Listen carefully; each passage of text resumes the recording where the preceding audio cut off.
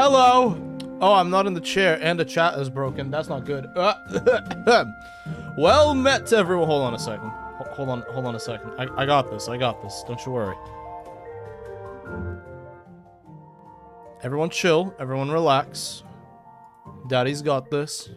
Don't you worry.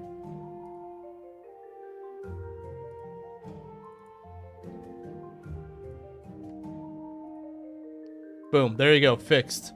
You're welcome.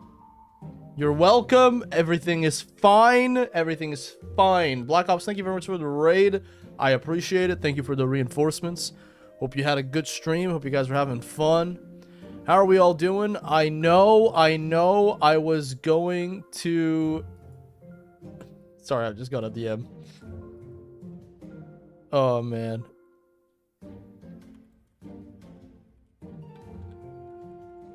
Sorry, that needed to reply to that. I hope you guys are doing good. I said I was going to stream on the Wednesday. I got very sick. I didn't feel like it was a good idea. And I stream while sick a lot, so it was really bad. Like, it was bad. It was really, really bad. So I had to take a step back because, yeah, it was real rough. Is this the first time I'm going live since the announcement for Ascendance? No, right? It's not. We've talked... Is it? Hold on, let me have a look.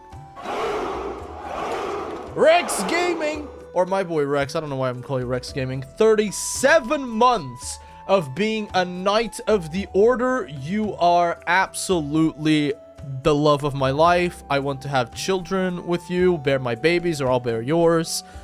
Thank you so much for the support and being a brave Knight of the Order. Keep serving us well, my friend. You're a G. Thank you so much.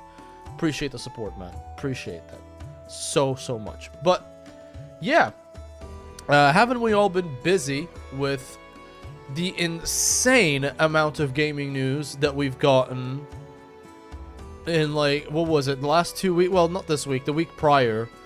We had PlayStation State of Play, Summer Game Fest, Xbox Showcase, and the Nintendo Direct. Dragon's Dogma 2 is getting a DLC. I can't believe it.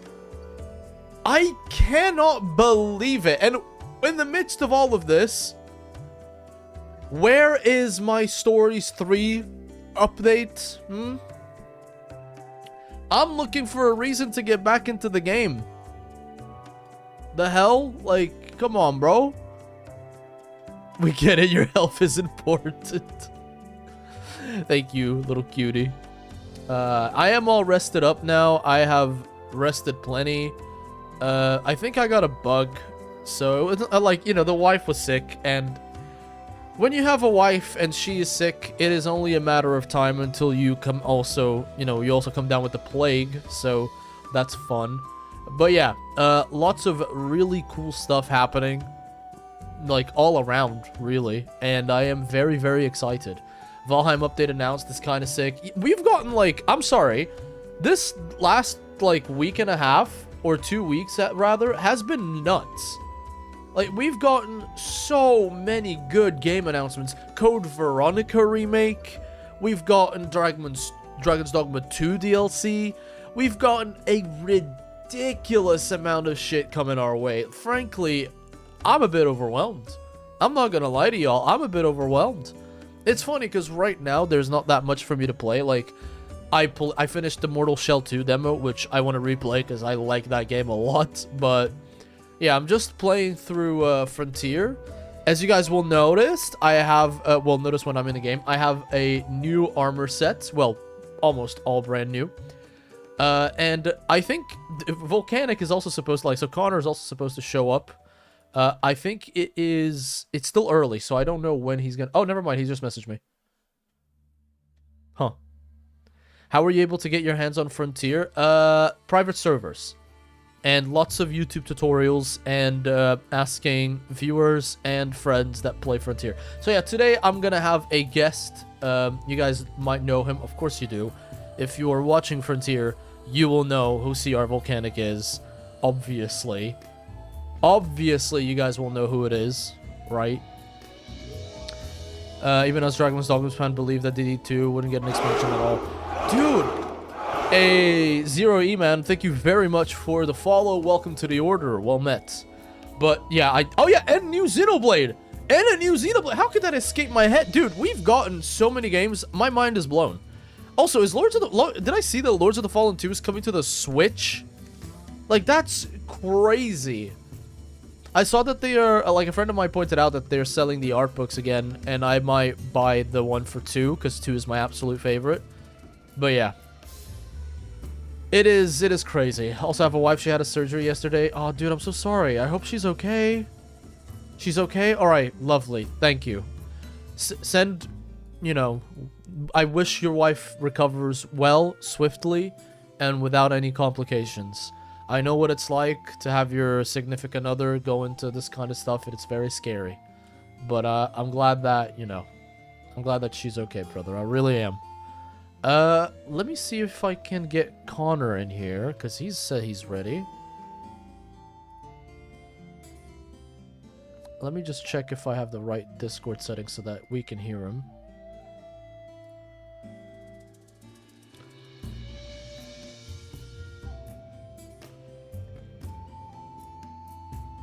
Good morning, precious little cherub. Say that again. Hello? There you go. Oh, it's been so long since we hung out. Yeah. Oh my God. Fuck. I think it was right before you got married. Yeah, it was right before that. Before I, you know, when I was basically not having any social life at all. Because planning a wedding is the ultimate. I think I understand now why a lot of people don't want to go for weddings, because it is like the ultimate test on whether or not your relationship, well, actually having a child is probably the ultimate test, but it is a big test to your relationship. It is a big test. It's rough. Also, some people in chat are saying that dad is in the house. Hello. Yeah, I just went to one on a week ago today, so from 2 friends of mine, and it wasn't even that big of a wedding, but just like thinking about the amount of stuff that they had to have planned to like go through it, I'm like, good God. It is a nightmare. Thankfully, my buddy's now wife is a bit of a visionary and had a good plan for it and put everything together. Dude, that was my wife. My wife did all the planning. I just kind of nodded and took the payments. I think that's what happens with a lot of. Because, like, listen, truth be told, right? And people get, like, you know, I don't know if this is going to spark a culture war out of context, but I think that women are far better organizing weddings than men. I know it's a generalized statement, but every single person that I've spoken to, like, I have friends that got married. My family was talking to me when I was getting married. Every single time I went, how do people organize it? Because here's the thing. My organization with my wife was superb. Like, we didn't have... we pride ourselves on the fact that we don't argue. We don't shout at each other. We know we're adults when it comes to this kind of stuff. And I think it stems from us being very good at being in the same room, but doing separate things and not needing, you know, constant being glued to each other kind of deal. But she did most of the organization because I want the wedding to be more for her than for me. I'm not the one putting on a pretty dress, right? I'm just showing up, bro. I'm just showing up. I'm just showing up. Like, I'm just there because I gotta be. No, I'm just... But yeah, man, it is a very stressful thing. But, dog, we're gonna play Frontier, by the way, I know. But please give me a moment. I have not spoken to Connor in a while. And he is, like, one of my fucking closest friends when it comes to anything outside of content and inside of content. And I've missed you, man. I've missed you. How have you been? Dude, I'm doing fucking great right now. I saw your re-review video, and I gotta say, fantastic video. Fan-fucking-tastically done. I don't think people have worded, or, you know, I don't think there's been a more objective look at Wilds than yours. Because it's hard to make objective looks because we're always going to give our opinion, and no matter what people say, opinions are always going to be subjective. If you think something good or bad, it is most of the time subjective, especially when we're talking about video games. But yeah, Your video was fucking killer. I loved it. And if you guys haven't watched it, let me grab the link. I'll drop you guys the link to watch what it looks like when someone looks at Wilds with a actual critical brain instead of glazing it or hating on it. Because it's fucking great. Yeah, if you want to watch an hour-plus video on a dead video game, you can go ahead and watch my review. Dead video game, by the way. Dude, oh my god. We gotta talk about it. I'm sorry, because, like, everyone's covered this now. But the thing is, I found this out, right? This isn't new. So, for those of you who don't know, a guy called Nerd Slayer Studios made a video called Death of a Game, Monster Hunter Wilds. And he got a lot of slack for it. I made a video that's you know, outperforming his video in terms of views. Not a flex. I'm saying this to illustrate the point that nobody enjoys this video. The vast majority, Monster Hunter players, people who watch his channel, his own fans, have criticized him and called him out. And his response in the comments has been the worst response possible. I'm sorry. Yeah. Like, real talk, man. But yeah, he released it a week before Ascendance got announced, which is hilarious, dude. Hilarious. Yeah, I haven't watched the video personally myself, but I thought I saw it going around. And I'm like, yeah, okay. Yeah, don't waste your time. Honestly, I only did it because I was like, no, I gotta make a response, and if I'm making my first ever response video, it's gotta be like well researched, right? I need to watch it more than once. I need to know what the guy's doing. By the second watch, I was like, I can't believe he's actually saying this. I can't. But oh well, it is what it is. Anyway, I promised you guys Connor's video. Here you go. Please go watch it. Where's my Twitch chat? It's a very good video. I highly recommend it. Yeah, it's funny because until I do like the big Wilds one, which I figure I'll eventually do, it'll get the same treatment that World and Rise got. But that's probably not. It's not going to be till like it's done, and probably not even till like a year after that. But that was pretty. That's like the loosey goosey unscripted one, and it still came out pretty good. So I'm like, I'm pretty fucking happy with that. But yeah, no, I have found that, man, I really like talking about these games a lot. I like analyzing them. I like picking them apart. I like just looking at what they do. That one was fun. That one I like the format and the through line of it. Of just like, what do I actually like about this game? And then kind of assessing it from there. And that video's crushing it too. I've had a really good couple of months. A lot of really good growth. And it's just been good, both You've been killing it. You've been killing it, man, and you deserve it. If, by the way, everyone that's watching the stream, go subscribe to Connor. You can literally just click on his name, and it'll take you to his channel. It's in the title of the stream. Dude is going for 25K, and he deserves way more than that. So, let's do what we do with the order. Let's help the brother out, because dude makes... It's very hard to come across Monster Hunter creators that are both open to criticism and not blowing things out of proportion. Put it that way. Dude, I gotta be honest. I don't know how many people I have. I'll probably talk about this more next time I stream. But like the comment section under that video has also been really good. 'Cause I get a lot of people. I seem to attract a lot of people that like they definitely disagree with me on a couple of things, but they're usually really good about phrasing it. So I actually really genuinely like my comment section when they disagree with me. Sometimes, every once in a while, you know, you get the guy who yells at me or doesn't really understand the point I was trying to make, and that's like, no, that's normal. That's normal. I think because like there's definitely some overlap between our subscribers, right? And I feel the exact same. Like I think people, the last lash out that someone's had was so when I made the response video to Wilds being dead, I believe it was Jono, but I don't know. The official Capcom UK account commented saying, "Thanks, Sark, the envelope is in the mail."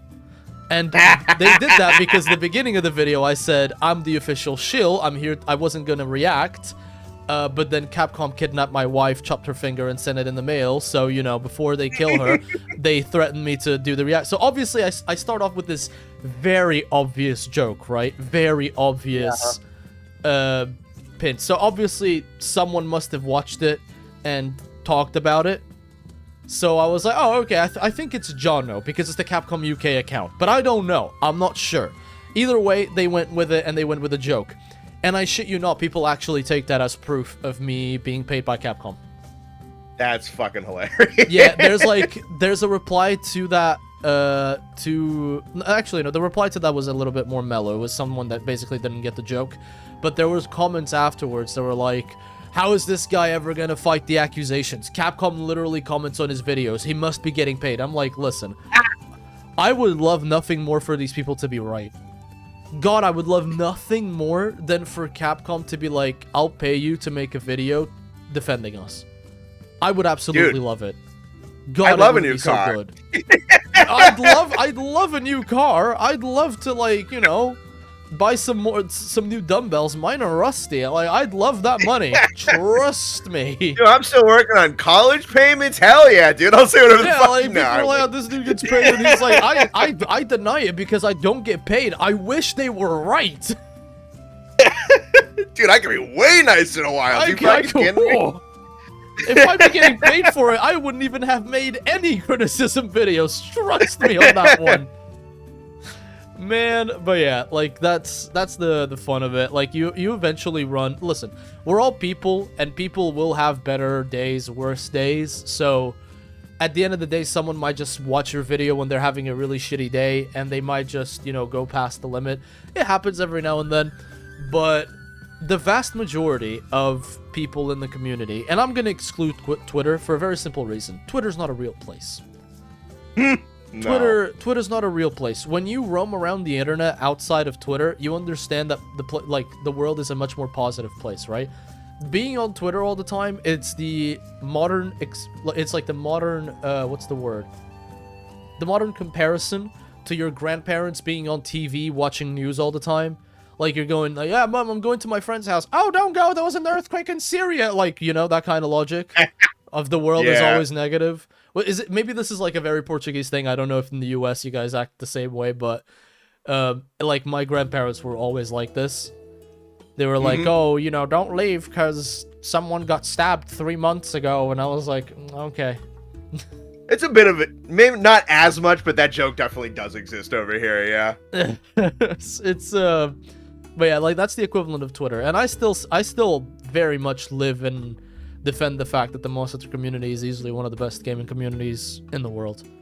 And by quite a long shot, if I do say so myself, because despite us growing, and growth will attract some interesting individuals, to say the least. But yeah, the people who stay, the people who know Monster Hunter and enjoy it and are open to, you know, learning, they're always the best. Because, like, just look at how people have welcomed and hyped Ascendance already. Like, everyone is always pretty much having a great time. And you don't really see that with many other games, to be fair. Like, I'm super excited about Dragon's Dogma 2, but I think that the niche for Dragon's Dogma 2 is smaller than Monster Hunter, which is kind of crazy. Oh, definitely. But yeah. Glad I don't have Twitter anymore. Yeah, Twitter is it's a place. Dude, I just physically like can't stay over there. Every once in a while, like, I'll check my. I have it on my laptop. Like, I deliberately don't have it on my main work computer or my phone because that's what I'm gonna be on most of the time. So it's on like my tertiary device. So, like, I don't even. That's not the device I'm using all that much, but I'll like see if I have messages. I'll see if I'll have notifications. I'll promo a video, and every once in a while I'm like, do I want to like say anything or like just add a little blurb and like promo stuff, like contribute to that algorithm at all? And then I'll just open up the feed and I'm like, there's nothing to say here. Like, I can't even, there isn't like space for me to be funny or anything. Like, they're just sad. Yeah, there's nothing for me to do here. There's nothing for you to say or do. Like, I think I've manipulated my Twitter feed very well, in the sense that the people that I follow are either companies that will be putting out like things that go exclusively on Twitter. Yeah. It's a lot of artists, because there's a lot of very good artists, and I do mean art. I'm not talking about the loot stuff. I just don't, I don't care too much about it. In fact, a quick opinion, I do think that VTubing is basically becoming synonym with jerking off constantly, but that's a whole other subject to talk about. But like, yeah, listen, I don't. What? In some corners of it. Oh, and I wouldn't say it's corners anymore. But it's I've managed to manipulate it pretty well. But like Connor said, Twitter manages to push the absolute worst and unnecessary, useless arguments into your face all the time. All the time. It is what it is. But when you guys understand that Twitter is just a place where people with too much free time tend to dish out some anger, then you quickly understand that it doesn't matter. And therefore, that's my TED Talk. Hope you guys like that. Like the stream. Appreciate it. Yeah, dude. Like the stream. Give our boys some support here. And subscribe to Connor. By the way, dude, what's your initial thoughts on that teaser for Ascendance? It's both kind of what I expected as well as what I didn't expect at the same time. Kind of the big thing that I'm like, yeah, that's right on the money, was that the main plot seems to be Elder Dragons and Elder Dragons in relations to Wyveria and that civilization. So like that made a lot of sense, because I figured I was told I was perfectly fine with like the big boys in high rank being like the regional apexes and the flagship tier. Honestly, I was a really big fan of it, because me too. Especially with 5th generation and kind of also 4th, like it's so backloaded with elders, and then like your super invasive like near elder level, and a lot of stuff that was scary in like 3rd and 2nd generation really kind of hasn't been for a number of years at this point. So I'm like, dude, Gormagala is the scariest thing in this game. That's kind of fucking rad, honestly. Yeah.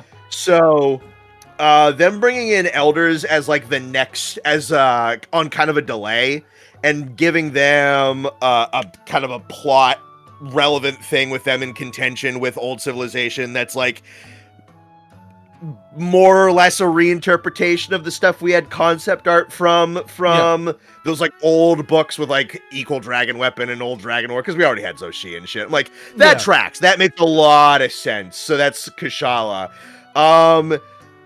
We were having a lot of conversations on what the locale was going to be, because we had our core 4 biomes. This one also just makes a lot of sense. You know, if you look at what they're doing with like Ice Shard Cliffs and whatnot, they're building upwards instead of out.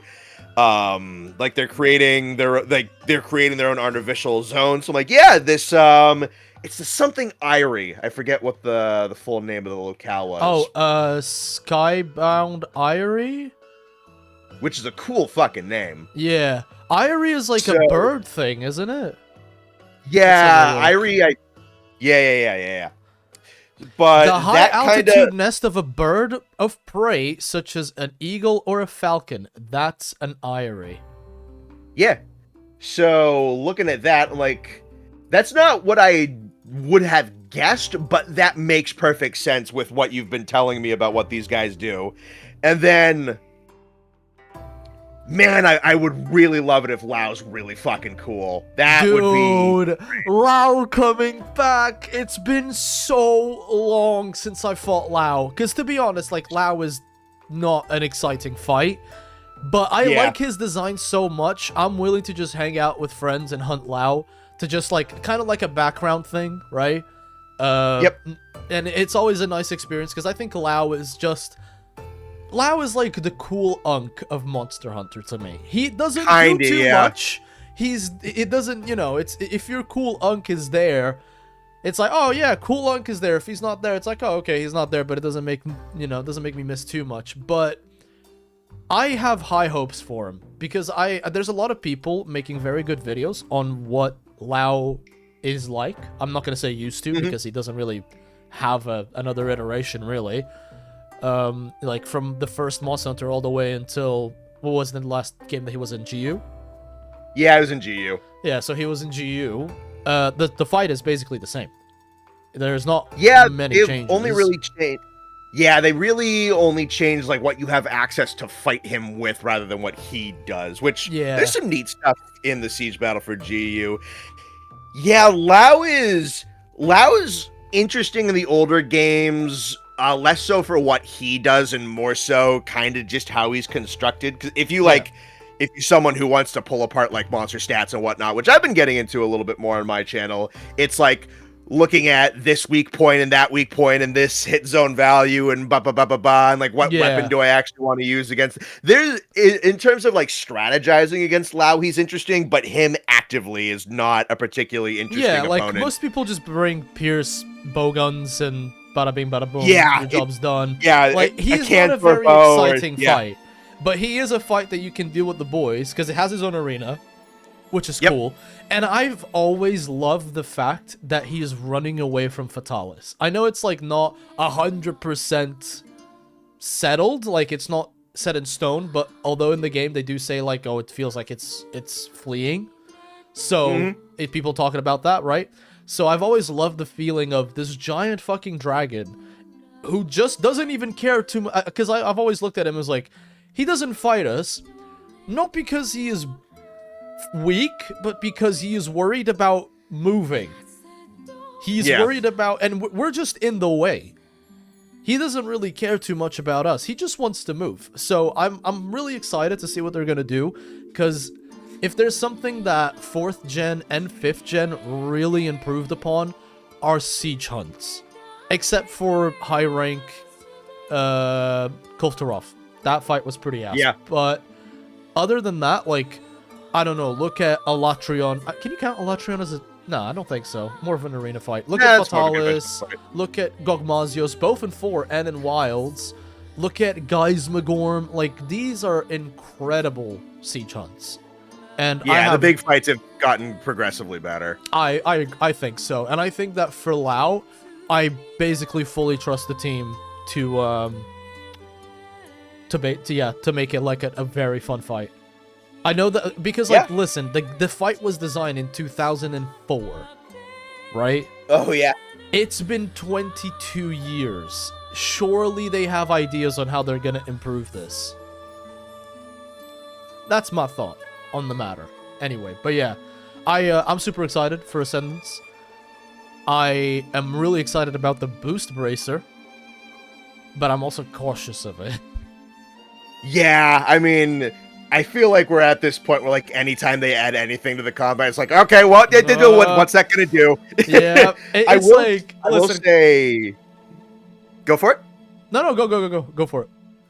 So I was relieved that it was just attacks. If I'm gonna be perfectly honest, like, it's that thing where I'm like, I need to grapple onto the monster and create an artificial weak point, but I can move it around for free and rages, so I have to counterbalance that with automatic enraging mechanics. And then it domino effects into getting really complicated. It's like, oh, thank God, it's just attacks. The thing is, right? I'm cautious of it because listen, the Clutch Claw wasn't bad until I realized that tenderizing was a part of it. Cause I was like, listen, and I say this because the first weapon that I played when Clutch Claw was out was the Lance.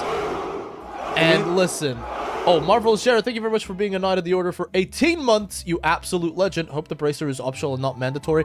I'm gonna talk about that in a second, but like, in Iceborne, the Lance was incredibly fun because of the Clutch Claw. Because you had the counter, where if you timed it right, you would Clutch Claw into the monster and do a free hit, which was one of the coolest things you could do in Iceborne. The problem was, even with Sword and Shield, if you rolled and did R2 with your weapon out, you do like this Shoryuken move where you would clutch onto the monster immediately. So stuff like that was cool.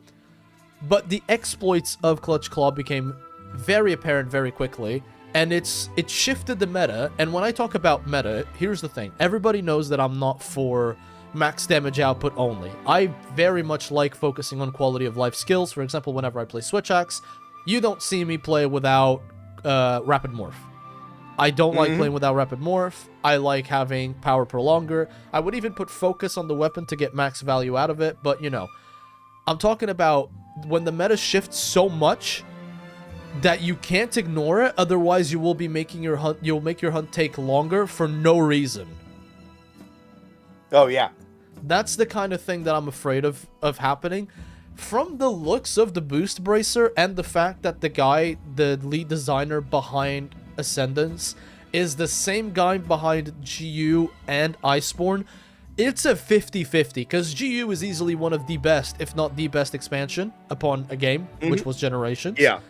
Because, like, the Hunter art system is easily one of the best, most creative things any RPG's come up with, in my opinion.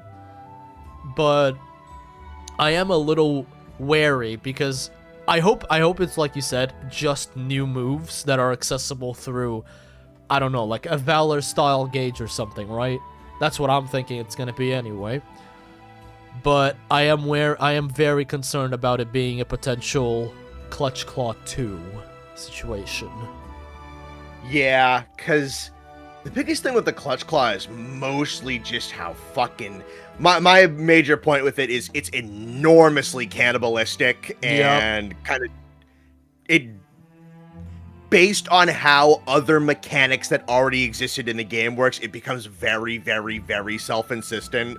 Especially when you look at the fact that it had to be compensated with the rage mechanic. So, like, that jacked up agitator, and then how it operated with mantles. Honestly, because I think like things like Rocksteady and Temporal were a major thing that kind of hinder it, because you can basically reduce the really potentially interesting risk-reward mechanic of like, oh, I need to be waiting for the startup animations for an attack that's not using the part of the body. Oh, it doesn't matter because I have Rocksteady or Temporal. Yeah, I don't give a singular fuck. Like... I'm just gonna... Yeah, dude, when I was replaying it with my buddies, I'm like, okay, well, you guys start fighting. I'm going to throw on Rocksteady. I'm just going to go dink on the head, dink on the forelimbs, dink on the back limbs, dink on the... Okay, we're all good. And it sucks because dude, do you know that there was, like, I need to say this right now before I forget, because I will forget. There were some mentals that interacted with the Clutch Claw in very unique ways. The Switch Axe, you could Clutch Claw, zero-sum discharge, jump, and if you had the aerial mental equipped, you could do that again. So you could do I miss aerial mantle with Claw. I do. If I miss anything about Claw, it's it with aerial mantle. Yeah. I slept on that for so long, it was so fun. So fun, bro. But yeah, like, and by the way, Jared, to address what you said about hoping that the bracer is going to be mandatory or optional, if this is me thinking as a developer, if I'm making a expansion and I'm introducing a new element that is essentially going to be core, because it's going to affect your weapon's moveset. Anything that does that is core, whether, you know, it affects it or not is the question.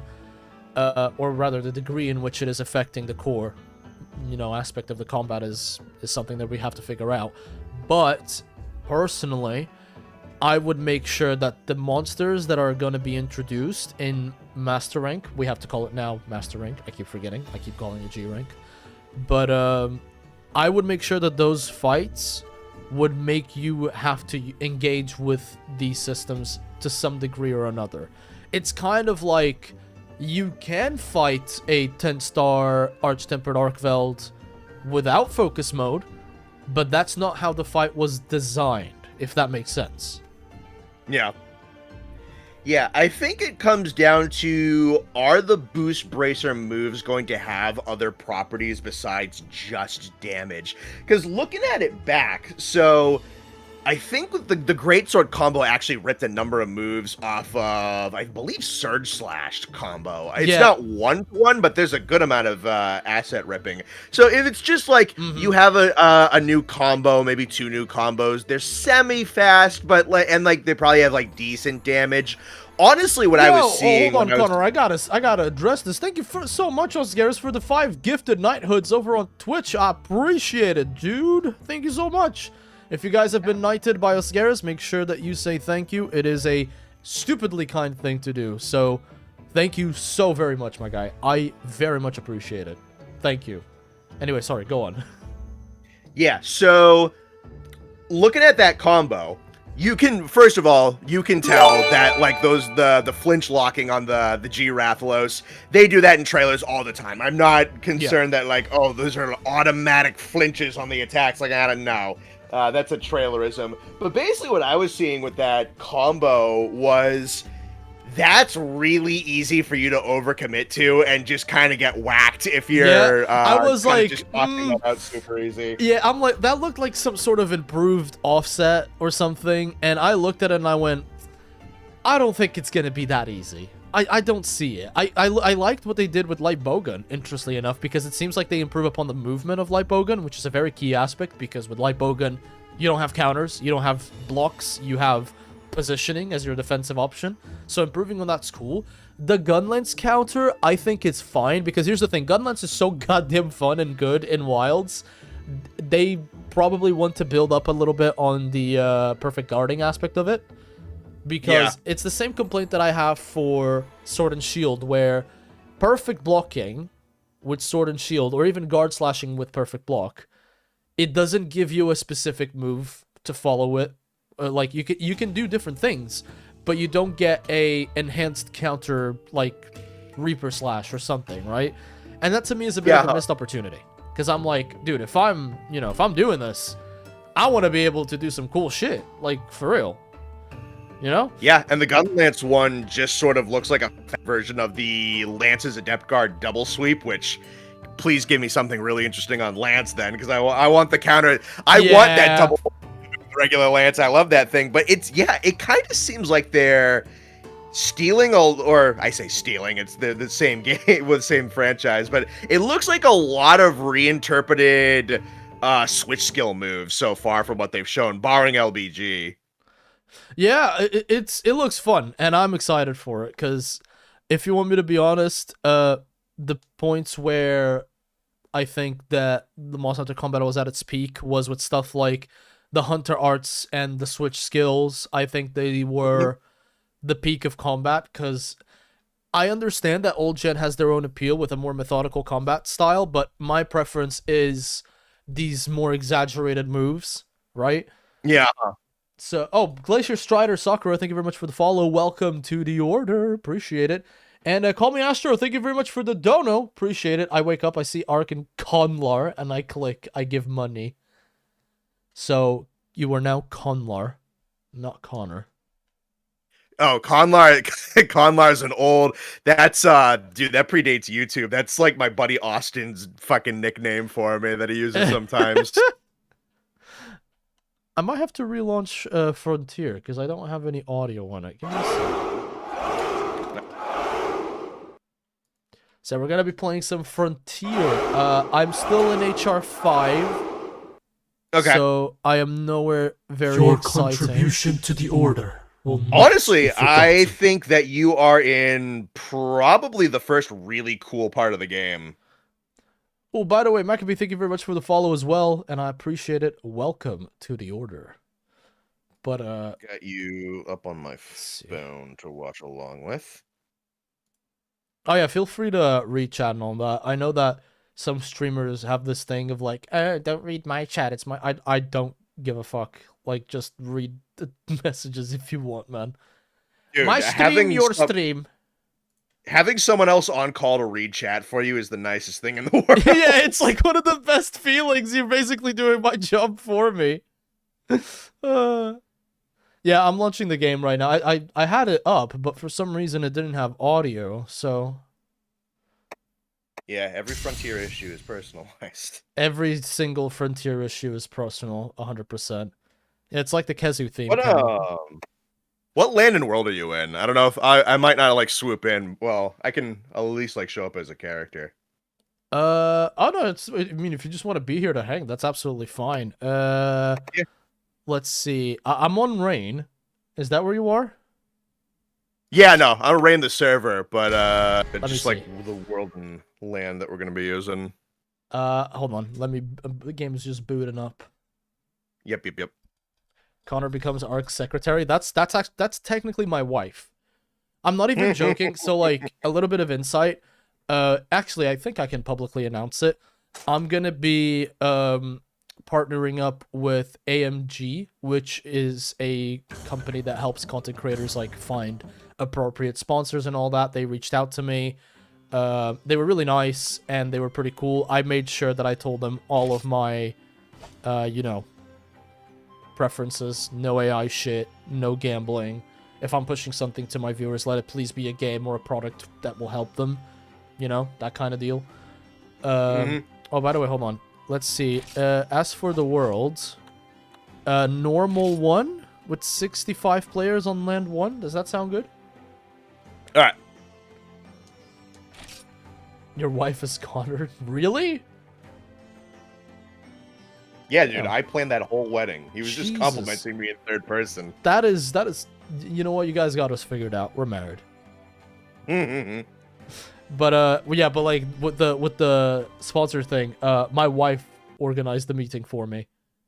Cause a while back I logged onto her phone in my like content creator email, and she goes, "Oh, by the way, yeah, you have a meeting at this time, so I'm gonna make lunch at this time." And I'm like, "I do, I do, I do, I do." There we go. We got the audio back.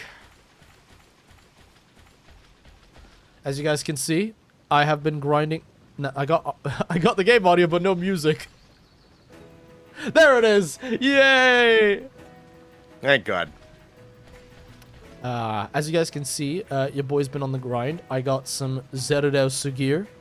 I think I only needed one more ticket for the waste, but I just kind of left it.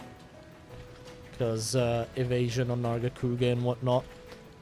But yeah.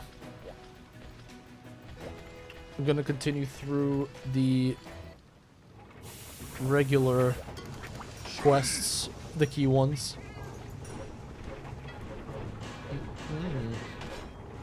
I wasn't invited, but I was there. How did you pull that off?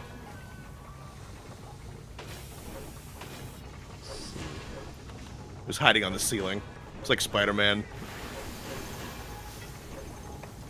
You better pay for it. Oh, I only need literally one more ticket. Maybe I hunt a Zerosa just to complete the armor set. Dude, unironically, Zerosa is like the coolest Rathalos I've ever seen. Laser Rathalos go so hard. I love that fight, yeah. It's so cool, dude. The amount of stupid shit that monster pulls off. Like, that's one thing, because I am not gonna lie. The jump between HR 4 to 5 is ridiculous. And the amount of systems that they introduce is crazy.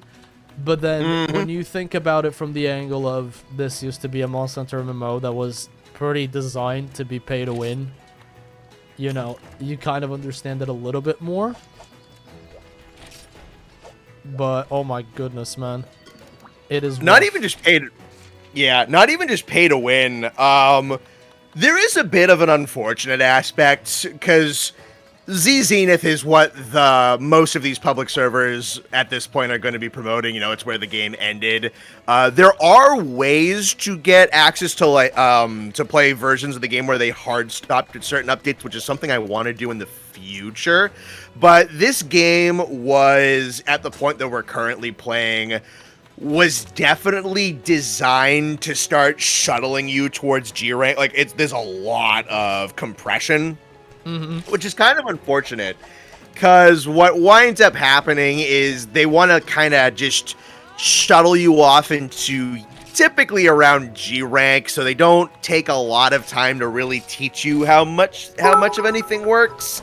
And then eventually you kind of just slam into a wall and like, I don't really know what the hell I'm doing. So the advice, because I had a number of people in my community who'd played Frontier, knew Frontier very well. Some of those guys I consider just friends at this point, were telling me like, yeah, no, you kind of want to take it a little bit slower than the game is typically telling you want to do, because, you know, you'll actually understand how the game works. You'll understand how progression works. Quick, there's only one more spot. Oh, he's gotten nabbed up already, huh? Look at you look beautiful. Sorry. I'm still a bit sick. Woo! Yeah, if there's a... I think it's still a fun game. The scuff behind the setup is kind of like magic. I don't know what I did to fix so many of the problems. You remember that camera problem that I brought up? Yeah. It fixed itself. I didn't do anything. Yeah, it it sounds just about fixed right. itself. You gonna uninstall Yeah, it's a funny soon because of the jump to 6? I'm gonna stick to it, man. At this point, I'm way too invested.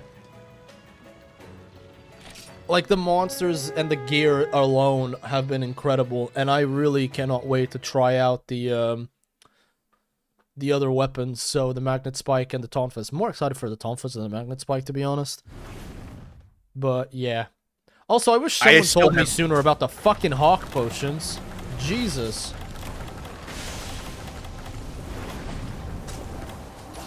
The Hawk potions... Yeah, Hawks are nice. Minus 70% damage is incredible.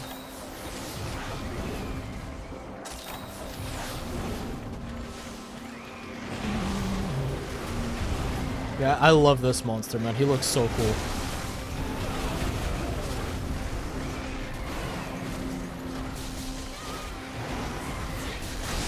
Oh, I love how just kind of floaty and ethereal he is. It's so sick. So mystical. I love it. And his color scheme is beautiful, too.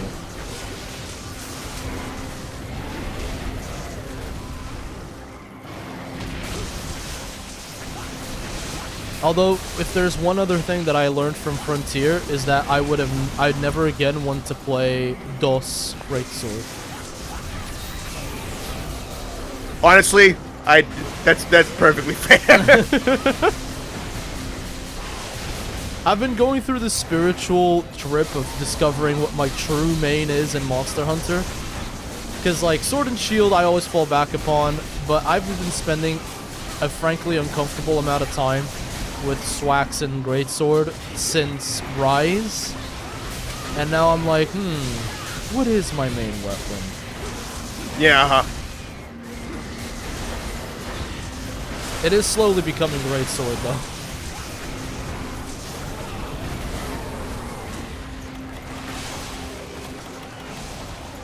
Extreme Greatsword does have some interesting things on it. I won't say it's not the most exhilarating weapon, because it is a little bit kind of like 3 attacks you really want to be using, but it's got some cool things on it. I mean, if anything, Greatsword has never been as good as Wilds, in my opinion. Because I didn't like Greatsword too much in 5th gen, to be perfectly honest with you. I liked it a lot in 4th gen, because I'm like, oh, the weapon actually feels much more combo-oriented, you know? Oh, wow. Yep. People blew it up. I think the weapon felt a lot more combo-oriented, you know? Like, you have your draw slash, your strong slash, your, you know, circle slash, like the wide AoE. It felt like the weapon was a lot more combo, but in 5th gen, it's like, just rush the TCS, bro. Who cares? Like, here's Slinger Burst, here is Strong Arm Ice Stance. One especially, yeah. Like, just go to fucking TCS. And I was like, that just seems like such a shame. Because that's one thing that you're doing with the entire weapon. Like, I know Greatsword isn't exactly known for its wide moveset, but at the same time, like, really, dog? Just rush TCS? That's it. Yeah. It just didn't feel the best, and playing it in 4, because I only played 4 after I finished 5th gen, I was like, 4U really has a very fun iteration of Greatsword. And it reminded me of what it was like in GU, which I suspected it was going to be like that. But in Wilds, I don't think the weapon's ever been that good. Like, Wilds Greatsword feels like it's sex on a weapon. It feels like it has options, yeah. Yeah, you don't have just, you know, a lot of people talk about, oh, just spam offset. You can't do that, but it will land you carding real quick if you don't know what you're doing.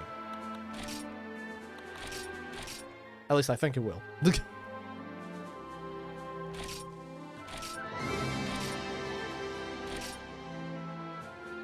Yeah, I don't know. Like, Greatsword I've always kind of had in the pocket. I tend to really like that weapon. I will say, because I was playing 3 Ultimate on my buddy's DS for a good long while for some video purposes. And also for you on his old profile, because I'm borrowing I say borrowing. I think he forgot that I currently have his 3DS, because it's been at my house for about 4 months. Shh, keep it quiet. Keep it on the download, dude. If you're the friend, honestly, he doesn't know. There's no 3DS here. Keep moving. 3rd gen greatsword is really, dude, just like, especially because back when, like before TCS existed, so due to like compensation values, the motion values on draw slash were way higher in comparison. Playing just crit draw greatsword in 3rd generation is really fucking fun. Crit draw in old gen is so good. It's unironically a meta playstyle, if you ask me. Like, it is so strong, and it is so fun. And I think crit draw is a very good way for you to learn a fight. Oh yeah, especially because it's going to mandate that you know your positioning and your placements and everything. I really liked it. I had a great time with that kind of weapon. But, like, in Wilds, I think it's beautiful. How many options you have, how everything is, like... You have appropriate answers to everything, like a perfect block, and shoulder charges and offsetting. Like, I love how those three elements kind of come together. Because you can't offset every move, and you can't shoulder guard every move. Well, technically you can, but there are better options, right? So, yeah. I didn't play 3U, I played Try, and I didn't play Greatsword on Try, so I don't have much to say on that, but... Man, I really like Greatsword. I love the Greatsword and Heavy Bowgun can both power clash and offset. I think that's been like one of my biggest, because I cannot stress this enough. I would love those two systems to be in Monster Hunter forever. Like, I don't care about the graphic fidelity of the game. It could literally have the graphics of Frontier, which by the way look really pretty, because we're talking about old school, and old school Monster Hunter has the more vibrant color palettes. Like, a game could release like this, and I would buy it. I don't care. I think this art style is still beautiful. You could do with a little finesse here and there, but I still love it. But, yeah, like, power clashing and offsets to me are some of the best things that Monster Hunter has ever done. I love those two systems with a burning passion, dude. Cannot stress it enough. I guess we're just gonna do some more key quests, really. Let's see, what can we do? There's so many key quests for... Okay. Fucking Fatalis. Oh god. Okay, we're not doing that right away. Let's do Funny Bird. Forokururu. For that I need my bento.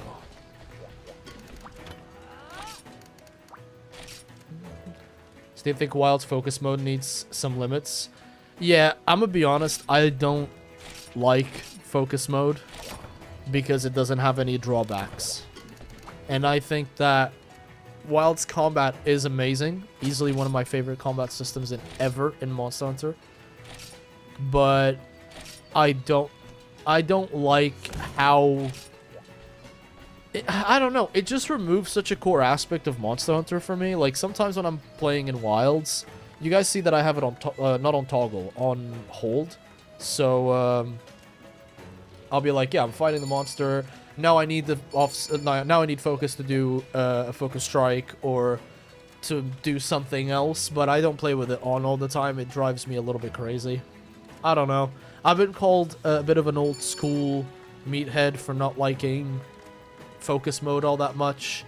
I don't know, man. I don't know. It just doesn't feel... like we really needed it all that much, to be fair.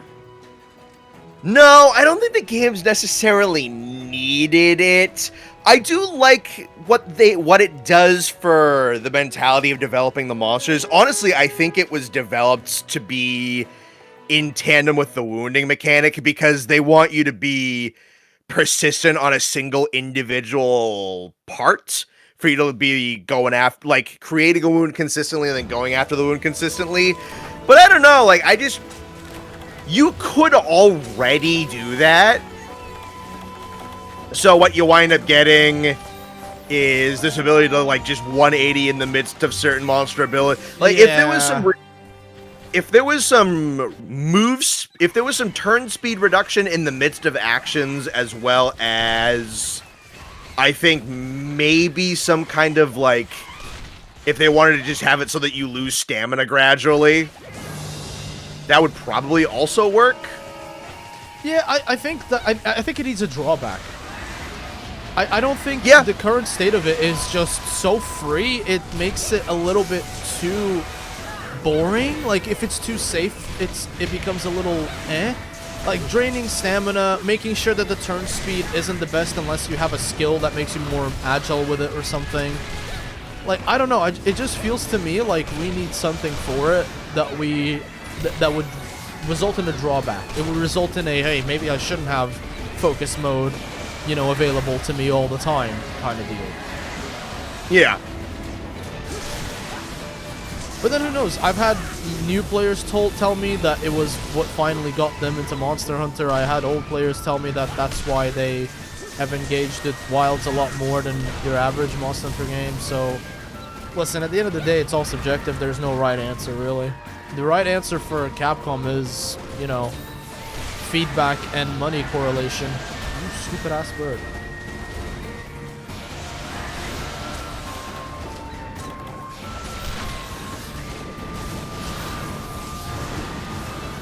This is your favorite monster in Frontier? Oh, okay. Alright, Pat.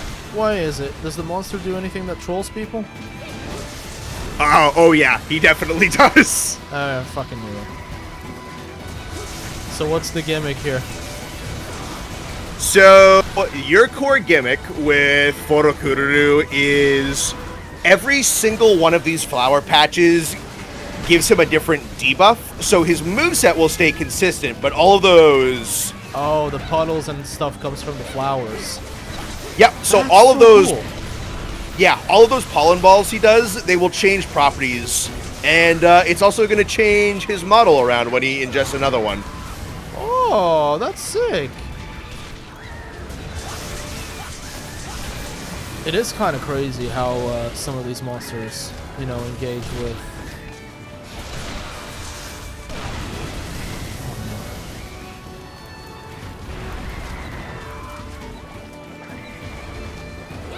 Sorry, I was gonna say it's crazy how these monsters engage with the environment.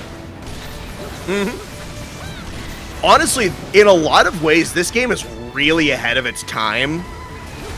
There's a number of monsters that do stuff that you don't really get to see until around 5th generation. I think you can start to... There's a lot of groundwork for map design that you start to get in 4th generation and even into, like, 6th with this game. Like, you have the Highlands with the thunderstorms during Enrage mode. Like, that, they ripped that completely for how Wilds operates with, like, Raid Out and the Lightning Calling and that type of shit. And then you have the Gorge map has... You can tell that map wanted to have verticality to it because it has, like, the wind gusts and the canyon zone that has a whole bunch of ledges that you can climb up. You can tell for a fact that they really, really wanted to have, like, stuff that you were, like, climbing around on and jumping around on, but this is a modded DOS game, so they didn't really have that. I can definitely see it. I haven't played the full extent of Frontier, but I can definitely say that although there's a lot of, like, pay-to-win elements that were, thank God they were removed by the people in the private servers. But yeah, man, like, it is pretty vision. It has a lot of vision, and actually, there's stuff from Frontier that is in Wilds. Oh yeah, there's stuff in Rise and in Frontier that's in, or Rise and Wilds. Because I know some of the movesets have been taken over to Wilds. I didn't know stuff that Rise had stuff from Wilds outside of, you know, Espinels. A lot of the layered armor from the event quest was from Frontier, as well as a number of skills got reinterpreted from Frontier as well. That's pretty sick. I wish they would bring more Frontier monsters over. Espinels is a good opener. It's why I'm hoping that Suzuki gets to direct more games. Yeah. Look at that shit. Damn. Yeah, did you notice that the wing patterns are different? Yeah. He eats Foro, leave me flowers. alone.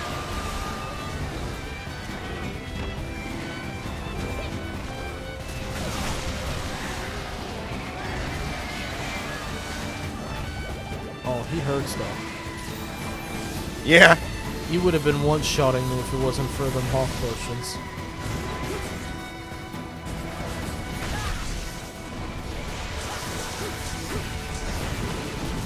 Yeah, I think I'm definitely going to need to begin to set you up with a couple of tools so you can learn how to, like, make stuff in this game. Yeah, because it is very complicated. Oh, I didn't tap Yeah, him. it'll Shit. gradually make more and more sense.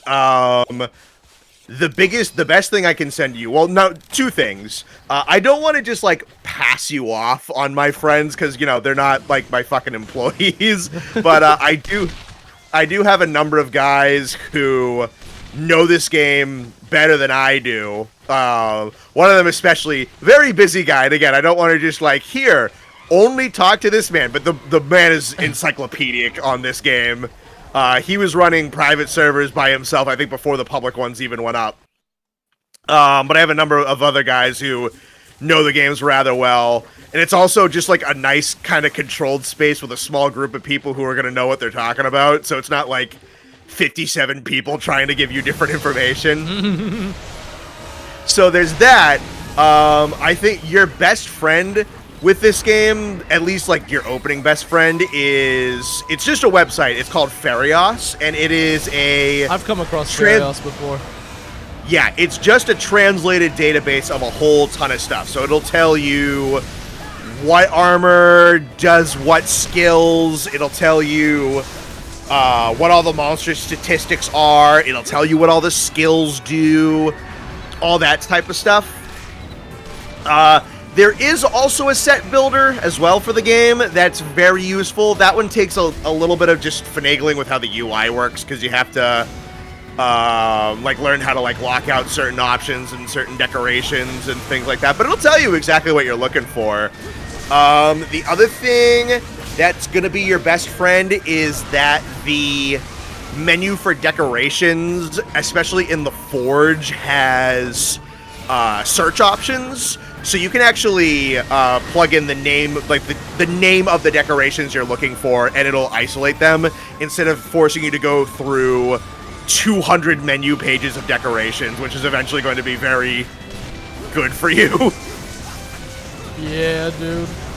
There's just a lot to, because like there's a lot in Frontier that isn't traditionally Monster Hunter stuff, and you don't really have you know, the resources for this game are limited.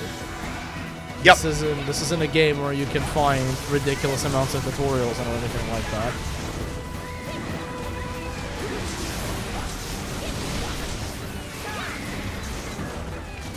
Not a lot of tutorials, though. I was talking with my buddy Zevris, who's the guy who knows a fuck ton of information about this game. He's the one who knows the most, so he gets asked the most. He's interested in creating a kind of overview guide just so that there is a resource, which I would probably either promote or like turn into a video or something along those lines, just so that there's that information out there, because this is such a weird game to jump into. It is. It really is. I've had a lot of mixed feelings with this game. Because it is. I like the new monsters. I love the design of the gear. There's a lot going for this game, but there's also a lot going against it, if I have to be completely honest. It doesn't help that this is classic Monster Hunter menu system, so there's 300,000 fucking options, and they're all segmented in a million different, because like, dude, as I do like old MH is so over-menued. It is. Even in modern Monster Hunter, it's still a problem. It can be. At the very least, the fact that all of the armor pieces are on one single menu is a nice, and then it will tell me what my readout of everything is. That's so nice. Yeah, no, it's like, okay, well, look at the helmet list, and then the chest list, and then in this game, there's like 5 individual helmet lists. Yep. Like, good fucking god. Like, dude, just make the armor, bro. I don't need to know everything, you know? But, yeah. That's where it's Fariath is really nice. But again, 2007? Frontier started in 2007, right? Yeah, no, it would be 2007 because it went for 12 years and it ended in 19. Yeah, it went in 19. And I also have a feeling that life's going to be a lot better once Extreme Style is unlocked, because that's what a lot of people have told me feels like crack. But I've had a lot of people be like, Ark's going to uninstall at Hunter Rank 5 and 6. And it's not going to happen. I'm going to stick it out.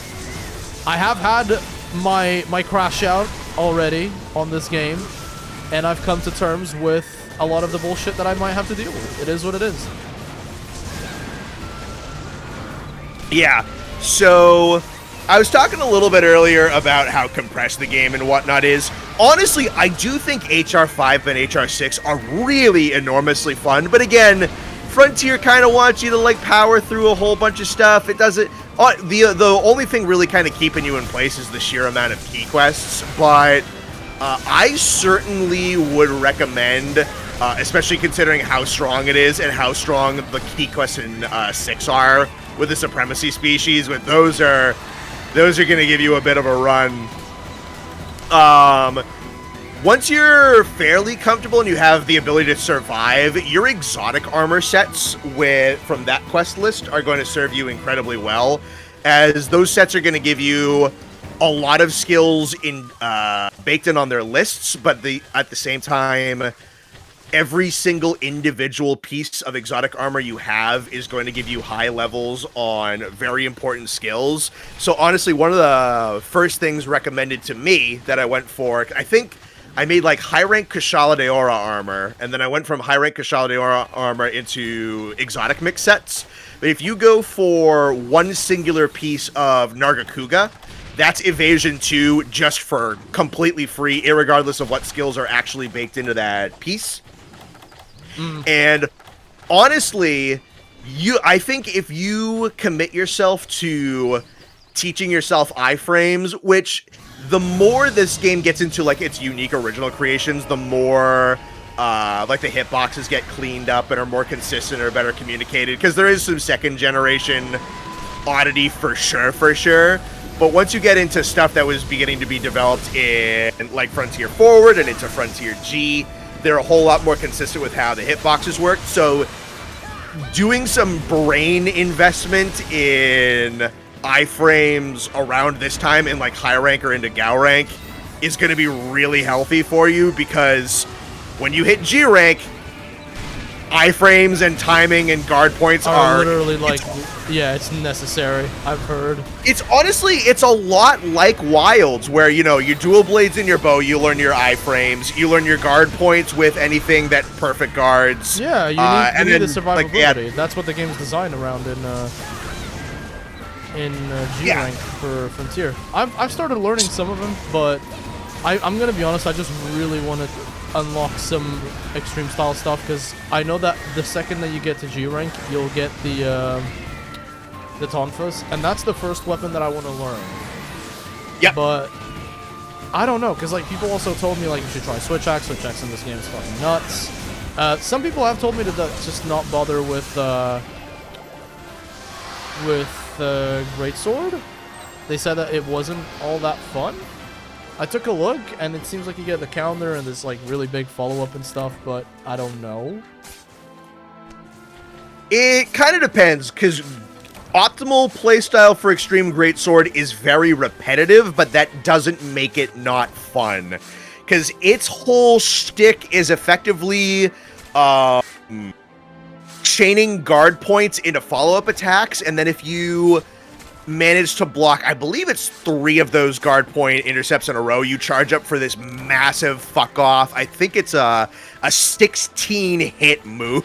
Yeah, it's something crazy, because like you slam the sword on the ground, then it just keeps hitting for some reason. But yeah, so like I think you could legitimately build Element Greatsword to be pretty good in this game, because It's just 6. I think it's in the teens for hits going off. Man, I mean, I dig it. Like, I just want to make sure that, because people have told me, like, oh, you should do the exotic monsters. And I tried doing them solo, like, off stream. Even with the hawk pots, it's like, shit, this is insane. It's tough. This is genuinely insane. I was asking around because, like, I can't just throw him to the because, like a exotic Nargacuga, that's a great place to start. But exotic Nargacuga is not a very friendly place to start for if you're just entering HR5. Oh, hi, I muted Monster Hunter and brought Monster Hunter Rise recently. Can I get some good beginner tips? Number 1, go to the practice area, try out every single weapon type, okay? Look at tutorials if you need for basic combos, very important, but finding a weapon that looks cool and feels cool is number 1. Number 2, make sure that you have the essentials. So rations or, you know, steak, mega potions and regular potions, and honey. So just so you can craft like potions when you're out in the field instead of having to constantly go and restock. And my biggest tip for any beginner is you need to respect the boss and think about Monster Hunter, or when you're first fighting a boss, as a turn-based game. The monster is doing this one move. Can you counter it? Can you not? And the biggest way to learn this is when you go into a hunt, just observe the monster for like 2 to 5 minutes. Look at what they're doing. Try to position accordingly so that they don't hit you. Try to see what moves you can counter, what moves you can't counter. All of that is very important, because the thing is, Monster Hunter is a very steep learning curve. Every single Monster Hunter is. But the techniques, you don't just go into the game with the techniques. Like, I've seen some of the best From Software players get into a Monster Hunter game and lose quests in low rank. So understand that, 1, you're supposed to be bad at the game. You are supposed to be bad. You're not going to be good at the game right away. You know, I've been playing this game for over 10 years and I'm average, truth be told. But just allow yourself to have time to learn. When stuff starts getting frustrating or you don't understand, just go look for content around it, you know? Oh, I don't understand how this weapon's, like, I don't know, technical aspect work. Like, I don't know, maybe you're playing, let's say, for the sake of simplicity, the longsword, and you don't know what the meter on top of the sword, like, below your health is, you know, the little sword icon. Look into that kind of stuff, and then you'll be able to, you'll slowly and gradually learn. But I would say definitely stick with one weapon first, because learning multiple weapons is a bit more challenging than you might think. But yeah, and always feel free to like join a community that has Monster Hunter players, whether it's mine or CR Volcanics or anyone else's. Like, I think the Monster Hunter community is one of the very few communities where we love having newcomers. We love people asking questions. We love that kind of stuff. Super important. And going from that into some autistic screech, exactly like an ARC stream should. Let's go. Right, I need to grab some materials. Some potions. Sorry for the hunting performance. I don't know what happened. I don't know what you're apologizing for. You think I'm paying attention to what other people are doing in the hunts? I'm barely paying attention to what I'm doing. I'm just surviving.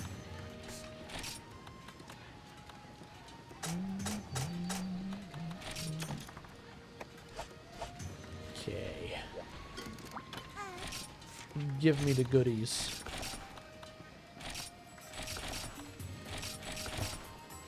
What am I missing?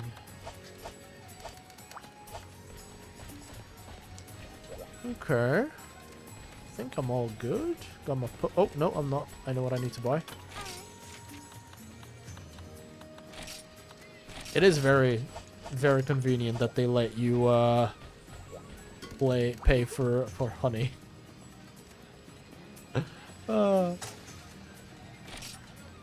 Monster Hunter is gonna be around for years. I don't know, dude. That one YouTuber said it was dead, so.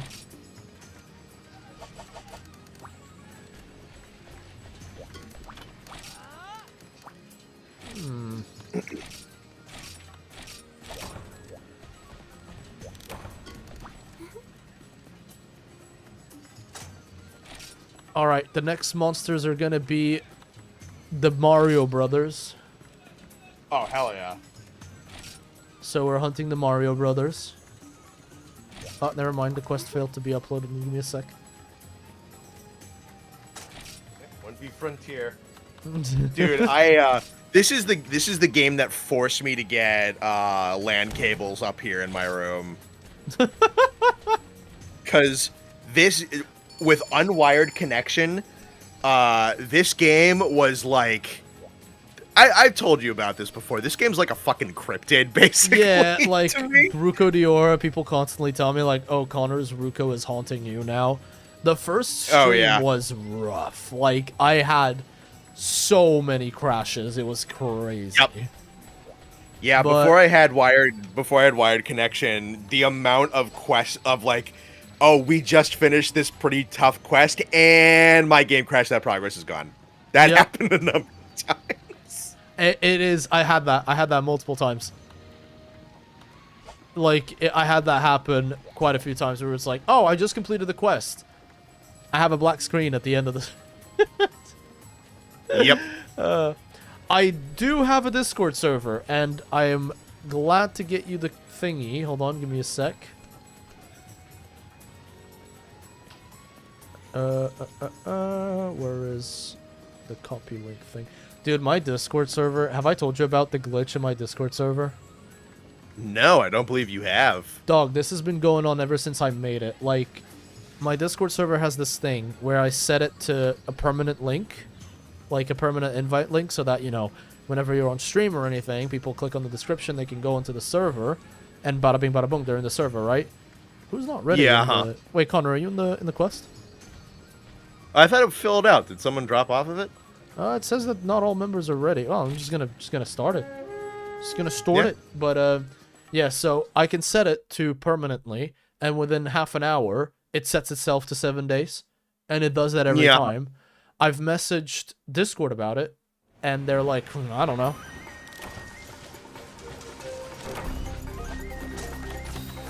So yeah, there's no fix. Sadly. Weird.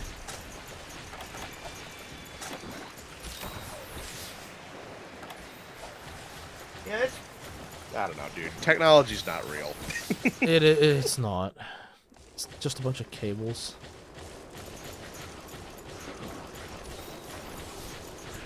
I've got a buddy who like works in this kind of stuff, and he doesn't know how this stuff fucking operates. Yep.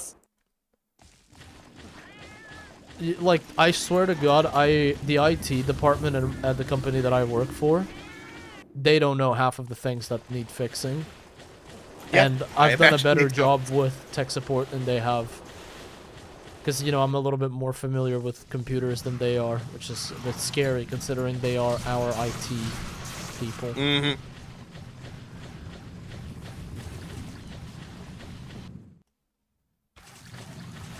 Where is this monster, huh? Where you go?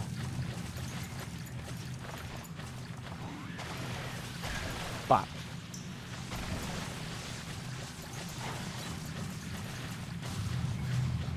This is a funky pair. This will be fun to watch.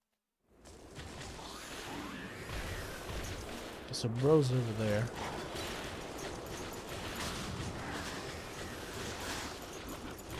You would chat.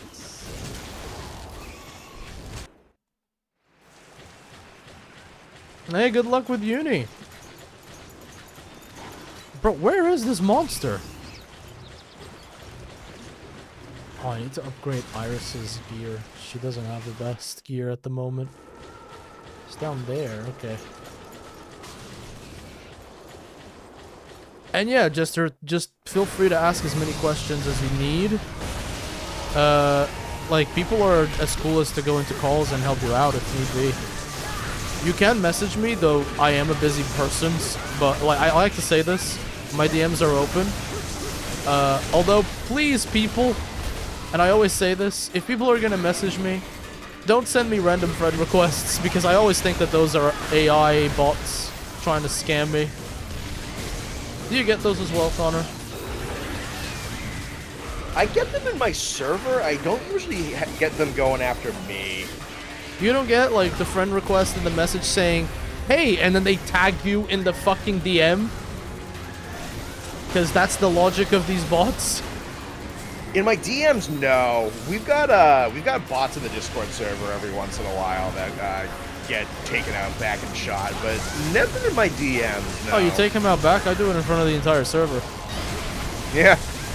Oh my god, what the fuck am I looking at?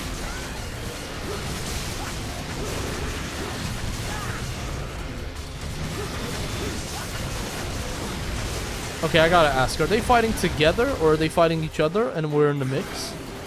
Oh, they're fighting together. Watch The this. monkey. Yeah. Oh, I know. I write it because I'm watching the stream, so I'm on a delay. But yeah, no, I just watched Lolo pick up Ray, spin him around, and throw him. Yeah, no, they're partners. Crazy.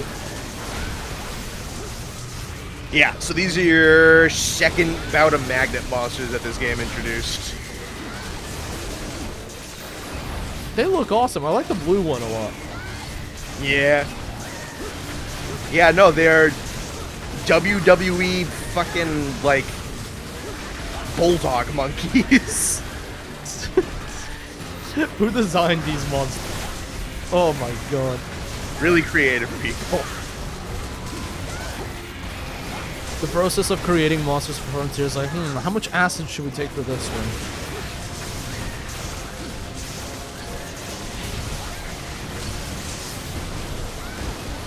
Oh! I'm guessing they don't have a shared health bar. It's all one health bar. No, they do have a shared mechanic. So the red-pink one, Lolo, is the alpha, the more aggressive. Ray is the more submissive one.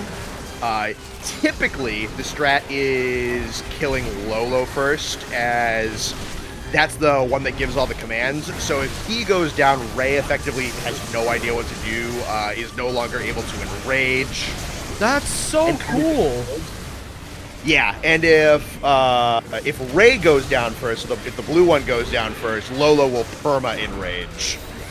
Oh, okay. So kill the red. That's why people are targeting the red one. Makes perfect sense. Yep.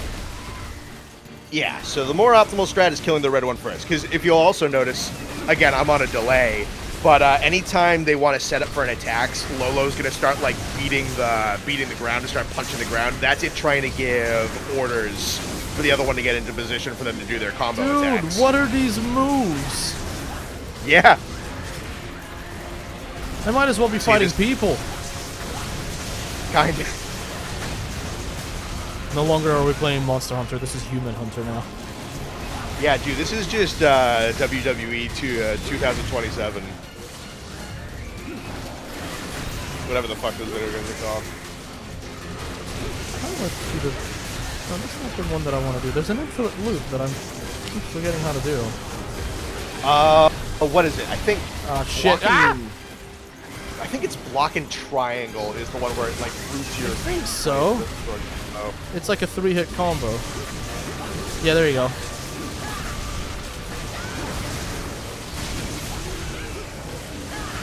I like the thrust. Whoa. They always abandon each other after 5 minutes and you kill them separately. They can do that. So sad.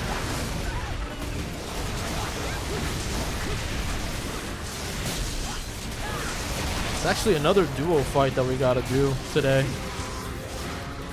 Oh shit, he left. No, Monkey. The other two left. Oh, okay. He left as well. Yeah. Monkey. Oh, this is camp. My bad.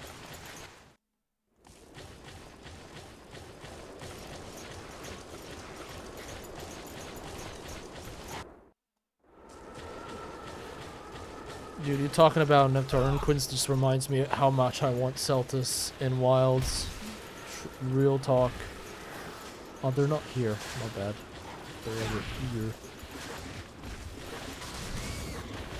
Do you have any, like, monster that you really want to see in Wilds outside of your favorite?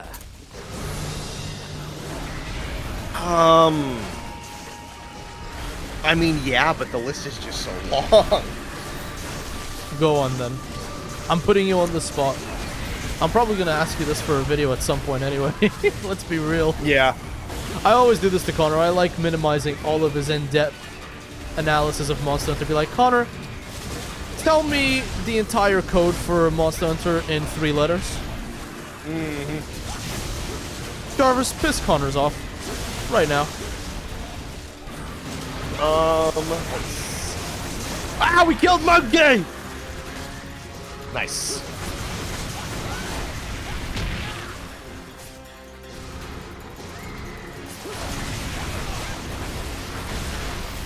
Checking to see how much. Oh yeah, okay, now he's dead.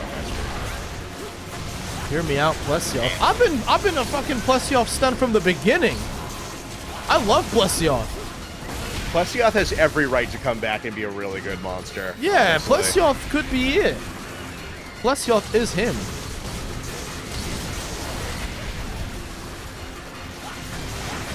The 3rd generation, well, I mean, they need underwater for like full 3rd generation, but the other thing with 3rd generation is they actually like cleaned up his animations and made them make a whole lot more sense and be communicated better. Bro, listen, if Kushala's coming back, Plesioth can come back and no one can say a word about it. Yeah.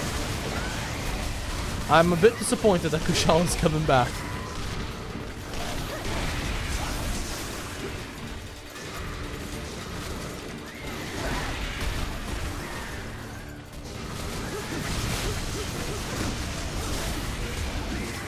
Dude, the moves this guy has. God damn. Man, do you have like a couple of monsters that you want to see back? I'm trying to like think of like what's specific. And well, here you go. Since the DLC is gonna have a focus on Elder Dragons, how about a couple of Elder Dragons? Yeah. Kushala we know is getting in. The likelihood of Teo getting in if Kushala's getting in is very, it's very super high, yeah. high. Bro, if we get Kushala and not Teostra, I'm gonna flip. Are you kidding me? I'm wondering if they're gonna do like 1 core Elder per map. I feel like that's kind of an easy bet. I feel like Chameleos or Namiel both work really well. Namiel and the Scarlet. The only thing is like some of those zones are like a little narrow, but some of them are built for her to be. Some of them are built for her to be pretty successful, especially like the closer, like the more integrated into the river. Some of those zones are. It gives her a lot of mileage, just like inbuilt zone stuff for her to work with would be pretty cool. Also, Cammy would also work pretty well. To be honest, there are zones in the Coral Highlands where Namiel was a bit squished into as well. Oh, true. Let's see.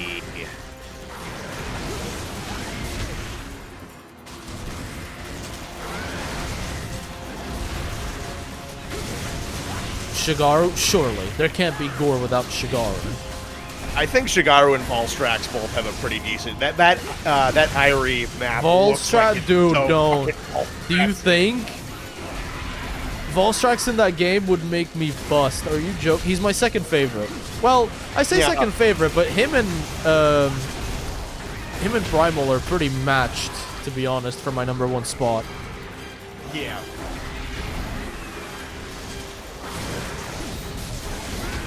It just seems so perfect for him. And then Gore, Diary, birds. Gore being as prevalent as he was, I would be very shocked if Shigaru doesn't make an appearance. The question is the cliffs are an interesting question because like I wouldn't be upset. That's a weird map to put Velk in though because Velk needs space. And I don't think Velkhana would fit. If anything, well, they showed Kushala in the Windward Plains, and the Windward Plains has a lot of open spaces Kushala can be in. The problem with the the Ice Shard Cliffs is that it is a pretty narrow spot. Like even with Arkville, that place gets pretty crowded. Even with Gore, that place gets pretty crowded every now and then, right? So Every once in a while, yeah. It would be a bit tough to have. I don't know, man, because like the only thing that I can think about is Kieran. Yeah, Kieran's there is tiny. Kieran. Kieran could fit in there. And given the fact Kieran that it's would ice, they could probably even push go him crazy fine. and be like, have Orochi Kieran. I would not mind if Orochi Kieran came back. I never actually fought him. Don't know what he's gonna be like. The event Orochi in 4 is really funny how evil that fucking horse is. that thing does Street Fighter combos. What? Well, he has this thing in 4 where it's like a dome that it's like this frost dome he can create where if you stand in it, you just get like the snow blight or whatever. So if you have the resistance skill against it, it basically does nothing. But I fought him once just for that 4th gen tier list video that I did, and he like bapped me. He like whacked me into the ice dome. You stand up in the ice dome, you flinch, you get frozen. Then he comes back and whacks me again, keeps me in the ice dome. Step back up, get frozen again. Then I get whacked. Dude, I got like 0 to 8. I got like 100 to like 15. I got 85%ed by a fucking horse. Hans. I don't know, man. Like, someone said a snake elder dragon. I have a lot of reasons to believe we're gonna get Dalamador. At least it's my copium, because if we get Gogmazios and we don't get Dalamador, bro, I'm gonna be upset. Straight up. And because we're gonna be in the sky and Dalamador lives in, like, mountains and stuff, I think that he could make it. He's obviously going to need his own map, but I like Dalamador. I like his hunt. I like his design. I love his gear. Like, I genuinely think we could see him again. At least I hope so. I think we are so past due to have a proper giant monster fight in a game where we have mounts. Yep. It's like the Duran brothers. How come we don't have Jen Duran and Duran Moran, you know? We can fit them in wilds easy. Oh yeah, because we have a sand ship in that game, and we also have these segmented special arenas. Have the dunes. If you go to the dunes section of the Windward Plains and you look out, it's just a bunch of dunes. You could be in there easy. Wouldn't take much effort. Just saying. It's like my favorite thing. People get like, oh, I need the Wilds expansion now, and I get it, but like part of me is like, dude, I love just speculating on what we're gonna get. I am good to wait. They can take as much time as they need. People don't like it when I say this. There's plenty of other games to play, guys. Go play other games. I have so much stuff I can do between now and then. Like, I'm good. Dude, I'm gonna start a brand new Dragon's Dogma save. Because I need a Dragon's Dogma save for Dark Arisen. So I got that. Hold on, let me pull up my Steam. Let's see what else do I have currently going on. I still play For Honor. It's just my funny little fighting game. I like For Honor very much. I'm playing Guilty Gear Strive, another fighting game, because a friend of mine bought a Battle Pass, which he needs, you know, doesn't need help with. He's way better at the game than I am. But he, you know, we hop on and fight together. I re-downloaded Elden Ring because I'm going to do a brand new fresh run when the Tarnished Edition comes out, because From Software can have all of my money and my firstborn child. What else? I downloaded Mortal Shell again, because playing the demo for the second made me want to play the first game. Subnautica 2, which I'm playing with friends as well. Modded Night Rain, which I'm also playing. So, there's a lot. There's a lot to play right now. And I think for games that I'm excited for this year, dude, let's have a look at the old wish list, shall we? On my wish list right now, I have Mistfall Hunters, which is going to be an Extraction Souls-like, which looks extremely promising. Mortal Shell 2, which is set to release in 2026. They got 6 months for that, so don't know how long that's going to last. Dude, there's a game called Blight Survival, but they don't have a date for it, but I'm super excited for that. Valor Mortis is another one. Crimson Moon is another one. The Grand Blue Fantasy Relink expansion is another one. Chronicles Medieval. There's so many fucking video games. Yep. Xenoblade Genesis. Yeah, like, I don't make content on all the games that I play.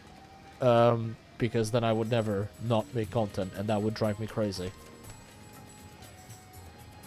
So true, Dark Glow. So true. It's kind of in my life right now. I've been like, dude, I don't have time to play video games. I'm way too busy making things about talking about video games on the internet.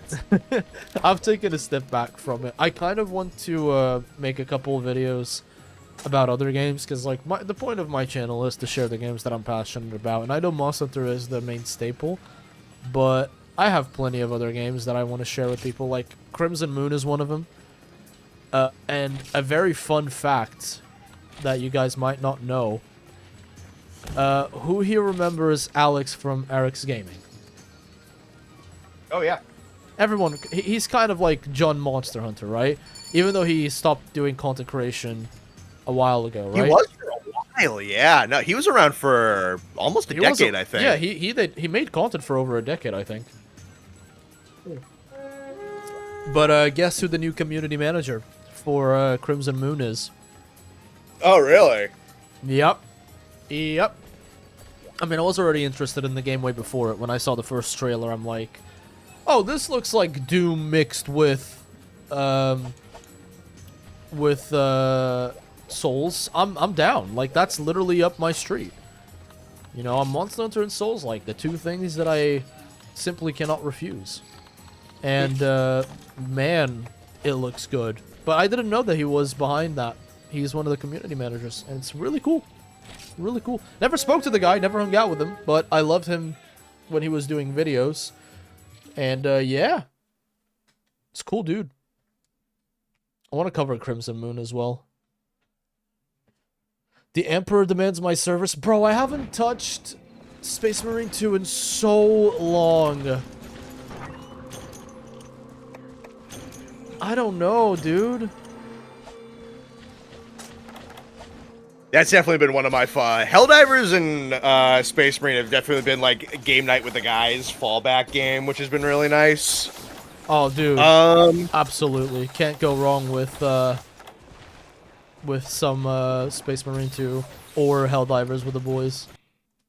I've been playing, just because I have them for the online stuff, I've been going into like some of the old like classic game collections on the Switch online, because they give you a bunch of shit for like N64 and Super NES and all that kind of shit. So I'm like, you know what, I haven't played some of these old games, so I've just been kind of plugging away at a couple of those, which has been fun. I have so many different Monster Hunters that I like actively make stuff for, that I bounce around between a ton of them. Honestly, I usually don't buy a ton of games per year, but after the state of play put this one back on my radar, because a couple of my other friends were interested in it as well. I think I'm probably going to grab No Rest for the Wicked when it goes into 1.0 and play that. Oh, dude.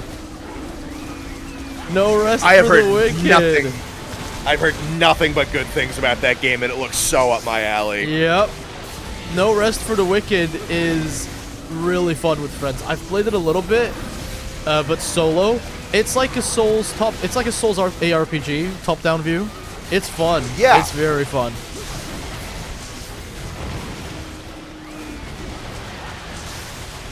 Wait, bro, come over here.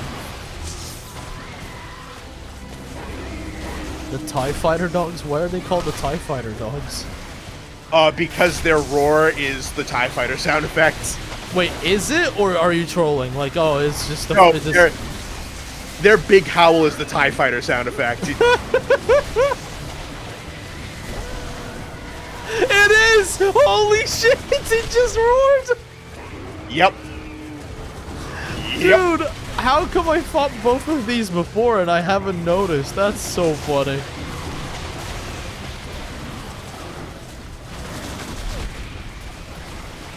Jesus, even with the Hawk Pot. Oh no, I haven't taken the Hawk Pot yet.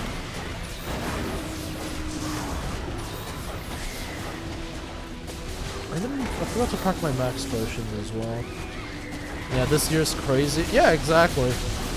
2026 has been insane with games, and Capcom has been blowing everyone out of the water as well. Resident Evil 9, Pragmata, Monster Hunter Wilds, Super Stories 3, Onimusha, like, dude.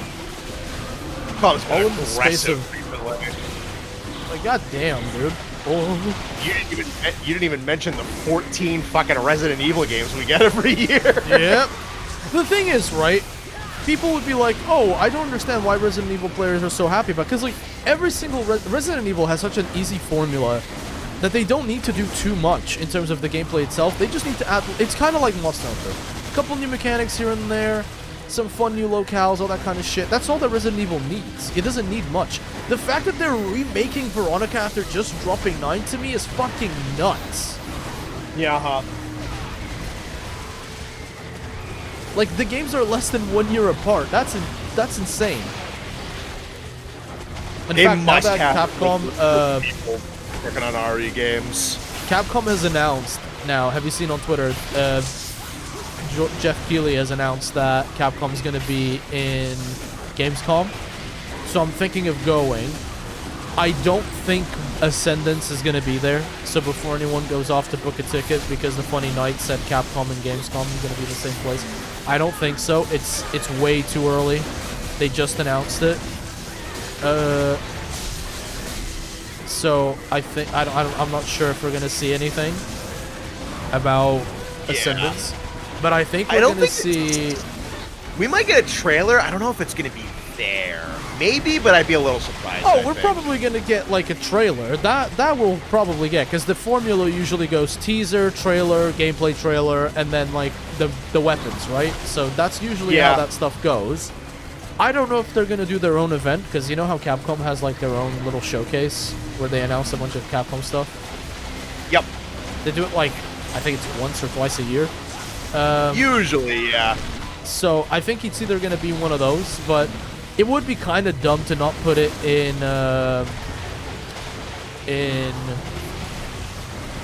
Gamescom, because Gamescom is a huge stage. Like, if you want me to be honest, more people probably tune in for Gamescom and Summer Game Fest than they do for the Game Awards. If you want me to, at least like digitally. I don't know how much in person, but let's be real. Majority of the audience is digital. Oh, yeah. It's like, fucking hell, man. Watch parties for the Game Awards. Like, I'm almost thinking I need to drag someone to be there with me, because last year I was struggling. 4 hours, and not a lot of it is like just not interesting. No, no, it isn't. It's 4 hours of like, I remember they did, not last year, the year before, that was like a 15-minute ad for a mobile game. I'm like, bro, Jesus. And you know, especially after the High Guard incident. Lords of the Fallen for $9. Absolutely get it. If you like Souls games, you're gonna love Lords of the Fallen. It's such a good game. I don't care about the fucking culture war that goes on between the haters and the lovers and what. I don't care. I just like funny game with Knight. That's as far as my thing goes. It's literally it. I'm a very my video games have no politics attached to them. You can rest assured.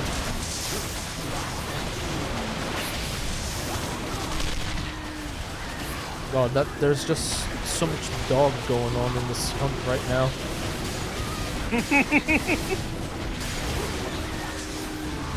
Yeah, I was very fortunate that I had 3 friends on call with me. I love the roster of guys that I have that I can just bring on streams with me is probably a big reason why my streams are so much fun to do. Like, if it's just me, I can hold down a stream for 3 to 4 hours, just me by myself, because I'm pretty good with interacting with chat, and I'm also good at just yapping. So if someone asks like a question or makes a good point, I can probably extrapolate on that for a good like 10 to 15 minutes. Like I can function by myself just fine. But when I bring in, because I have like 2 different friend groups I can lean on, when I bring them in, it changes it up so much.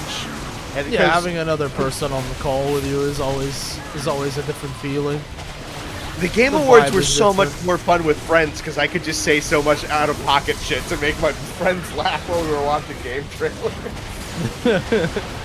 I'm definitely think that I need someone there with me this time around, because holy shit, I can't sit through that again. Not 4 hours. I grabbed one of my mods halfway through, and he was like, "Dog, this sucks. I'm going to bed." And I was like, "All right, man." Fair enough. It is 4 hours for you to see like maybe 3 games that you're interested in, you know? Yeah, Should because join the boys I at mean, Ray Gaming. I don't know who. Oh, Rage Gaming. as cynical as it might be, we are all there for the Game Awards to watch a bunch of commercials. Nobody's actually there for the awards. No, nobody's there to actually. Yeah, but everyone's just there because it's like, you know, it's like a funny thing to watch. Wait, did the Rage Gaming boys stream the event? I didn't know. I'm friends with Josh, but I don't know about the rest. I don't think those guys have streamed in a good long I was while. gonna say I can't remember last time I saw them stream. Because I know Josh has a Twitch account that he has streamed on, but I don't think he's done that in like 3 fucking years. Hit up the Discord and do a lottery to have people. Okay, doing a lottery where the prize is stream with Arc is not a good idea. That's That not a just good idea. That is a fucking punishment, if anything. The only reason I stream with Locked some in people 4 from the hours with community is some because autistic night is not something that most people are going to be excited for. I can guarantee you. yeah, dude, the only reason I stream with a couple of people who came out of my community is because I, like, met them and became legitimate friends with them. Oh no, I think Happy Face is like, oh, talk to your creator friends and give him like a little raffle. Like nobody was gonna do it. I'm sorry. Probably the only people that would do it is Skoy Skull, and that's because he doesn't want to hurt my feelings.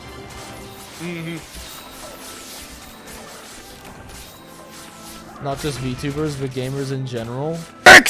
Oh, yeah. Well, yeah, I guess that's a good comparison. Like, you know, TGA being essentially Super Bowl for gaming. I can see that. I can see that. But yeah, I can't, man. I'm oof. Whenever I think about the Game Awards, I'm like, great. 4 hours of me trying to look excited, which 2 hours in, I eventually just start losing my mind and going insane. Because I'm looking at, I don't know. Here's a Fortnite ripoff on mobile, and I'm like, man. And here's the 17th Hoyoverse ad, which paid for this entire thing. Fuck! Every time! Every time, dude! Oh, here's Zenless Zone Zero, here's Genshin, here's whatever Hoyoverse game people want to gamble $5,000 on. It's like, yes. The Slop Awards, I'm not gonna lie, there's 100%, like, listen, what people don't understand is that it is a rigged show. Our voting barely fucking affects the rating of any of these games, truth be told. That's why, you know, I'm not slandering Astrobot, but the games that Astrobot was against, like, Astrobot shouldn't have stood a chance, and it won because it's an easy game for journalists to do in a couple days and then write about. And I'm not saying it's a bad game, by the way. Astrobot's pretty cool. But yeah, like, if you go on the website and you see the percentage of how many collaborators, I think that's their title, I'm not 100% sure, they have like 50 different fucking gaming companies that you've never heard about, you know, game reviewers, and it's all like, yes, this guy said that, actually, Honkai Star Rail should be Game of the Year, and it's like, oh man, that's why I don't take the voting seriously at all. I see people get into debates about this shit. I'm like, dude, it's all rigged anyway. Who cares? As long as From Software wins every time. Am I right? Yeah, dude, I love From Software, but fucking putting up a DLC for Game of the Year was man, I was like, that's crazy. I know that I did say some of the DLC were better than most of the games that we have had announced, but at the same time, I'm like, no, we can't be putting Shadow of the Earth Tree as Game of the Year. We can't. If it had its own category, sure, like DLC or Expansion of the Year, sure, but come on. let's not be too crazy.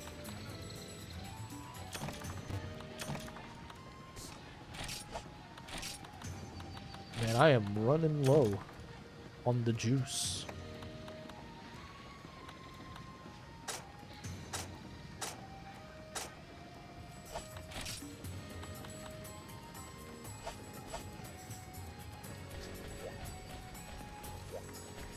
I just want to see another Ascendance trailer during the Game Awards. That's literally why I'm gonna go.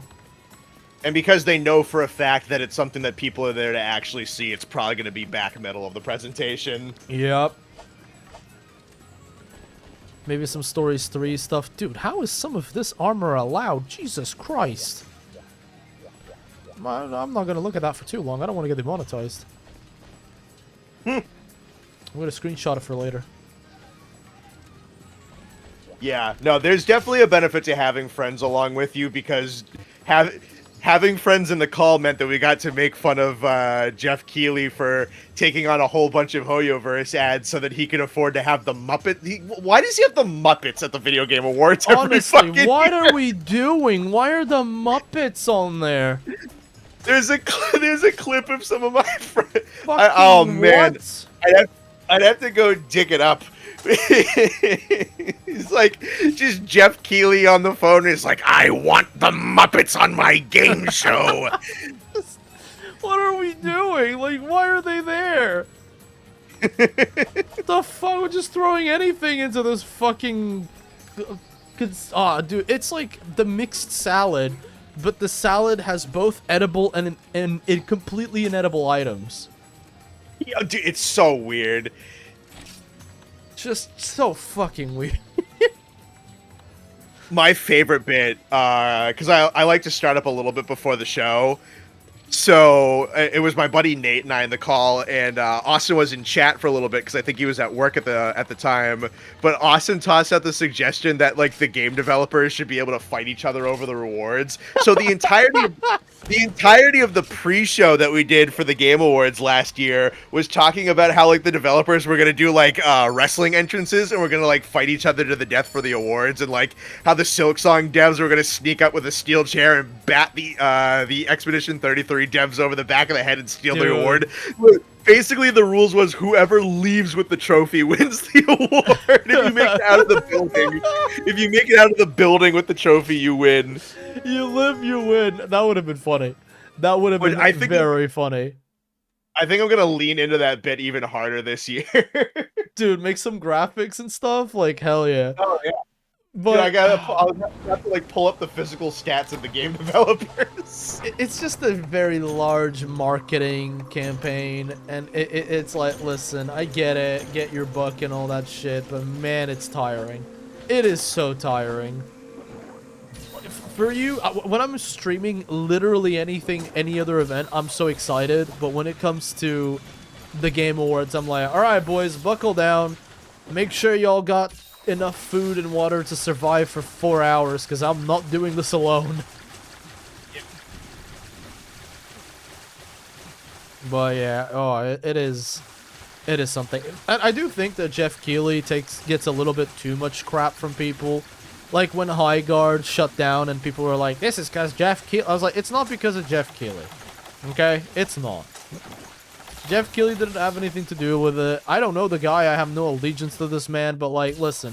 When you're the public face, essentially, of these gaming events, you're gonna get slack for it. You can't do everything perfectly. But at least security's been taken up a notch. That's just something for us to be happy about.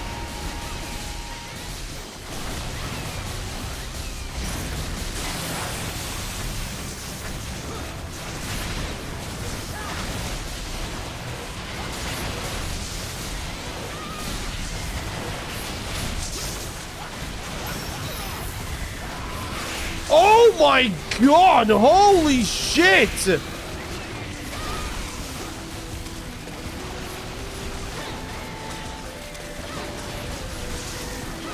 get tossed in the game, I'm on delay. Oh, damn. Yeah, I saw what happened.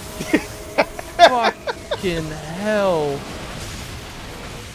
Yep, I saw what happened. And once again, I forgot to pack my max potions. That is why item sets are a very nice thing to have. Yep. I'm always so lazy with item sets, man. I can't be bothered.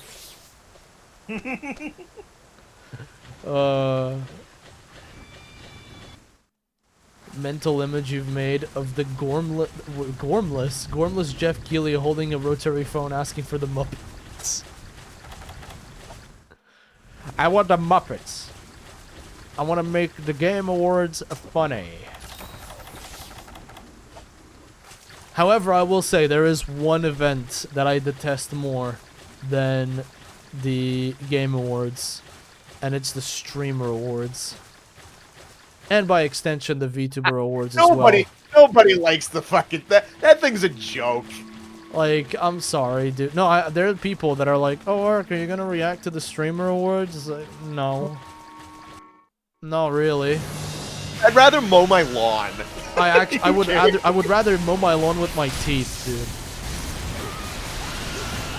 Unironically, paint drying for 4 hours sounds more exciting than fucking Streamer Awards. That's just out of touch fucking rich content creators giving their friends awards. Yeah, it's like, oh, yes, my $4,000 subathon, yes. Like, bro, stop it. It drives me crazy when these content... Oh, I didn't pack a fucking hot potion. I'm so good. It drives me crazy when they're like, we're just creators just like you. It's like, no, you're not. You live in a mansion. The fuck you talking about? When's the last time you had to worry about bills?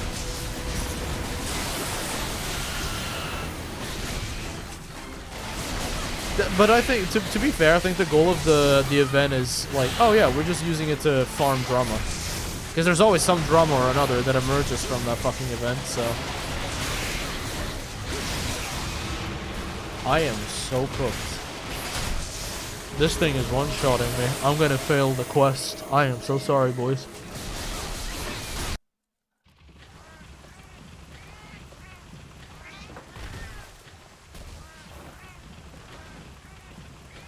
You won't get one shot? You want to say that again, bucko? Dude just turned me into a pretzel. To be fair, I think I need to upgrade the armor, and I didn't bring the hawk pot, so... I am basically made out of paper.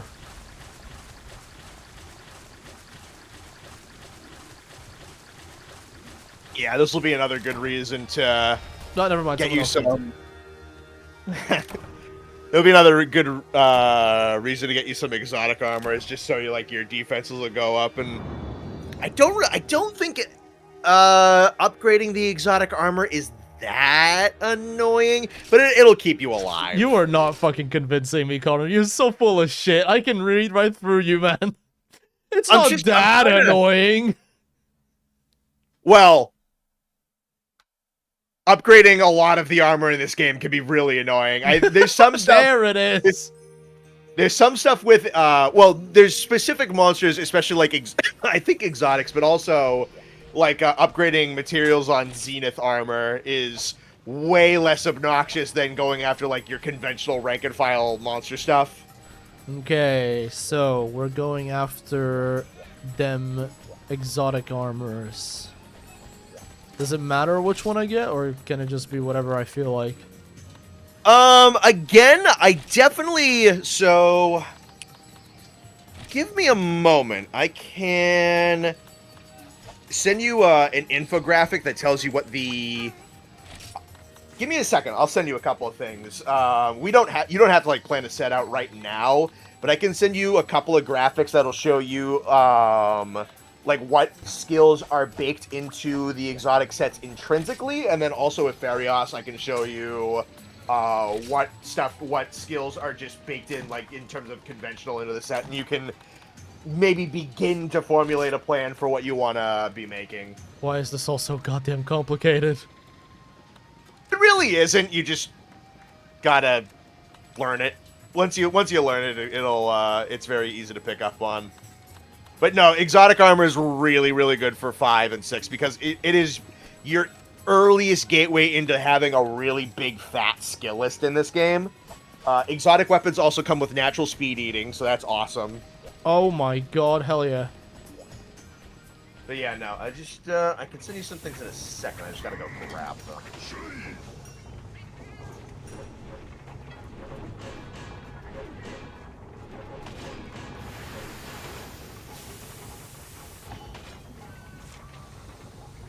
So there's an Ogre, Devil Joe, Bracky, Barrioth, fuck that.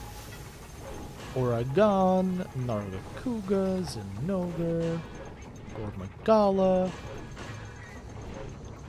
Shigaru, damn. Tempest Crown, isn't that for fucking... No, this not Gore. Yeah, it's a Matsu, oh my god. Seregios, oh, I do like me some Seregios armor. Dragios is fucking cool in this game, too. Let me get it. Find this. The same for the weapons, okay.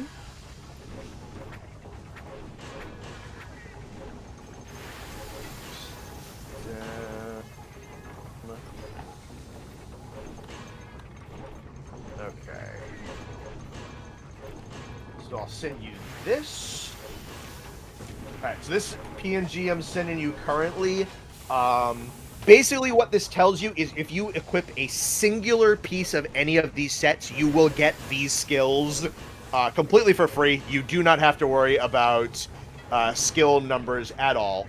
And you only need one singular piece of any of these armor sets to get those skills, so theoretically, though there is limitations on how many skills can be accessed in the... Like, if you had a mix set comprised of 5 different exotic monsters, you would get all of these skills baked in on top of what they already provide. And then let me... Holy shit. Yeah. My goodness. Okay, so... I'm gonna want Nargacuga. In fact, we've done Nargacuga before. So I have some armor of Nargacuga. What else? People also said the Transmog is also available. Is that true? You should have access to Transmog, yeah. Yeah, because if I'm gonna make a mix set, I don't want to look like a messed up Pinocchio. Style is very important. To be fair, I also really like the look of Zerados' armor. Looks so cool. Let's see. Yeah. Thunder attack and dragon attack, evasion, crit. Oh my god, okay, so it's gonna have to be Nargacuga, Seregios. Yeah, because Seregios is crit I-5 on one single piece of armor. That's fucking crazy. What the hell? Yeah. What else? I don't know, I think those two... Gormagala sounds fun because of the focus, but then I'm not playing an awful lot of Greatsword at the moment. Yeah, I think Gore had a couple of just like good because again, these are just also lately going to have some these good are. skills. You're also getting. I'm looking through Your the contribution to the skills order right now. will not be forgotten. Yeah, are you? Oh you're looking shit, like Raditz! Thank you so much for the dono, bro. I appreciate it. Thank you so much, man. That's so kind of you. I will say upgrading armor in this game is genuinely annoying because the people who made that servers reverted what COG did to expedite the process, aka making armor upgrading like the mainline with armor spheres instead of mats. Oh well, it is what it is. I'm gonna have to deal with it. I said I was gonna get to the Zenith monsters. I have to live with it, but thank you so much for the dono, man. I appreciate it. It actually helps a lot more than you think. sure that's the right link. Yes, that should be the Farios thing, and then if you go on the left of the Farios, it'll give you like the list of different things. So if you go to armor list and then exotic for Farios reference, it'll tell you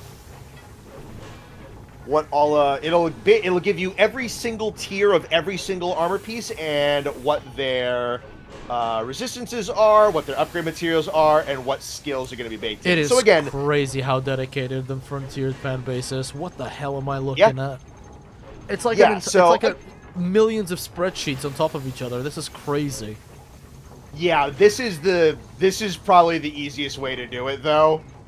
Because this is just going to give you all your information in one place. And again, I would probably need to ask for it. There is a set builder I can get for you as well. But that I don't have an easy link to at the moment. And that one also had some, like, semi-weird installation stuff. I can ask my buddies about the set builder, but the set builder is also very nice. But yeah, Farios is your friend. Farios is a fat fucking database. There's so much! My god, it's like a fucking encyclopedia of Frontier. That's Yep. crazy. Yeah. Alright, so we know we need Seregios. I have some parts of Nargacuga. In fact, I have quite a few different parts of Nargacuga. Because I remember we went into it because chat wanted me to suffer. So let's see, what do I have? I'll have to go into the room. It's so sad, I love the look of my fancy new armor. I'm pretty sure you can get Zeru on Transmog. I know you can. There's some really good shit you can get on Transmog. So you will, like, what I'm rocking right now is all Transmogged. So there is a lot of really good options for it. You'll be able to get there. There you go, Nargacuga stuff. Exotic armors. So I have the chest, the arms, the waist, and the legs. Everything except for the helmet.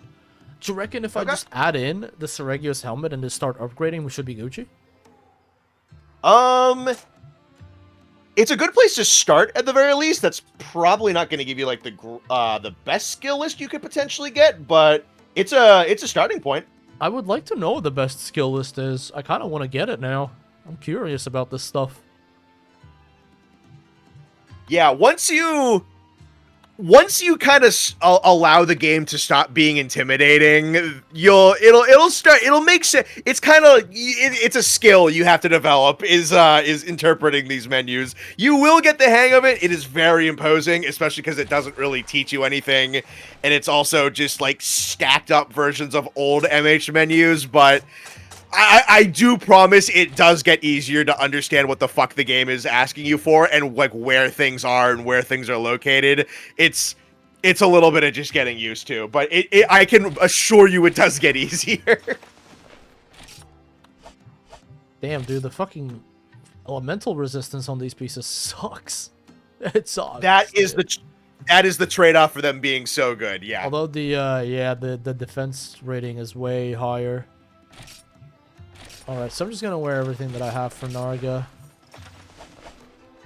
Okay, chat, what do you think I should do? What should be my my go-to set for my first exotic set? And I need an exotic weapon as well. Yeah, and luckily those are pretty good.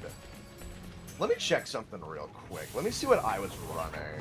So I can go back into my own VODs and see what I was looking at.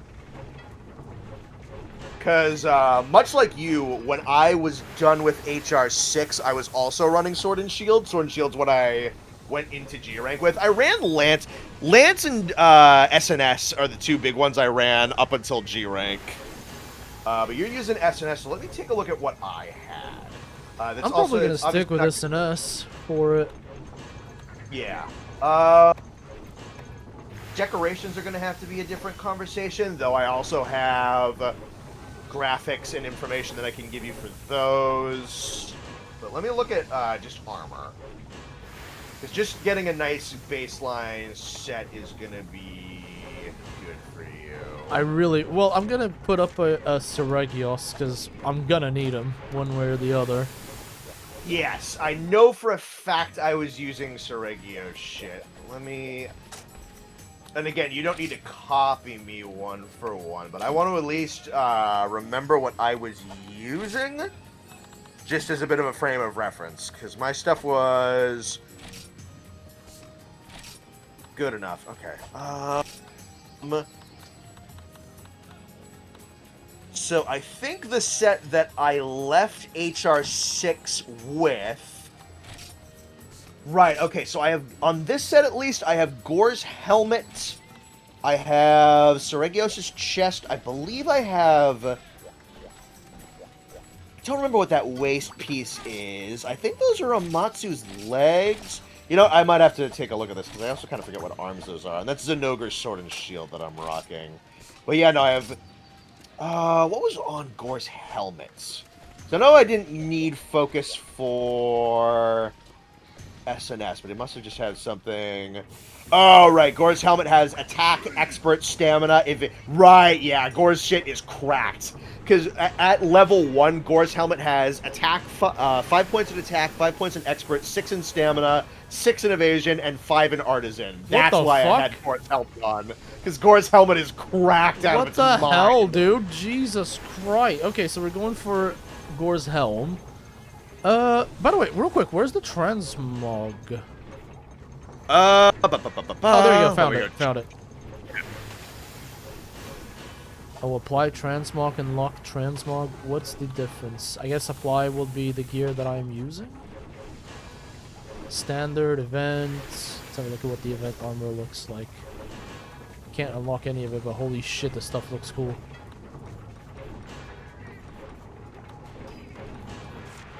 Standard? You need a specific type of ticket now, do you? Interesting. One thing that is also handy is, especially because not all the materials are translated, I think it might, assuming you have the same control scheme as mine, I think if you press in on left stick, the game will tell you where you can get certain materials. Some of them are a little unspecific, like they'll just say event quest, though if that is the case, if you just remember the part ID, the event quest list under rewards will tell you what like the specific event quest rewards are. It does say it's locked. Lock icon transmog needs to be unlocked first. How would you unlock the locked transmog stuff? Might be a point on progression. I don't exactly remember. Maybe? Ah, fuck it. We can look like I'm an abomination for now anyway. Alright, so step number 1, acquire Seregios. Step number 2, acquire Gormagala. Step number 3, acquire Zenogre stuff. And I think that will do, because we already have the Narga. So then I need quite a bit of... I'm going to need a little bit more of Zenogre, really. Let's go ahead and go for an exotic monster. Exotic quests. Seregios, why not? Fuck, I need to get my bento.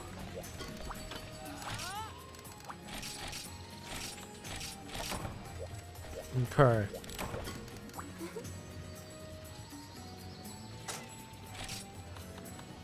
What do you reckon is your favorite thing about Frontier?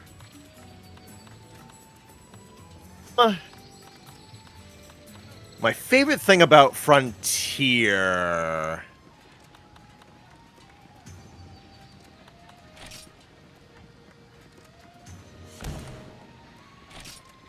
I do think it probably is just the satisfaction of getting better at it, honestly. 'Cause I feel it's a very interesting combination of some of the stuff that makes old school MH combat, as well as, interestingly, the newer stuff as well, so compelling, because the game was just wound up being so ahead of its time. There is especially...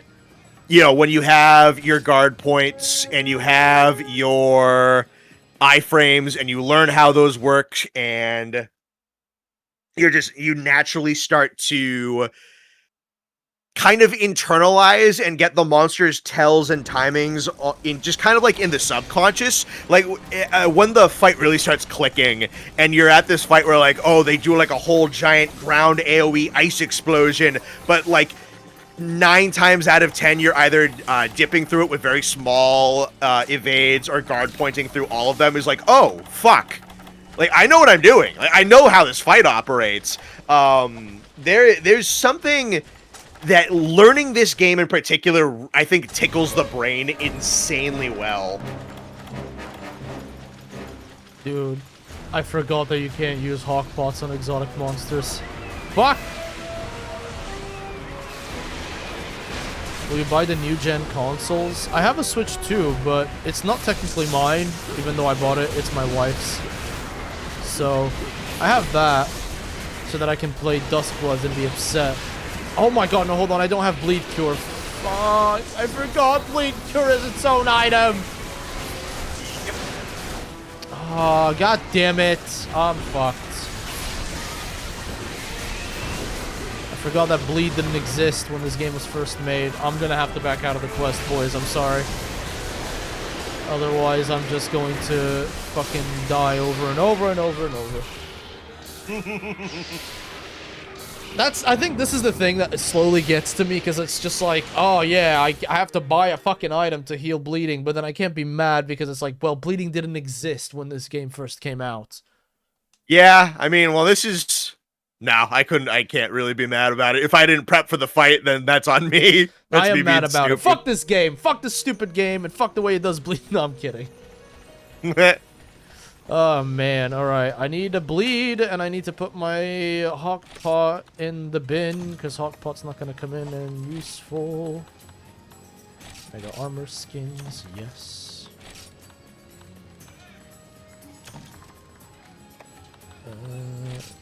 That as well. Ooh. Why not eat meat or crouch? Yeah, you can't heal bleed in Frontier like that. You need a specific bleed item. What is it called again? Bleed cures. Can you just buy them? You definitely can. I can also... Oh, can I not... It doesn't let me give items in this? Oh, that's dumb. Why can't I just want to... Oh, you know what? It probably doesn't let me give them to you unless we're on a quest. What's up, Darth Mashy? Yeah, going well, going well. Use Nullberry or Jerky. Those don't heal bleed in Frontier. Longevity Jam, Royal Cheese. I don't know if you can buy them. At least not from the general lady. You definitely can. I just forget where. Maybe it's Net Cafe? Oh, is it in?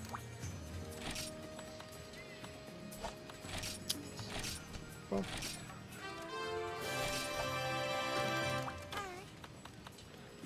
GCP exchange? No, this is for monster drops. And the mega stuff. Gatherables? Not quite.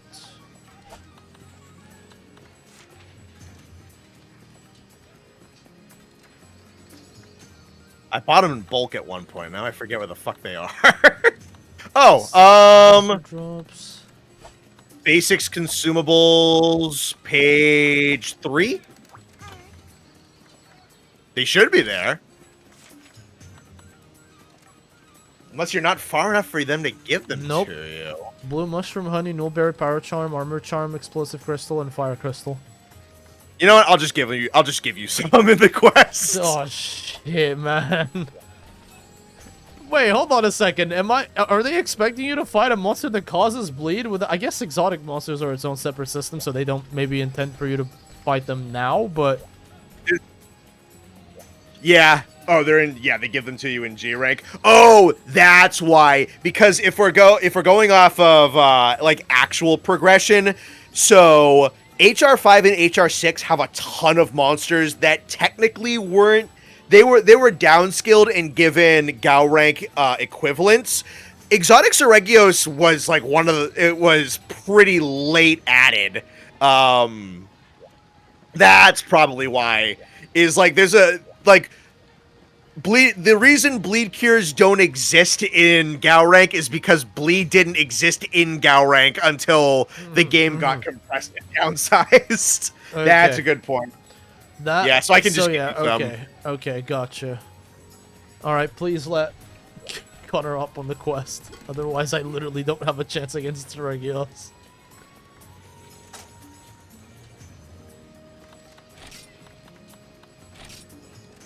Okay. Oh, I need my fucking bento again. Whoops. You get my lunch. There we go. Sergios was the final lucky... lucky me! He was the final exotic monster. Yeah. There you go. PlayStation isn't going to release PlayStation exclusive titles to Steam. That's what people said before, and then they did. I don't care, man. Like, listen, I can't be... I just can't be bothered to support the practice of buying an entire console to maybe play like a couple of games. I can't. I don't know how people defend exclusives. I think it's super out of date. Honestly, I don't think it's a good sales strategy. Like, look at Monster Hunter. Over 50% of Monster Hunter sales are now exclusively on PC. Like, if you ask me, I don't know, man. I don't think it's worth it. Because I'm a huge Souls fan, and I would love to play the Demon Souls remake, but I'm not buying an entire PS5 to play one game. It's not happening. Like, I have my PS4, and I bought that PS4 before I had a proper PC. So, after that... and again, the only reason as to why I even have a Switch 2 is for the wife. If maybe I was a full-time content creator, yeah, sure, I'd buy the exclusives and stuff, but I sure as fuck can't excuse it currently. Give me the goodies, Mr. God, your armor looks so cool. What monster is that? It's event transmog. Okay, I've learned. Okay, bleed cures are too rare for me to give because they're on rare. Okay, Oh, that's. for fuck's sake! You know, I'm just gonna go kill it for you.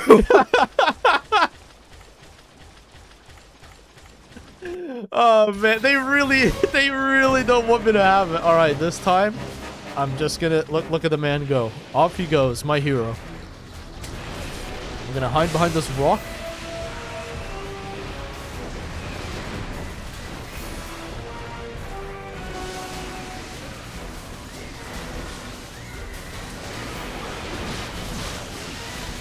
And I just have vampirism, so I don't give a fuck. I can just heal through this shit. Doesn't that look cool? Look at the crazy stuff Connor's pulling off. Well, that's, you know, regular Switch Axe stuff, but wait until he does something crazy.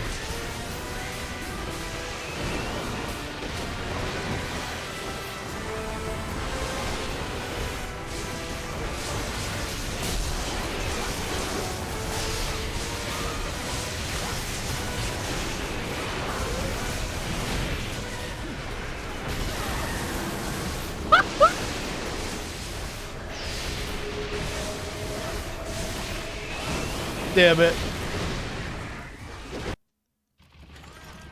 I wish ZSNS was a more fun variant. I mean, you can't really compare much of SNS and Frontier to like the newer iterations, right? I am gonna stay away because I got close to it and it literally one-shot me in seconds.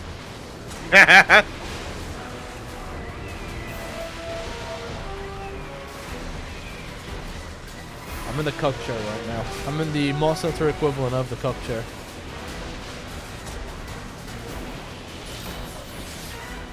As long as he doesn't see me, everything will be fine.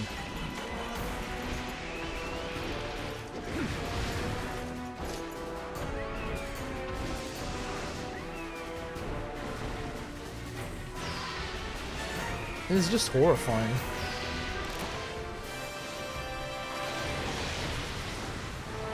Look at the crazy shit you can do with the Switch Axe. His Switch Axe is a laser. Wow, look at that. That's so cool. Connor, don't you worry. I am collecting plants.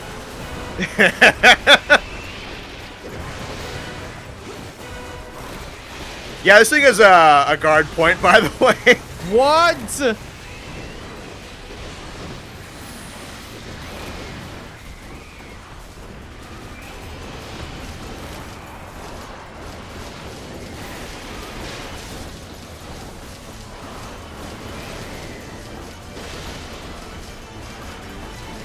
Fuck you, Cephalos.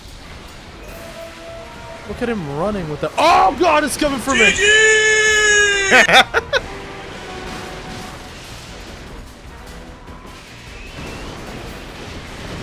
Oh! Oh, here it goes. Don't worry, I'm coming. Fuck you, buddy. I'm low-key kind of aura farming in the background here.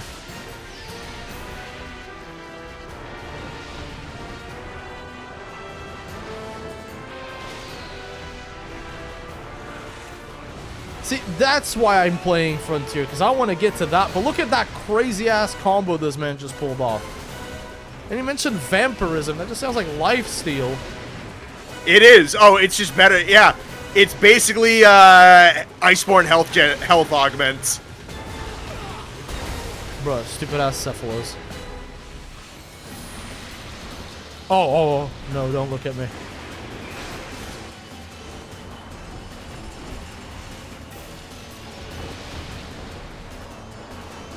Frontier Switch Axe is nutty. Oh, yeah. You Look at will what this man is love doing. this thing. What the hell is that? Oh shit, oh shit, oh shit. Oh.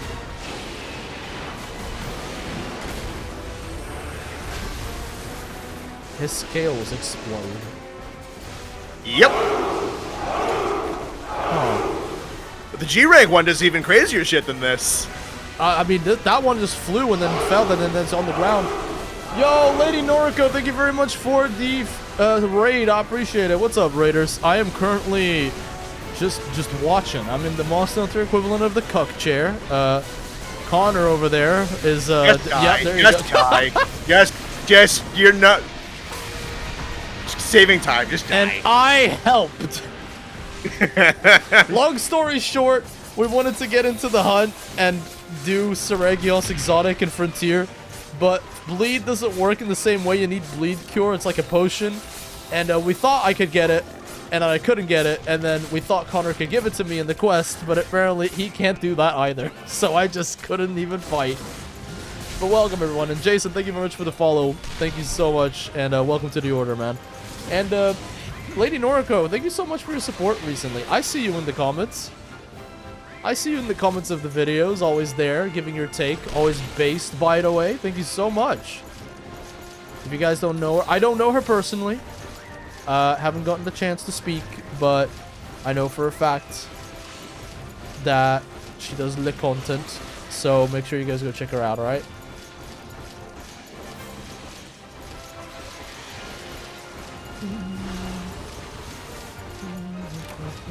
Kind of known for being based and humble too, I suppose.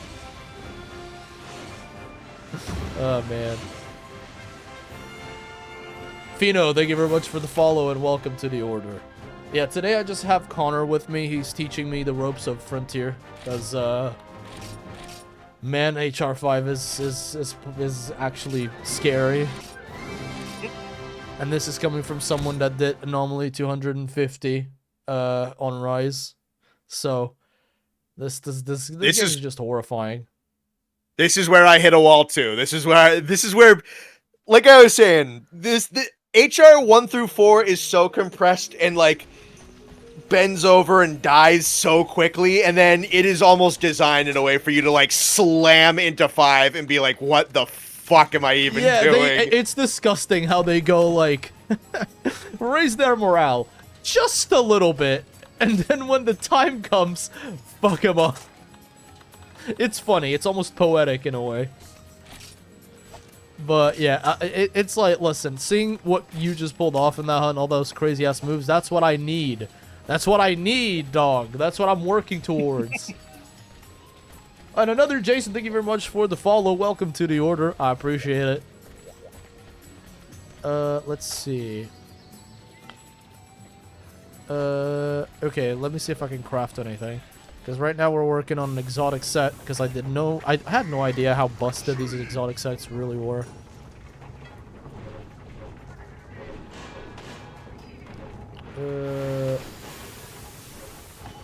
Exotic armor. Did you say you were rocking the Zinogre chest? Or no, it was Gore Helm, because Gore Helm is important. Yeah. I will double check. I know I can that craft the Seregios piece, but what should I craft? I know that I used the chest piece. Oh yeah, Following that's your why. footsteps. So, stamina, fencing, attack, adrenaline, and right. Yeah, that's why I was using it. Yeah. All right, there you go. Got the Seregios chest. Yeah. So that's we crit I5 you have on you for free. That's crazy, dude. That's insane. A fucking level 5 crit just from wearing one piece of armor is insane. I want to know, when exactly were the exotic monsters added into Frontier? Was it after HR6 or after G rank? Like, what was the goal of the exotic monsters? Because this is insane.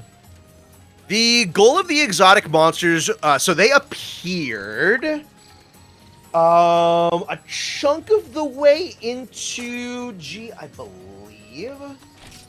Let me, because they didn't start showing up until G. So technically, where we are in the game's progression, when this game was actively coming out, the exotics wouldn't have existed. So this is all stuff that was retroactively like back edited and downscaled. Like this isn't even the entire moveset of the proper exotic. Let me see. Yeah, unfortunately, the updates for G aren't quite as well documented as they are for like the information that was added. But yeah, no, they were gradually added. Their whole thing was to begin to add monsters from Freedom Unite up until Monster Hunter 4. Mostly just like really, really big names. And implement them in a way that kind of matched the gameplay style that was there for Frontier at the time already. So That's just nuts. Also, I do think it's very funny, because, like, listen, this game is very old, and this is what I would class as a dead game, because it's not a game that you can buy, it's not a game that you can download through official means. It is private servers, but this is pretty thriving. Like, this particular instance of the game alone has over 70 players. That's a lot of people. Like, this isn't... What's the name of that fighting game that had, like, 3 people playing and consecutively peaked at 5 players? I forgot.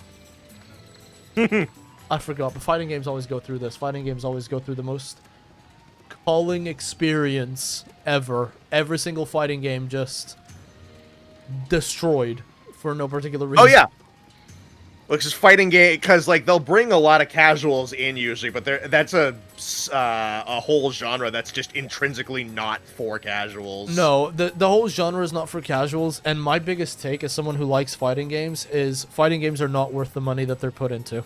I'm sorry. I don't believe that fighting games that have like competitive modes and casuals should be worth $70.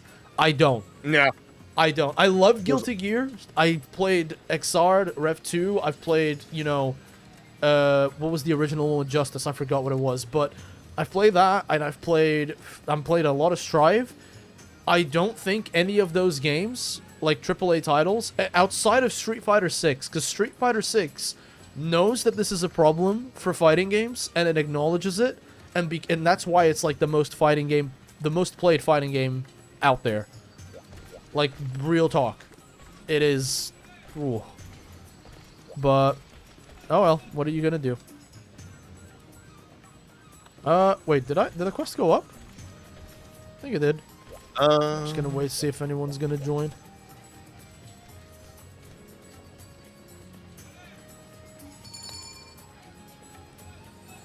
Not dead when the DLC is confirmed. Nah, Lady Noriko, come on. You and I both know that Wild is a dead game.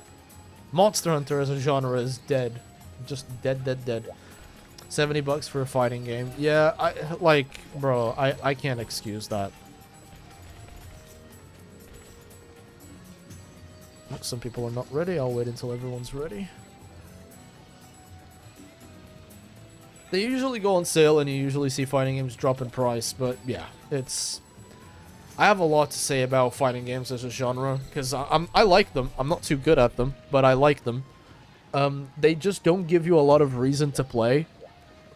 Or to get into the genre, because like getting into the genre is pretty painful, and the deciding factor usually is, are you willing to spend like hours getting your ass kicked, a bunch of hours labbing and learning frame data and all that stuff, which is important and it's rewarding, but it shouldn't be the only thing that you get out of fighting games. You should like Ranblue versus Rising.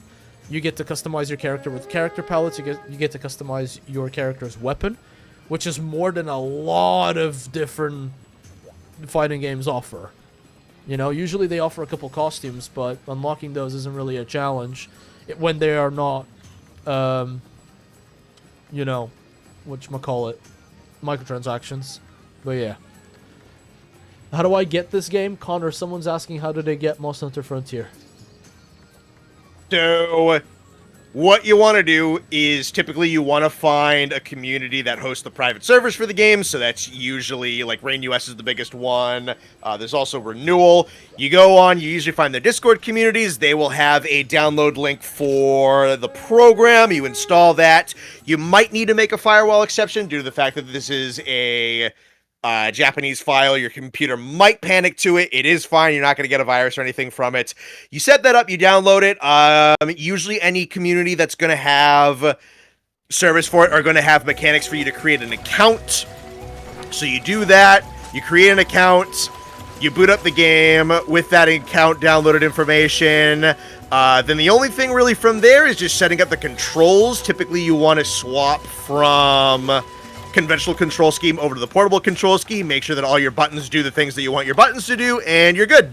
Whole process should probably only take you a couple minutes.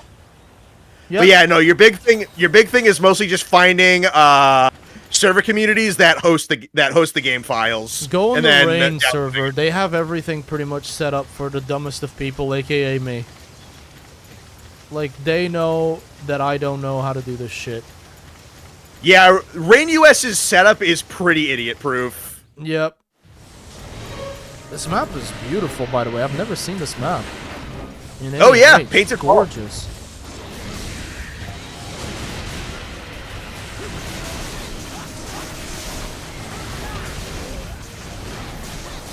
What does exotic Gormagala do that regular Gormagala doesn't do?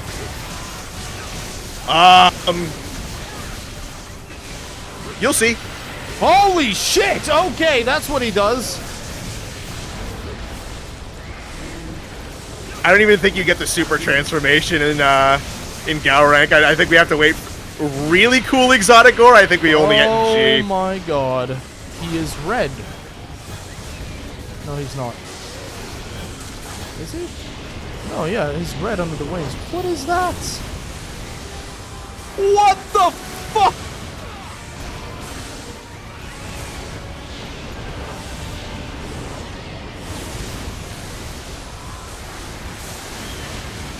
You will eventually learn to be able to iframe through that spin and not be afraid of it.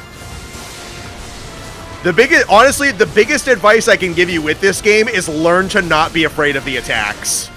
Learning to iframe. When you can do I just don't have enough iframes with just Evasion 2 right now. Well, Evasion 2 is full evade window in this game. Oh, whoa, okay. Yeah, no, it's classic old, because like Evasion 2 in like second gen is evade window 5 in like the modern games. All right, that's my feed. Thank you for my sword mode back. Oh, I hate that hip check. I always get fucked up by that fucking hip check. Dude, this is some insane shit, honestly. I cannot wait until I'm actually strong enough to go toe-to-toe with these guys. Because right now I feel like I'm being held back by the training wheels, but there's not much to do. Because like I was doing fine, HR 1 through 4, got into 5, yep. Even summoned 5, like I farmed the entire Zerodeso armor on my own. That was chill. But it feels like these exotic monsters and the monsters that, you know, are walling me in HR 5, it feels to me like I should have either a better build, like fully upgraded, or I need myself some extreme style gameplay. But yeah, it's a weird mix because holy crap, what was this guy doing? Nuclear explosions in a beautiful... It's a lot. I'm getting overwhelmed. The map's beautiful. The moves are awesome.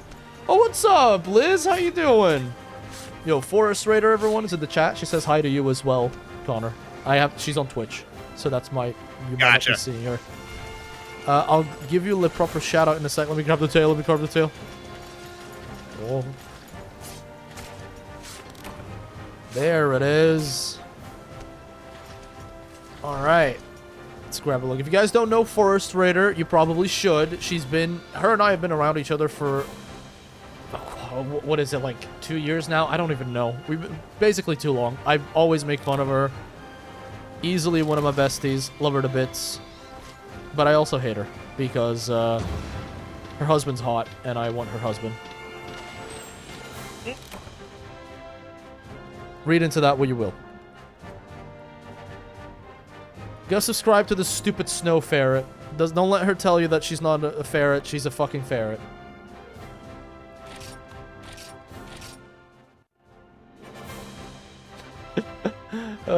Alki, thank you very much for the follow. Welcome to the order. For you, complete music is so good. It is. It is good. It is great, some might say.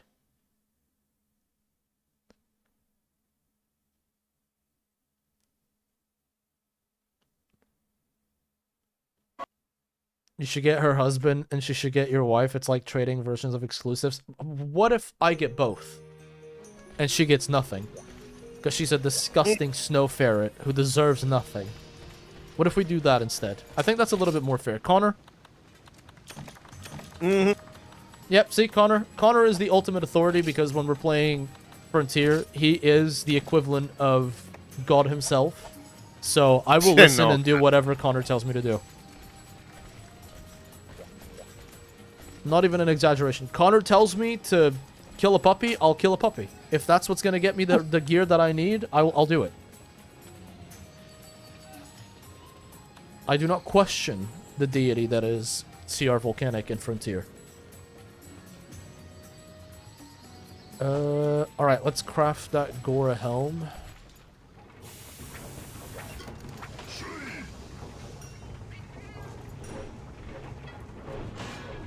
Why equivalent change when you can win? That's that Sigma grind set that you love to see. Oh shit, I don't have enough materials. Damn it. Alright, what do I need? Ripclaw plus and Gormagala Wing plus. Oh man. Alright, so we snap his wings. And then that would make us have Nargacuga, Seregios, and Gore. And then you said you also had something in Matsu? It looked like I have a Matsu on the legs. Let me check what those actually give me. I'm checking the material right now. Attack up medium, critical eye plus 2, adrenaline. Critical eye won't matter because we already have max crit eye. Razor sharpen adrenaline and attack up. Dude, the skills in these sets, man. People talking about skill bloat in Wilds. Meanwhile, I'm looking at Frontier like this is nothing. Yeah, and the fun part in late game for Frontier, you're trying to get not even just a bunch of really good skills. You're trying to stack as many combo skills as possible. Can I just say, it's very funny that under the skill info, you have Attack Expert, Adrenaline Sharpness, Status ATT, which I think stands for Attack, and then you have Status AS. It's just Status Ass right here on the screen. Can you guys see it? Right there. Status Ass, baby.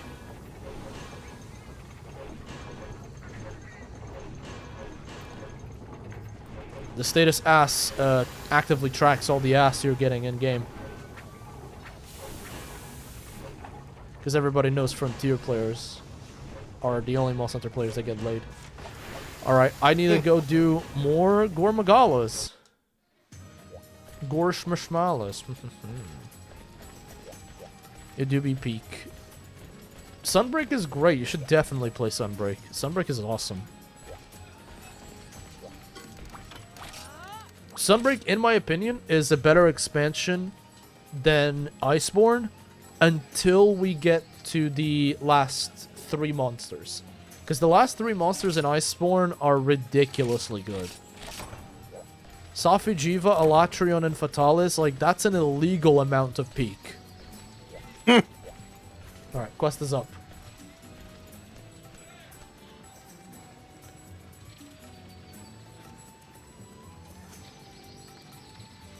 Your contribution to the order will not be forgotten. Raditz, you absolute legend. Thank you very much for another contribution to the order. Thanks for the dono, man. I appreciate it. Connor, tell him about my favorite skill, Starving Wolf. Oh yeah, hang on. Let me find the skill list here. So Starving Wolf at level 2 increases affinity by 50%, grants evasion +2, and changes critical hit modifiers to 1.35 from 1.25 when hungry. Hungry meaning you're capped out at like your maximum potential stamina at 25. Oh god. Yeah. So free max evasion and 50% affinity and crit boost if you keep yourself at 25% at 25 stamina. The fuck?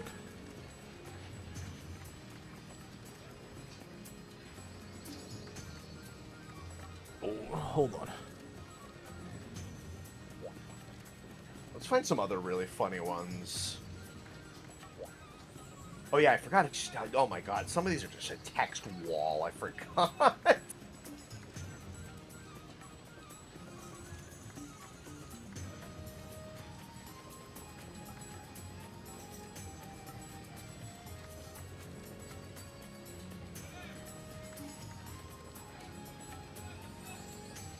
Starving Wolf is a very funny one, and some weapons just literally don't give a flying fuck about, especially like Swax doesn't really give a flying fuck about stamina because its running uses weapon meter. Instead, you really only need it for iframe evade, so like Starving Wolf on Swax is fucking crazy.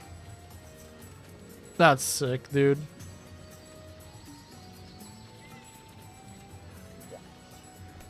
Frontier is genuinely shocking.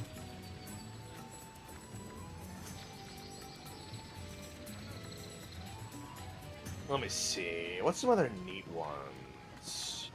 Yeah, there's Eason. Eason is basically like Frontier version of crit boost. So instead of like max crit boost in mainline is up to like 1.35. So Eason boosts your crit multiplier up to 1.5. So just like a straight up 50% increase on top of that.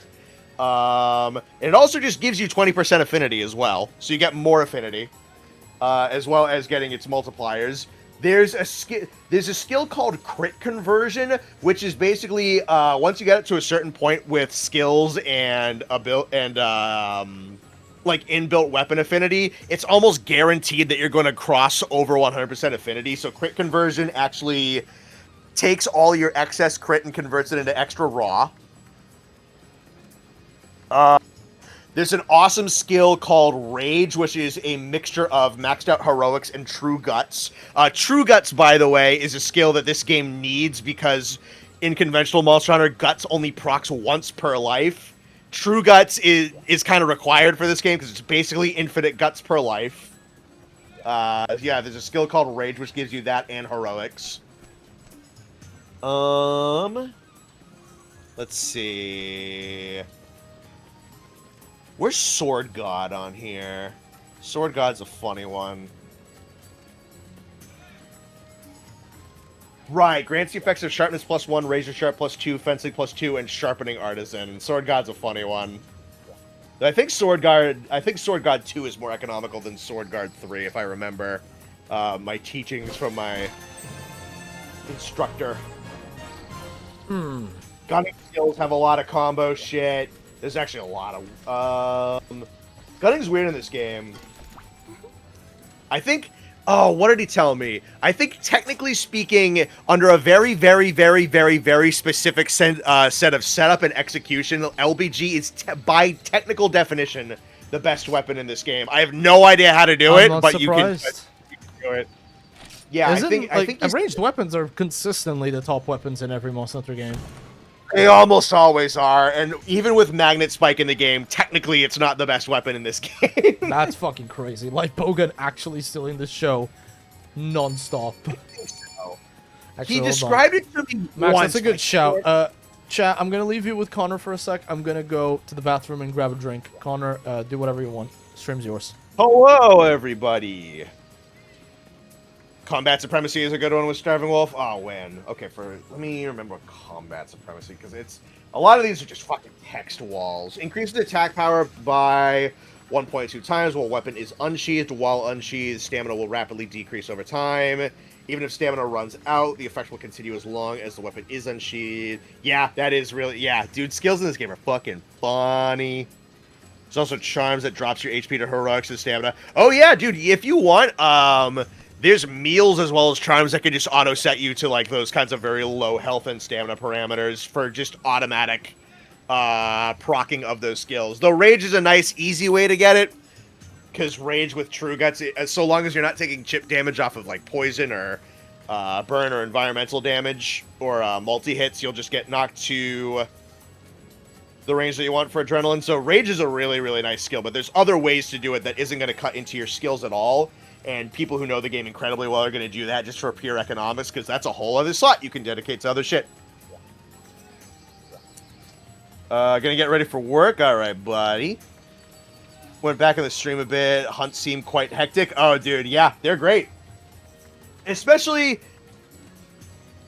it's interesting. With Frontier, I don't know. I think I might just be so used to it in a way, but I feel like there's almost this kind of illusion.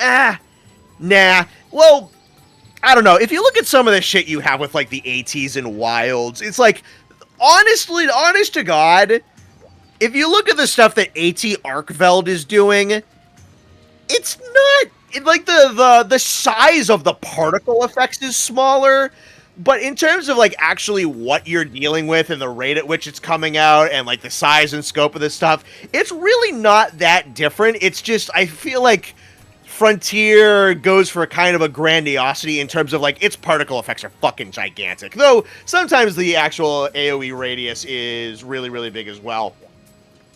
But there's almost this kind of illusion of craziness as, generally speaking, with a lot of what Frontier provides in terms of its giant elemental explosions, is their interaction with you is almost always going to be just a single frame interaction. So if you get hit, but you get hit. But also if you iframe it or you guard point it, then you iframe it or you guard point it. So you can have like these giant fucking fire blasts going off all the time. But as long as you just do like a teeny tiny little sidestep and get through it and proc it at the correct time, you can just stand in that giant fireball while the lingering effects of the animation are still there and get through it. It's almost, there is, when you get used to Frontier, a little bit of a zen state that you kind of hit where, like I told Ark a little bit earlier, one of the best pieces of advice I think I can give you with Frontier in terms of combat is learn to not be afraid of it, because it's almost kind of like an intimidation display from an animal. Like, a lot of the attacks are, like, so much bigger and scarier and more intimidating, imposing, and unassailable in presence than they are in actual execution. And that's one of the really fun things about learning the fight, is like, when you are able to get through, like, Toa Tessukatora's ice ground floor, and you can just do this teeny little sidestep with the Swax or with the SNS, and you learn that interaction, you just get it and just, like, nudge through it, but there's all these big blasts going on. That level of internalization and subconscious realization of your timings and the flow state between your weapons and the monster moveset is incredibly euphoric. It's a part of the big reason why Wilds' combat is so incredibly fun. I've said a couple of times, I think Frontier was insanely ahead of its time, considering how much stuff from like 4th generation onwards gets to some extent translated. because this game is big into perfect interactions between your weapon's moveset and your evasion tech versus the moveset of the monsters, instead of some of your more classic rudimentary first and second generation combat, where depending on what weapon you're running, it's kind of like finding a certain position, locking a certain monster in with a certain weak point, exploiting stagger limits in HZVs, or, you know, you're running greatsword and you're sheathing consistently and, like, lining yourself up for attack positions and, like, baiting out certain animations to position yourself with. Like, that's big with first, that's big with second, still present in things like third and a little bit in fourth as well.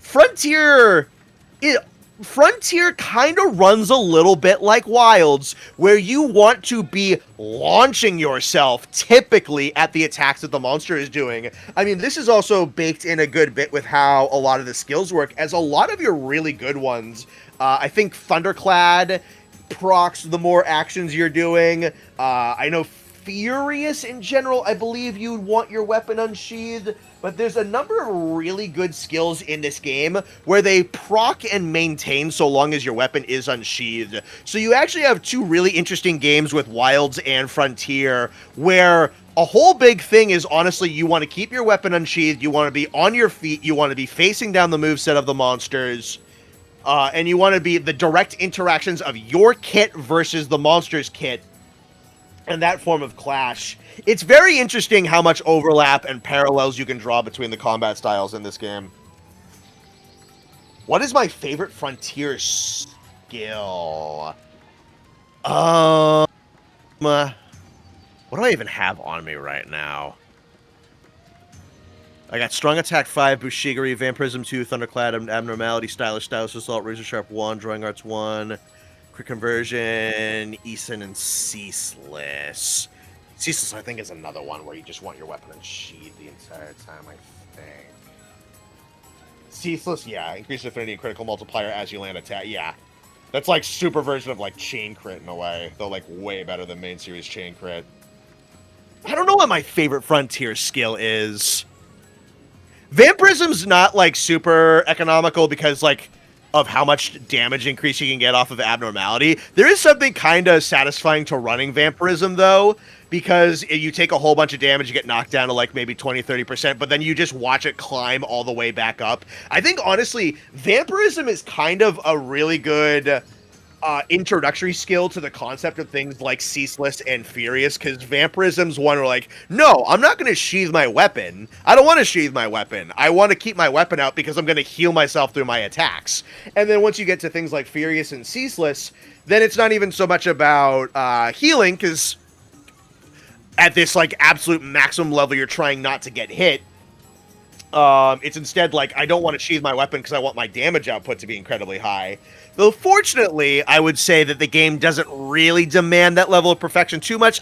If you're trying to get to, like, the tip-top stuff, and you're trying to beat out, like, the Musos solo, then, yeah, you probably want to heavily invest in, like, learning to go hit. Like, True Slay Musos, you would probably want to do, like, hitless runs, and you want to have a lot of these skills where you're getting continuous stat boosts the more you're not sheathing your weapon, and you want to do, like, actual full perfect runs. Fortunately, a good deal of more frontier than is sometimes expected is actually demanding perfection. There is more grace for mistakes than I think some people would initially think. That definitely more so than I thought when I was getting into it. Let's see. Quick question. What are your thoughts on Teostra in Frontier? Frontier Teo rocks, barring I don't love the diagonal side hops. Not because it's a bad move, but because I'm bad at reading it and guarding against it. I suck at anticipating it and going up against it. Other than that, Frontier Teo kind of fucking rocks. That flame aura, there's a reason that they made his tail incredibly easy to cut. Supremacy Teo will just fucking melt you for daring to stand anywhere relatively close to it, so you want to lop that tail off real quick. But yeah, no, there's HC Teo is really cool. There's Supremacy Teo and there's Hardcore Teo. I have a buddy who has worked on making a Muso Teostra where he blended the movesets of both of them and gave it Muso scaling.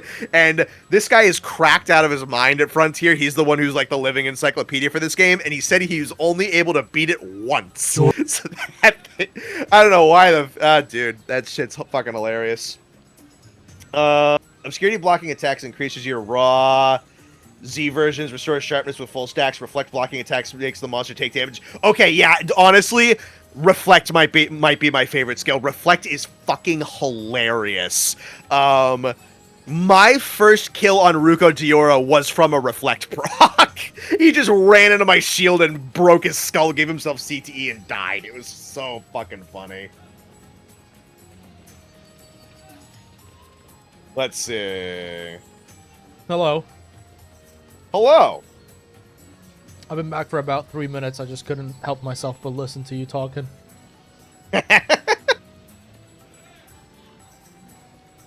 By the way, thank you very much for the donation for the order. I appreciate it. Obscurity. Blocking attacks increases your raw.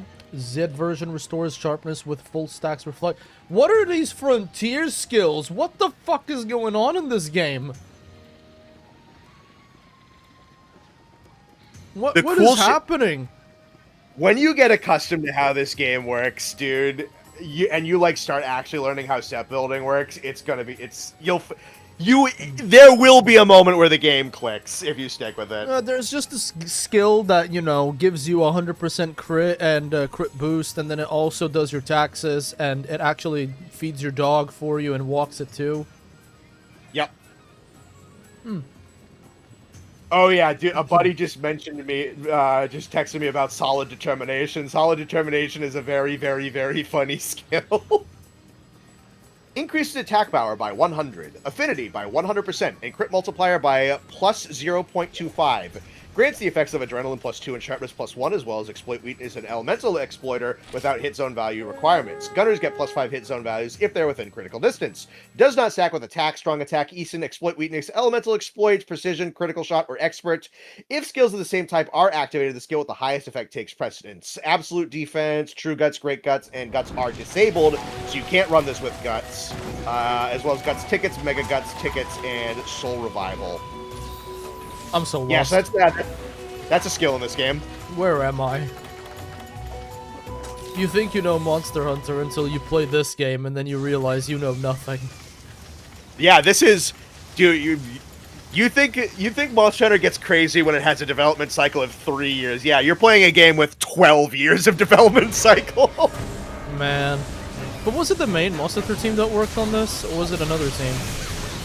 I'm pretty sure it was a fairly separate team. The exact background of this game, I'm not entirely sure. I think this was running by mostly different people in the background for the 12 years it was running. Which is why, honestly, you've been seeing some Frontier moves, layered armor, and skills making their way into mainline as of Rise, is because that was the first game in active production when Frontier wasn't operating. So some of those team members did get moved over into the main series eventually. I am seeing that ever since we got Rise, we see more and more of Frontier. Whoa, okay. We see more and more of Frontier's influence. Not bleed, because it makes it sound a bit corrosive, but like flow into the mainline Monster Hunter games. You do see this happening more and more, which is not a bad thing in my opinion. Some of my favorite aspects of Monster Hunter in the last, call it, what, 6 years, has come from the influence that Frontier has had on it. And I'm not upset in the slightest. I think it's a very good... It's definitely a game where they can just look at and be like, oh, let's bring in this monster. Let's bring in that monster. Because, like, the majority of Monster Hunter players don't play Frontier. Have never played Frontier. This is why I was so excited to play this game, is because at least a solid 80% of this game's content is something that I've never seen before. Like, the new monsters have been incredible. What's the name of that Leviathan that shoots lasers? He's covered in minerals. I've loved him. He was great. Like, the new monsters, the gear, Zerados has also made, like, an insane impression on me, because I was like, oh, it's just a different Rathalos, right? But, you know, It is cool. It is cool. And I just can't really, it would be nice to see some more aspects of Frontier be brought over to the mainline series. And I think that we're getting there because, I'm sorry, but when I look at Arkveld, I think it's a Frontier monster. That monster is so crazy, it's a lot more Frontier than regular Monster Hunter, if you would, right? Yeah, I don't really know. Like, again, I don't want to say that like everything gets like completely ripped because I have to imagine that some of the developers are still coming up with their own original ideas and stuff like that. But I don't know I feel like Arkveld, at the very least, looks different if Berukyros, Doragyros, and Xenocerisu never existed. Never existed. Mm-hmm. At the very least, I think Arkveld is different if they never existed. And that goes for a couple of other things. I mean, like, the Windward Plains, in a way, is very, very, very Highlands. Like, I don't know what Raidao looks like, especially if you don't get things like Guren Saburu and Quadasapusu and those kinds of monsters. Probably, at the very least, somewhat different. Yep.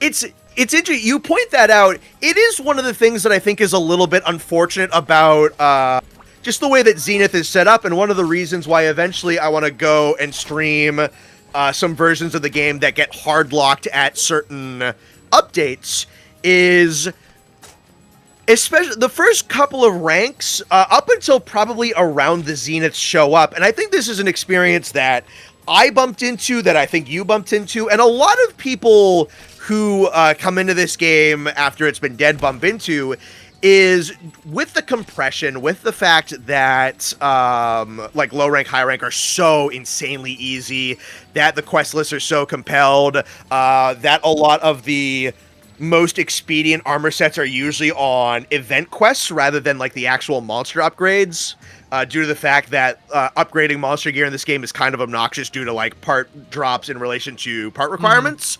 It turns a good chunk of the really cool shit that Frontier had to offer into a little bit of a sightseeing tour. Like, there's not a ton of reason for you to go grind Hujikiki armor or Abiorugu armor. Like, basically, for a good long while, you just need enough to keep yourself on your feet and survivable until, like, you get to a certain chunk like the exotics or like the zeniths. And then that's the part of the game that really matters.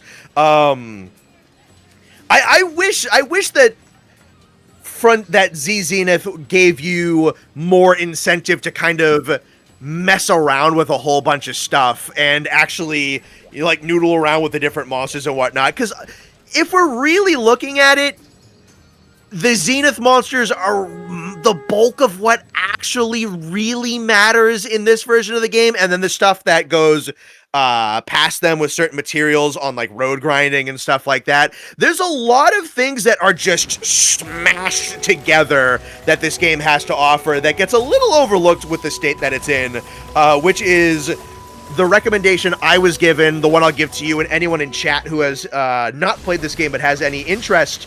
It is worthwhile, I think, to take Frontier a little bit slower than it kind of presents itself to you as there's a bunch of stuff that you're just gonna kind of miss.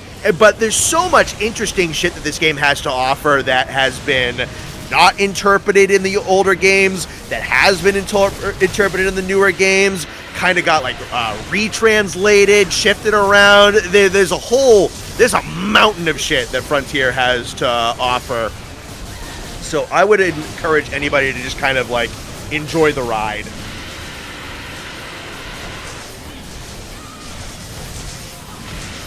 Well, don't look at me for advice now. I haven't played this game much, chat. Keep asking him questions. I don't know what I'm talking about. Let's see. Probably never get the insane monsters for this game. Most of it will fit in mainline. So I made a video about this, and Game Lover, you're one of my guys, so you know about it. There's some stuff I don't think we will ever see. Well, I don't think there's some stuff that I don't think we'll ever get out of this game. Namely, like monsters Dure Mudira and Eruzerion, I don't think are ever getting out of this game, ever. But if you looking at the 50 species, I think it's about 50 original species that get introduced in this game. the vast majority of them, I think would honestly work. And this is a point of conversation that I've brought up in a couple of streams before. Frontier definitely got dealt a really bad hand because Monster Hunter got popular on a mainstream level in 2018 when World came out. And that's when a lot of people were brought in, and a lot of people were brought in on like the ecology and the immersion and the very animal-y animals that World had to offer. And that's a really interesting aspect of World. And then you're like, oh, I'm gonna look into like other shit about Monster Hunter. Well, Frontier was still in active development in 2018, but that was the 11th out of 12th year that it was going. So Zenith, I think, existed by the time that World came out. So you like look across the pond and you're like, there was this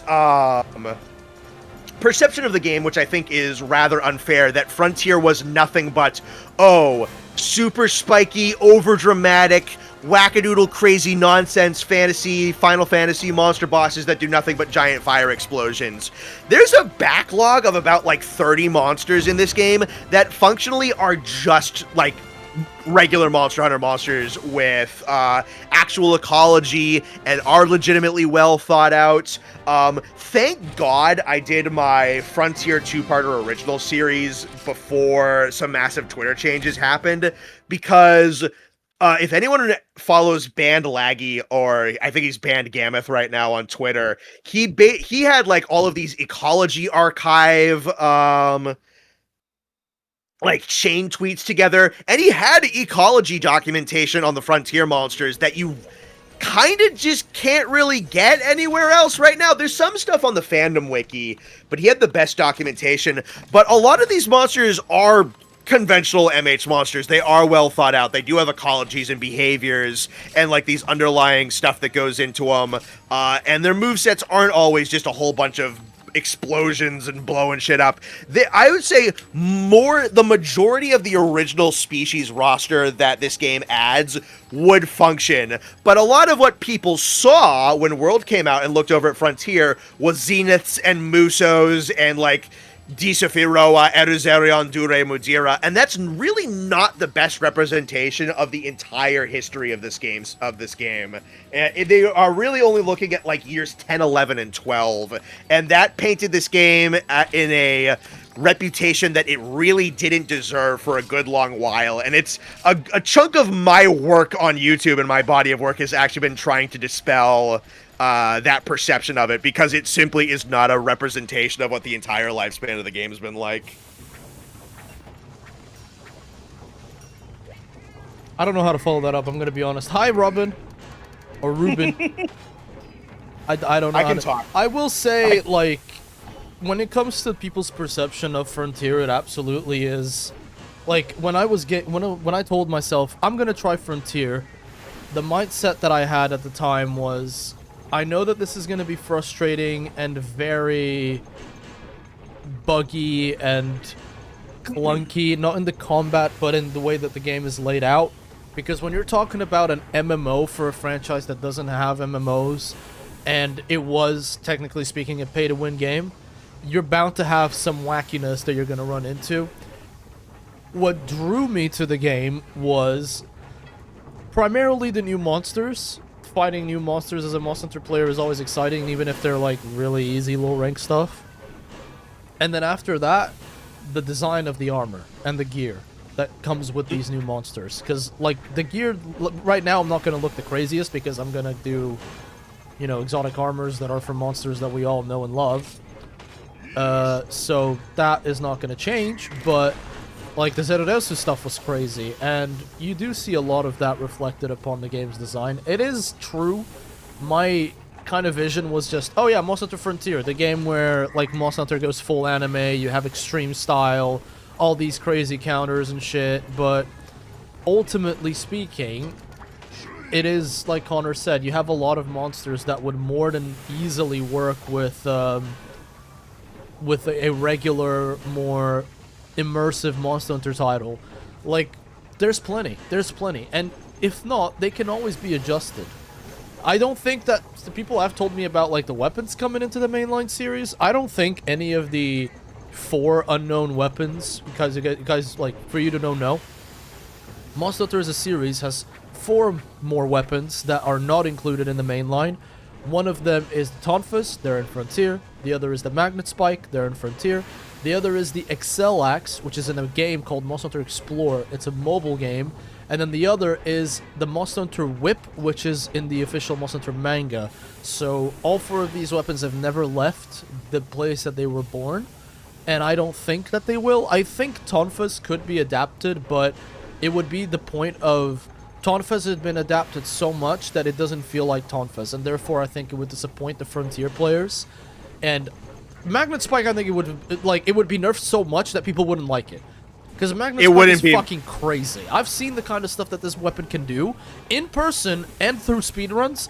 It is nuts. Like, what Magnet Spike does should be considered a fucking war crime by the guild. Obviously, that's probably the case because they're not going to bring it into the mainline series. At least, I don't think so. I would like for them to bring all these 4 weapons into mainline, but it's like I said, if the people who have played these weapons then turn around and go, well, they don't feel good, then it depends on what kind of feedback Capcom wants to lay into, you know? But yeah, at the end of the day, it's all just a bunch of ifs and maybes, truth be told. Also, Prowler mode. Prowler mode is more of a... I don't know. Do we count Prowler mode as a weapon? I don't know if I want to class it as a weapon.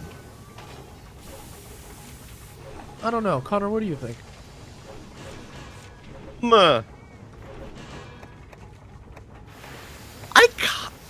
kind of do. At the very least, it's honorary. It's I kind of do. I kind of do. If someone said that, if someone like was adamant and said that, like, yeah, no, Prowler mode, that's the 15th weapon, I wouldn't be like, you fucking stupid. Nah, like, nah, I get it. I get it. You know what I really should?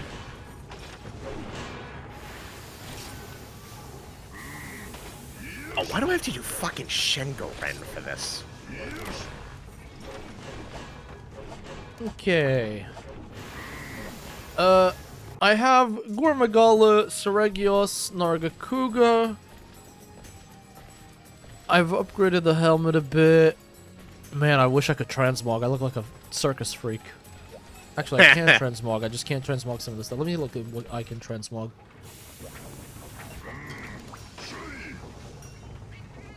Biggest problem with Tonfas coming to mainline is mounting.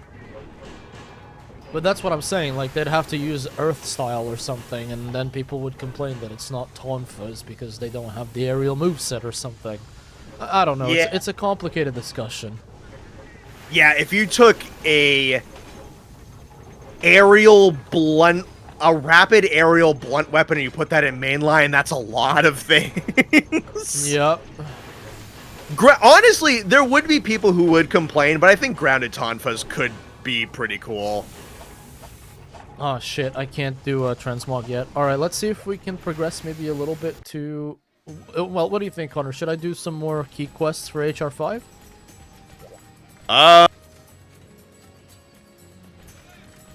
Yeah, sure, if we want to keep going. Or do we shift things? Oh, it's been 3.5 hours. Dude, I am so sorry. If you want to go, you can... You're more than, free to go, obviously. I did not realize how long I kept you for.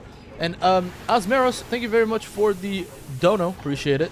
The other weapons are something I think Capcom would tweak in ways to make them fit in the main line, except for the Magnet Spike. Honestly, I agree. I think Magnet Spike is probably perfectly fine to just stay here. Yeah. And then that's the thing, I feel like it's... Oh, can you imagine, though? Oh, they brought over the Tonfas, but not the Magnet Spike.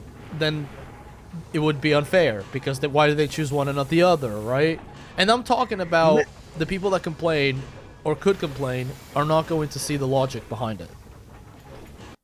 Magnet Spike is something where, like, if they wanted to rip an attack idea and put it on, like the suplex attack where you, like, put it over the shoulder, if they gave that to, I don't know, they wanted to give that to Hammer or something, like, that'd be fine, but, like, it just wouldn't function because magnet spike is like you have a little pistol that shoots a magnetism tether, and you go rocketing towards that because that's the magnetism is you're shooting a tether for your weapon to magnetize to, so you like go zooming in. So that's so much spatial coverage, and then you have like a repel option that's like your retreating option.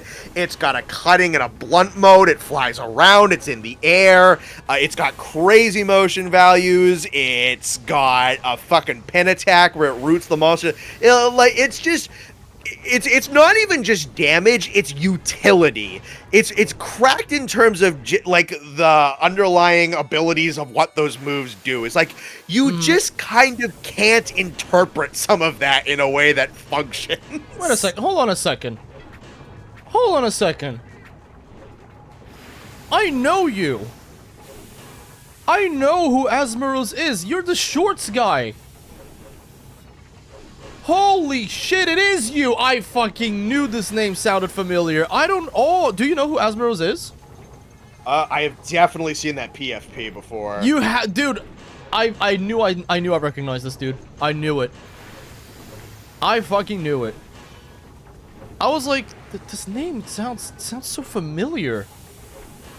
This dude makes some of the most banger short-form content that isn't brain rot, aimless, like super well-edited stuff.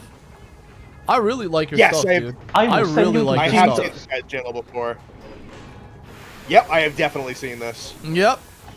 I remember this. Aha. See? I'm not that blunt. Blunt? Dumb? Same word. I knew it. Go and subscribe, guys. Dude makes insanely good content. Alright. Can we get his link? Yeah, because you're so fucking lazy you want to type his name onto YouTube. I guess Daddy Ark needs to do it. Don't worry, I got you. I'm just joking, by the way. I got you covered. Hold on, let me grab the link. People on YouTube can just literally click on his name. People on Twitch, here you go. Imagine making good content. Could not be me, honestly. My content is me bitching about something and making a funny joke every now and then. That's it. That's about as far as I go.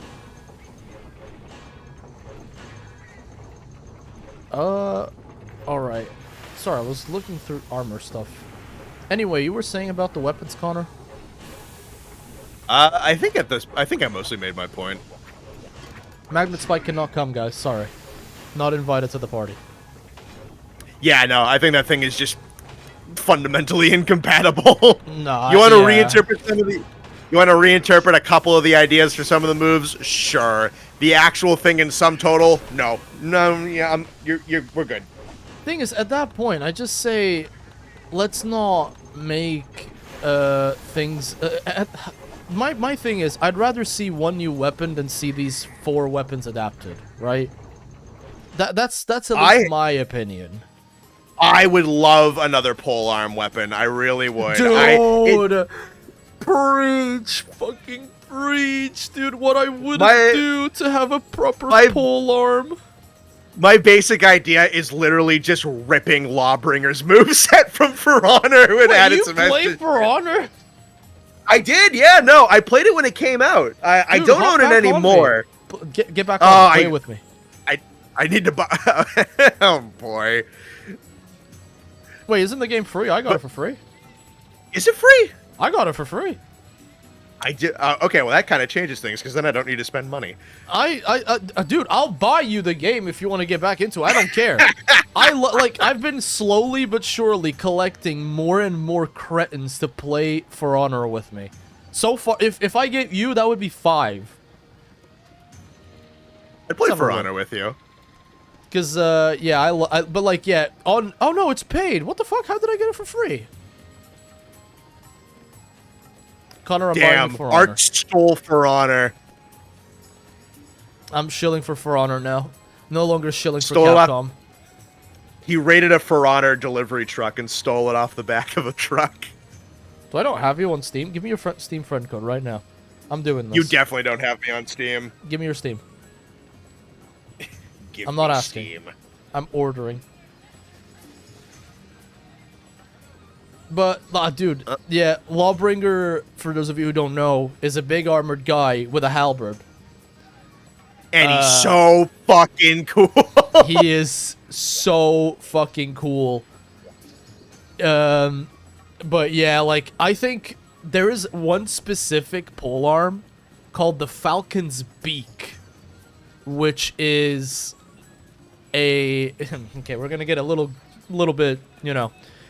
We're gonna get a little too off the rails, so Connor, feel free to reel me in when I get too out of touch. I practice historic European martial arts, also called HEMA. Right now I'm practicing longsword as well as arming sword and buckler.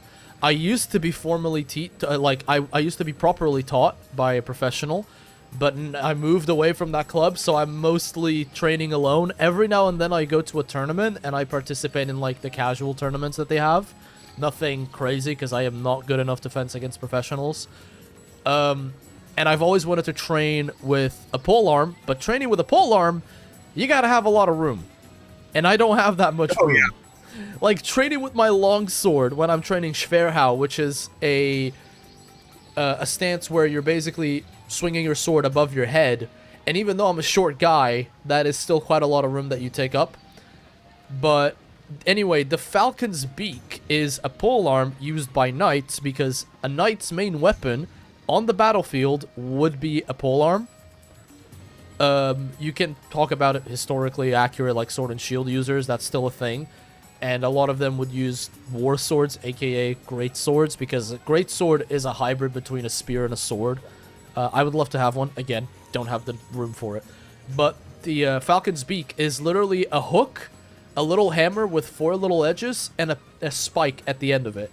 Specifically designed for you to absolutely tear through armor. In fact, it is a weapon that most people that practice HEMA do not like because it's basically impossible to make that weapon safe. It is... Hold on, I need to grab a photo of it.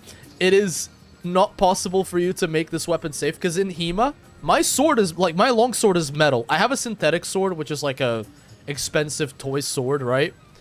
But, and that one is pretty good because you can... Like, when I don't want to care too much about stance, more about... almost like boxing when I use my buckler shield because I have a full metal buckler. And my arming sword is synthetic, so if I break it, I don't care. It's cheap. But if I break my longsword, I'll cry. That shit's expensive. So I'm always really careful. Yeah, I'd imagine so. It's super fucking expensive to get that thing repaired. But, hold on. Let's see. Pull. Arm. Falcon's Beak. I hope I can find it with an English name, because it is... Okay, there I go. I found it. Let me show it to you guys on stream. It's essentially this right here. Which doesn't look like a lot, right? It doesn't. Like, Connor, if you're looking at the stream, take a look at this. And you can have a version of this that is like one-handed, so pretty short. But the majority of a knight's polearm is like 6 feet in length. So, this right here... weapons are never safe? Yes, they are. A blunt longsword is absolutely safe to practice with. Absolutely. If you don't know what you're talking about, let the professional talk about it, okay? But yeah, this right here... You can imagine, because the thing about weapon power is not how heavy they are, is how much leverage they get.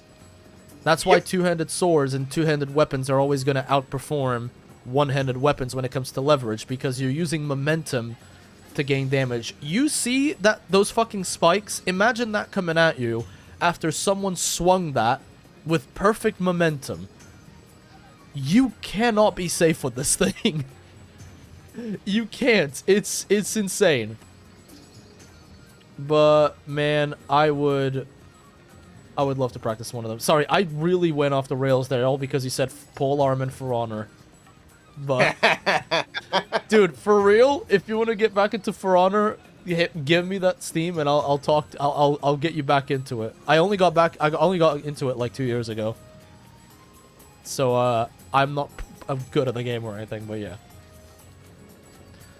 Anyway. I get really excited when people talk about this stuff, man. You don't understand. It's exactly what I love doing. Mm-hmm. I'm gonna post another HR5, see if we can do that with some of our new gear, because I upgraded the chest and the head quite a bit. Alright. Let's see.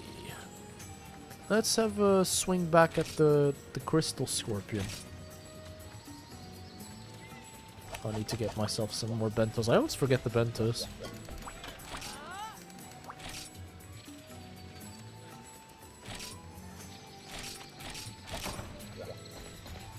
Yeah, don't worry. We understand. Listen, I'm not just a knight in concept. I'm a knight in person. Alright? In fact, one of my goals is progressively get so much back into HEMA where I can like somehow convince my wife to let me have a full harness, full plate set of armor, which I really want.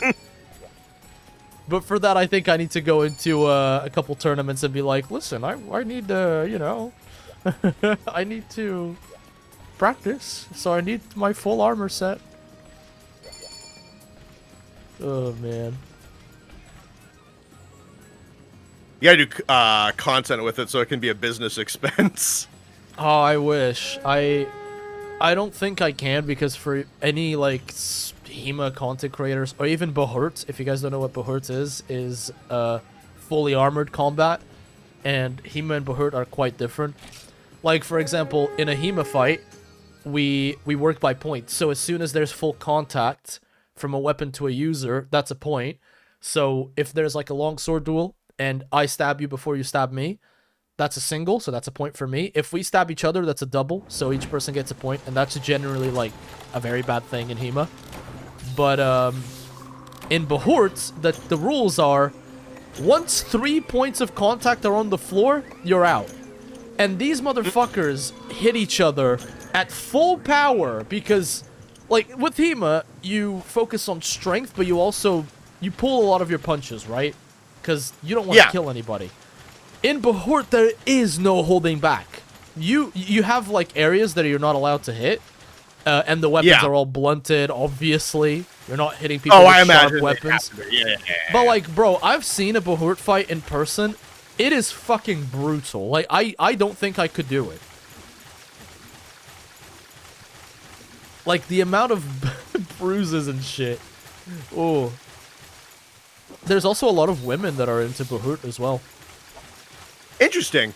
Yeah, it's a very, I'm not going to say female-dominated, but from the few events that I attended in the areas close to where I live, it's been a lot of women competitors. Cool. And it's crazy, because some of these women are, like, shorter than me. And I'm short, dog. Like, I am tiny. And these women are out here in full armor, buckler in one hand, a falchion in the other, and they're just beating the shit out of grown-ass men. It's beautiful. Because there's a lot of grappling as well, right? Because when you're in full armor, grappling is a thing that people do quite a lot.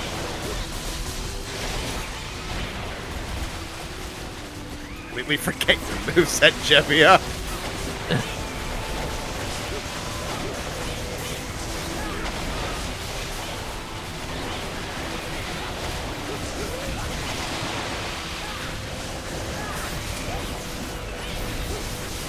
After HR6, that's G rank, right? Yep. Lovely. So once your boy reaches HR6, we're gonna go to the Tonfas, I think. Is it a good idea to just hop on the Tonfas right away, or do I need to do something else before, you reckon? No, you can just go right for them. I kind of want to learn them, so I think I'm just gonna pick them up right away. Do you, and when is it that you unlock Extreme Style for weapons? Extreme Style, I believe, is also immediately upon getting G. Dude! I can't wait to get into G rank. It's gonna be sick.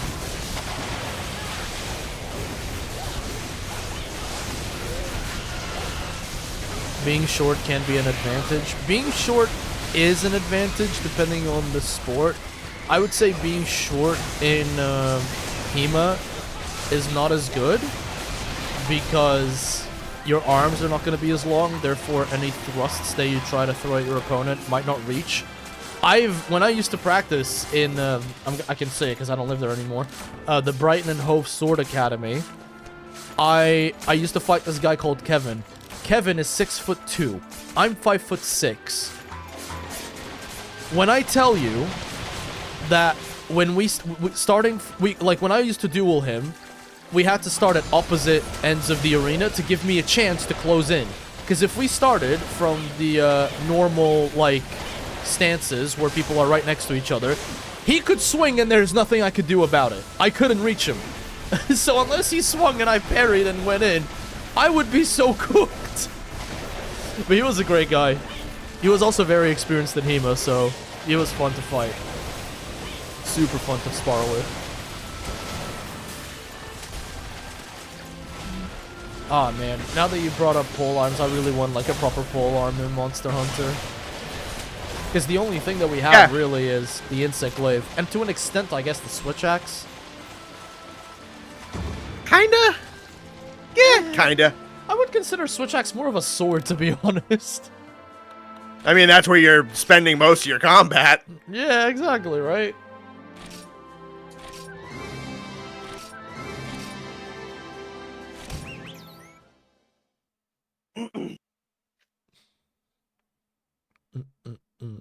Not to be that guy, but there is a quest after HR6. It's only one, though. Is it like an urgent quest?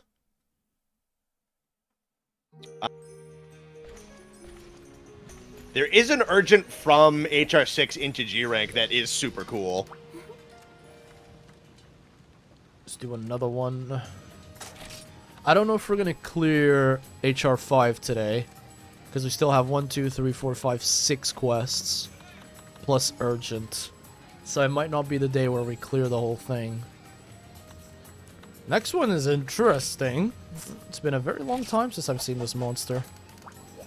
Although I will say in advance, I fought Yamatsukami, not Yamakurai, but I have a feeling that the fight is not going to be the best, because Yamatsukami ain't that cool. I'm sorry. The fight itself, the monster is great, but, you know. Yeah. Yeah, I'm getting a feeling there's going to be the exact same thing here. Oh well. The insect glaive is just a glaive. A glaive is also a polearm.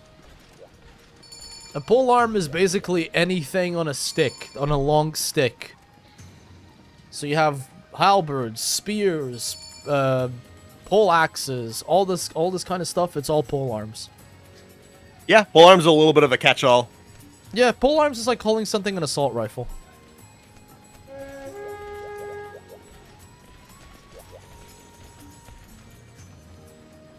Oh, wait. Almost forgot.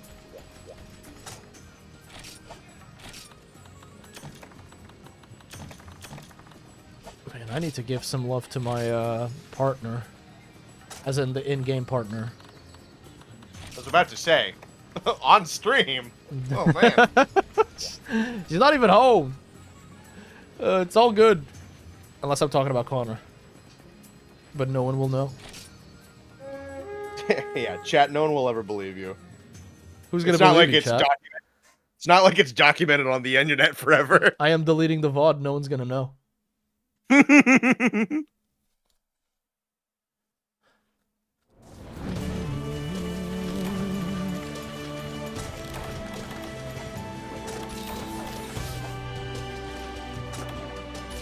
Banger fucking Western soundtrack in this map. Oh, yeah. Also, Yamakurai will fit in this map? He does, yeah. It's quite a wide map, I'll give you that. Some areas are quite wide. We're going all the way to the top. Term polearm is very broad. Yeah, it's like... And then when you ask people, what's the difference between a staff and a polearm? Because a staff is a polearm. You know?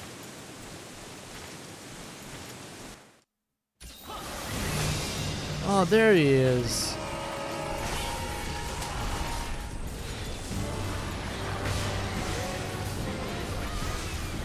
Oh, how's this gonna work? So for this state, you want to hit the thunderbugs, because the thunderbugs are going to run back into his mouth. Oh, okay. Yamakurai is Yamatsukami, but with more forest. What in the crazy shit am I looking at?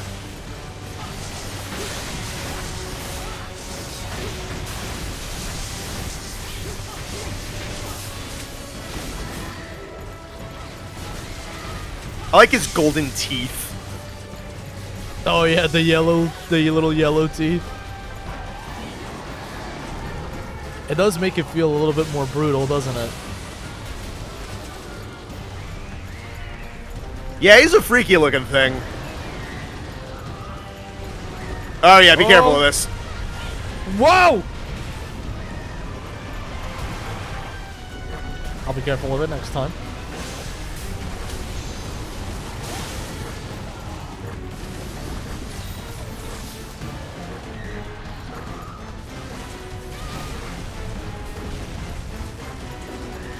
Oh shit. I just would. He'd almost be really good. The thing that sucks is that the only bit to hit him for like most of the fight is little teeny tidbits of his tentacles. Yeah, that's the thing about the Yamatsukami fight as well. I don't know if he's in Freedom. He's in Freedom Unite. To the order. Yeah, he's in all of the second generation games. Because I've only played Freedom Unite. I have a copy of Freedom 2, but I've never played Freedom 2.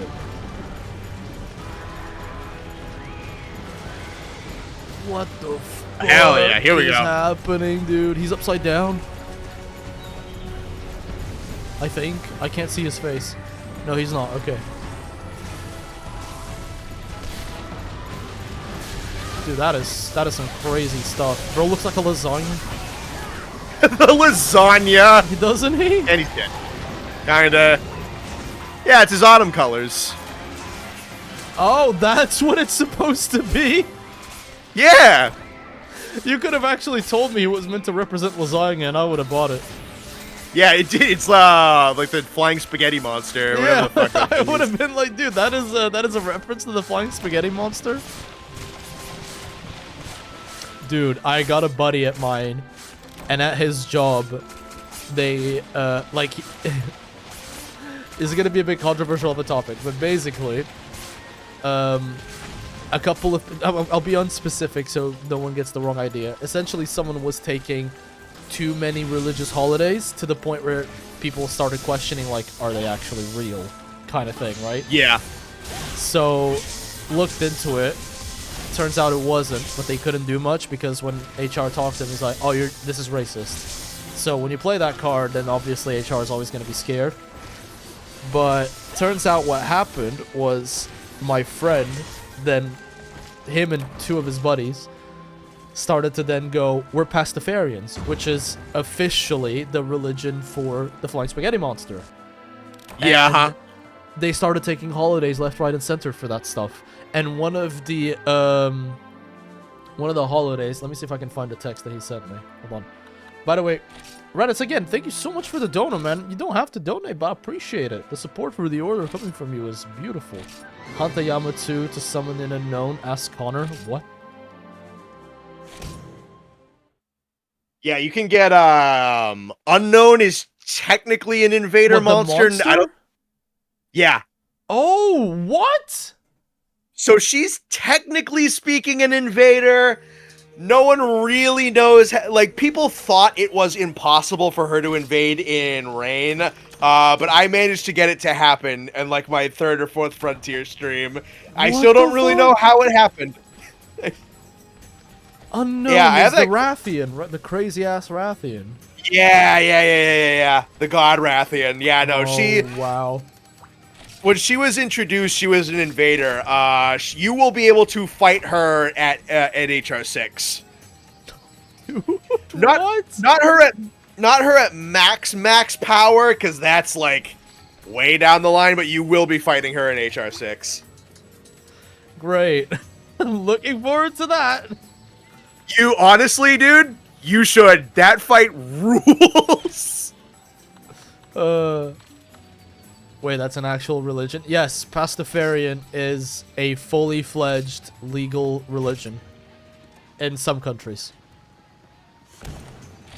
And yeah, they went ahead and they took their time off because they claimed, you know, we're pastafarians, and it was like pasta seaf night or something like that. Oh no, it was something like it's Italian representation night, and they took like 2 days off, and HR couldn't do much because they were like, well, if you don't agree to our religion's holidays, but you agree to this other person's, then you're being racist. And it's like the biggest Uno reverse card. I wouldn't do anything like this. I don't have the balls to put a move with HR like that. But man, it's funny. Also, that Tonin guy has some sick Spartan looking armor. Look at that shit. That's sick. Although your armor looks the coolest, I will say, Connor. Yeah. Your armor looks beautiful. I think this guy's rocking the Galgarf armor, actually. If I remember correctly, I think that's theirs. And as per every Monster Hunter game, there's always some half-naked lady. Oh, yeah. Which, no, this game is fucking shameless about it. Yeah, I've noticed the chest armor, and people pointed it out on you my know this first game has stream. a physics slider. You know this one has a physics slider in the tits, yeah, right? I saw it. There was the first stream that I did for Frontier. Someone was like, dude, you need to check this out. Yep. I It's don't fucking remember who hilarious. called it, but I remember seeing. I was like, dude, they were true visionaries. Oh man.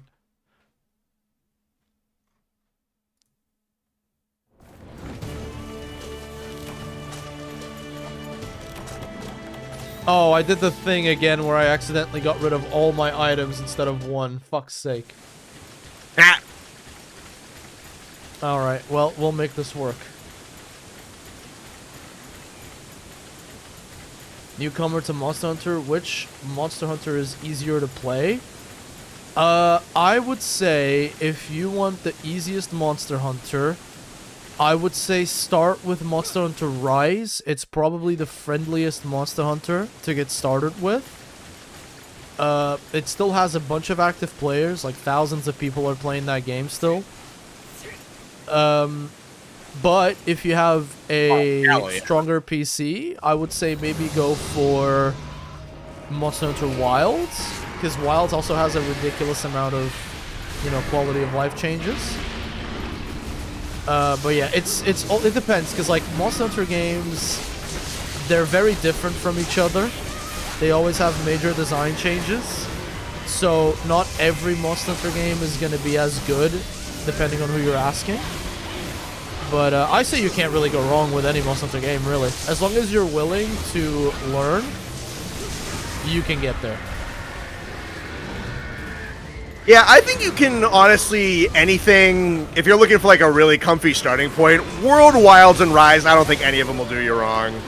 Yeah. Rise, I can kind of agree. I think Rise might be the best place if you're like starting and you want just like a nice, cozy, comfy entry. Yeah.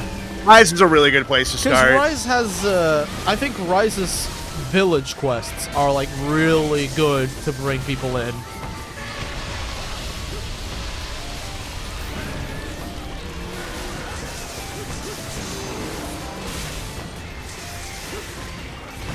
This monster looks really cool, by the way. He's like a sound wyvern, isn't it? He's a giant one-man band whale. On land. Looks really cool. He's a giant JBL speaker. I want you to be mine again. He even does whale breaches. It's hilarious.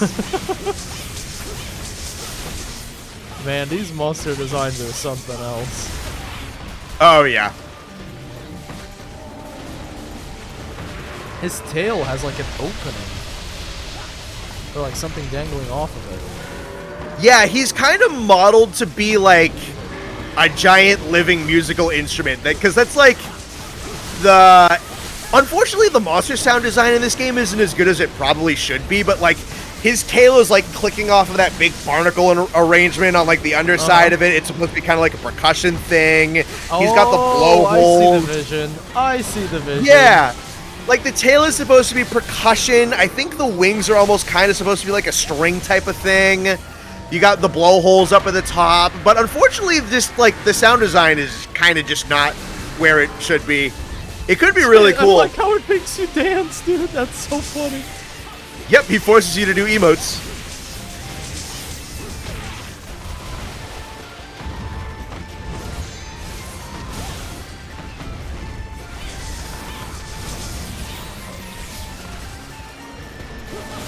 That is so interesting, honestly. This game has so much when you look into it. Oh, yeah.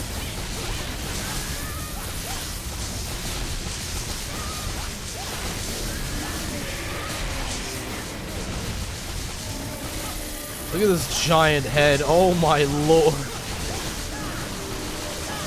That's gotta be like one of the biggest heads I've ever seen in Monster Hunter. Don't take that out of context, chat. I swear to God. Dicks! And instantly you play the dicks. Okay, thanks. Appreciate it. Are there any frontier monsters that you think can be implemented into wilds? We were having this conversation earlier, Werewolf, where we were basically saying there actually are a lot of Monster Hunter Frontier monsters that could be translated into wilds. Maybe not the super endgame ones, because the endgame for Frontier is very, like, big, loud explosion anime-style fights. But a lot of these mid to even some of the later game monsters could easily be adapted. Yeah. Like, you know, they've already adapted 3 Monster Hunter Frontier monsters into the mainline series. So one of them is Hypnocatrus, but we've only seen him once. And then there is Lavasioth, formerly known as Volganos. And then there also is Espinas, which was implemented in Sunbreak. So I'm hoping that we'll see another, maybe 2 Frontier monsters return in the expansion. I think it would be good. I'd love at least one.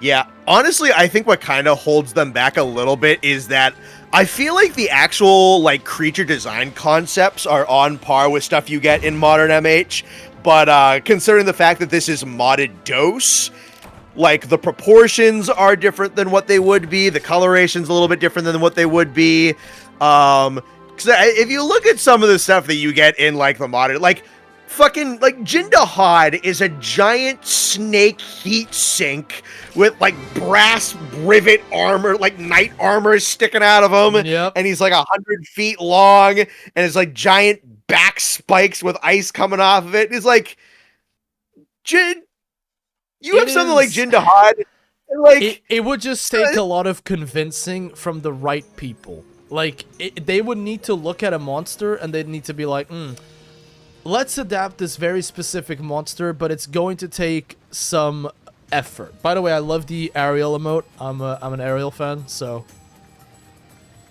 Sorry, I think it comes down to... It comes down to what the directors want to do. Because if, I don't know if you watched, like, the small interviews they did for the 20th anniversary, but when they were talking to Suzuki about Sunbreak... Granted, they'll probably never go into, like, how much background discussions were there, but his whole point was, like, I played Frontier, I loved Frontier, I wanted to put a Frontier monster in there, so I asked if I could put Espinas in Sunbreak, and they said yes, which is a big reason I please let Suzuki direct more Monster Hunter. That would be fantastic, because I think he did fucking great with Sunbreak in his debut, and he's also a Frontier fan. I assume Tokida and Fujioka are definitely still going to be working on Ascendance. I know they're not directing, but they're definitely still going to be there. Yeah, I don't know how much. I don't know how much they like Frontier, because I know Espinas is in Sunbreak because Suzuki liked Frontier. So I think it seems like it might kind of come down to what the director wants to do. It doesn't seem like there's this kind of block like there was at one point anymore. And what people also need to understand is, like, listen, it's great for them to bring back older monsters. It can be very fun.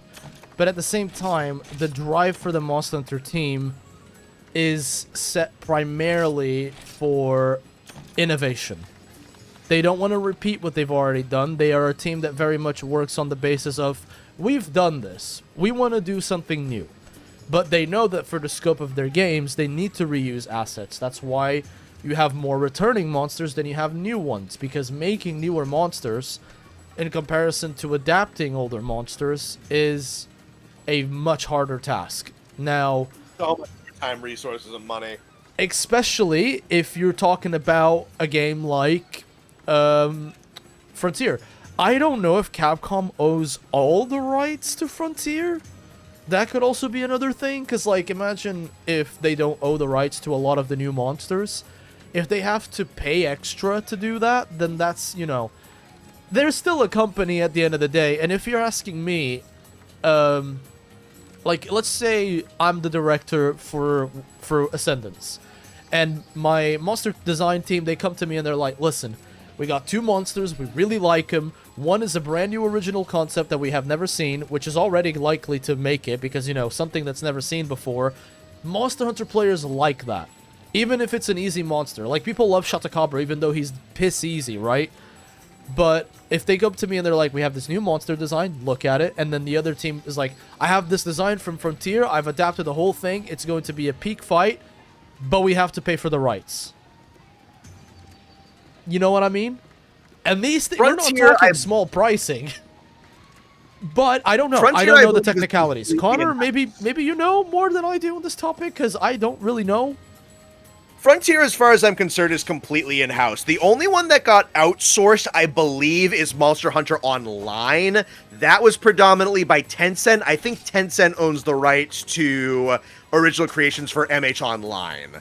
So I don't think honestly, I don't think Capcom is ever going to mention Monster Hunter Online again until the fucking sun explodes. Yep. Frontier, though, I believe is completely in-house. I think that is fine. I don't think there's going to be any licensing issues there.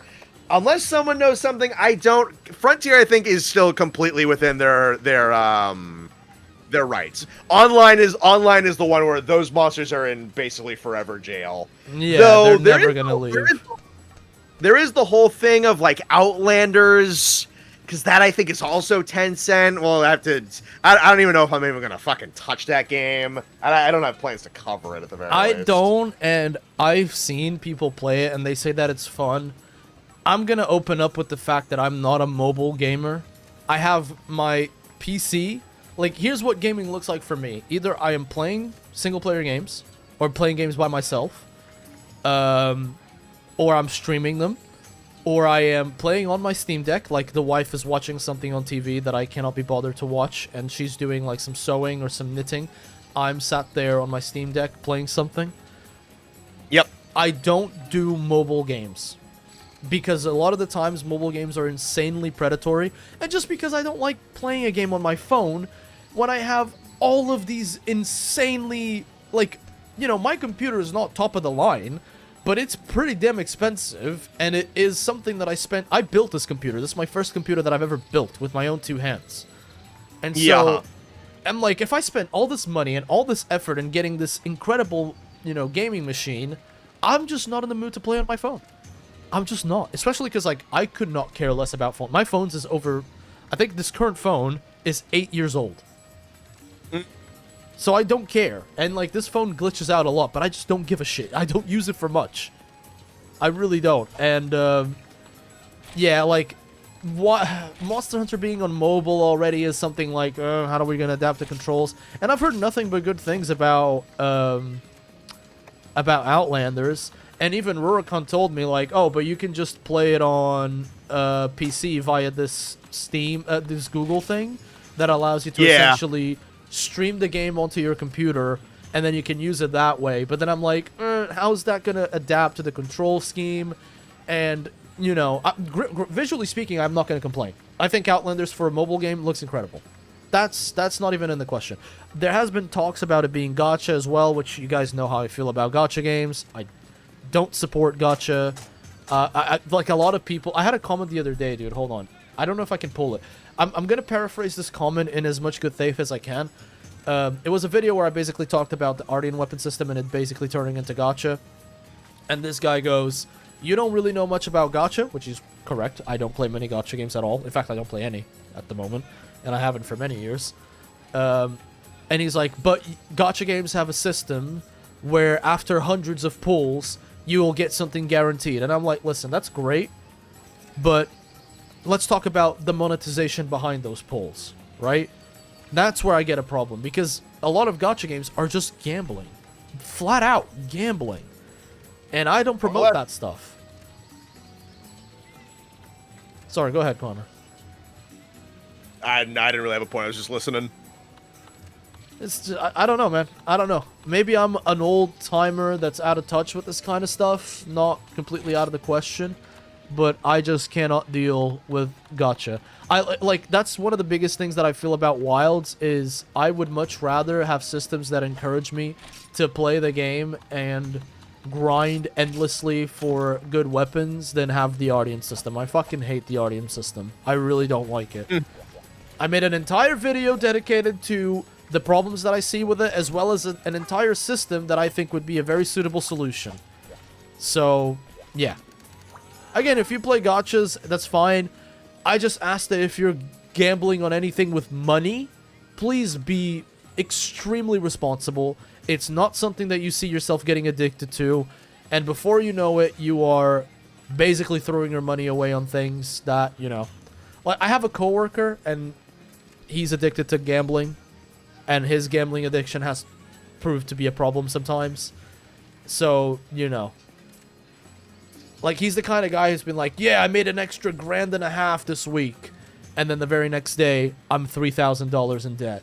Well, not dollars, pounds, because I live in England, so. But yeah, it's that kind of shit, so. Unless you do win. Remember, every gambler is one slot away from winning. Type shit.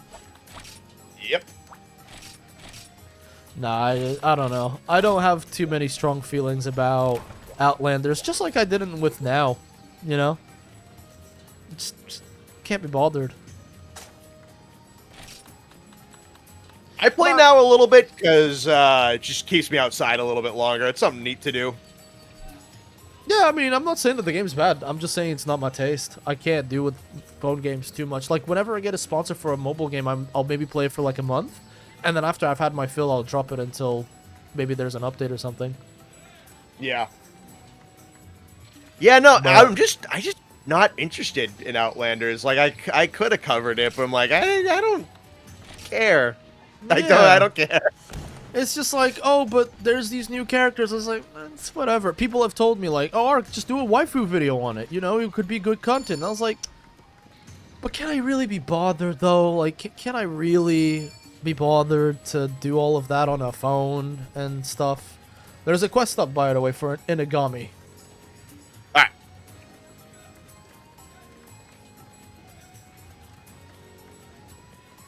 That's why I prefer claw machines. The original gambling. Guardians would be fine if you had any control of it. Yeah, I mean, Guardians would have been fine if you could actually have proper control of the system. Instead of, what am I gonna get this time? And it's just nothing good. Yeah. Like, I vividly remember the moment where I was like, I think I'm done with Wilds. I spent 8 hours in total trying to get one elemental switch axe to have, I think it was 6 different combinations. So it wasn't like I was going for one specific combination. It was like 6 different things, and I just couldn't get it. And after 8 hours, I was like, man, this isn't fun. To me, this is not what Monster Hunter is about. Like, if I was playing a quote-unquote traditional Monster Hunter, after 8 or so hours, I would have gotten somewhere, right? You wanna know a fun fact, by the way? I fought this guy before. Oh, have you? Yeah, a friend of mine plays Frontier, and when I went to his house, many years ago, before I was a content creator, he was fighting, well, many years ago. I haven't been a content creator for that long, but yeah, he was fighting Inagami, and I asked to have a go. He was playing Extreme Longsword, but yeah. So I've had a couple of run-ins with Inagami when he spawns all the bamboo from the ground and whatnot. Yeah.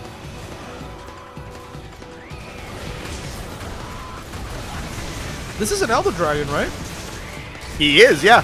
Haha! Would be cool to see more Elder Dragons like this. Yeah, I think he's the only other one that uses the Kieran model. Ooh, rip. Wait, this is the... Oh, yeah, this is the not the bipedal. The four-legged model of Kieran. Yeah, quadruped, that's the word. English.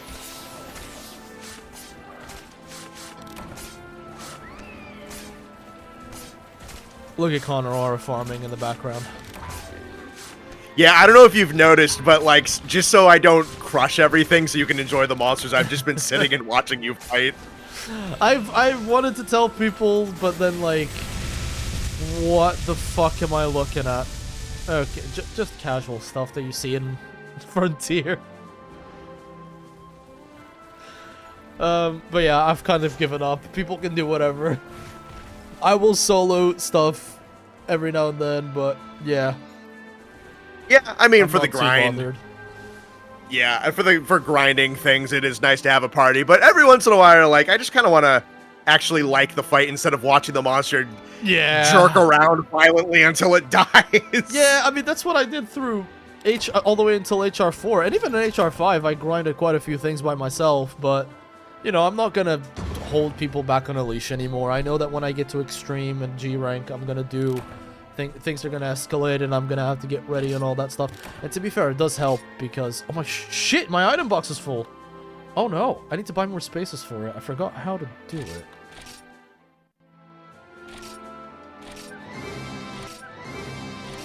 Where do you buy the item box expansions again? It's just... Is it not at the... Is it not cafe points? I don't...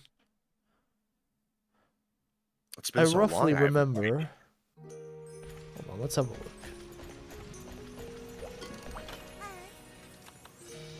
look. Tools? No. Yeah, I have... I don't think I can buy anymore. I have 42 pages and Jesus. only 22 filled. Buying inventory is such a scam. At least the people that made the rain server know about it and they're like, here man, just have it for very cheap. Is it here? Book of Combos, Storage Guild Experts. Can I not?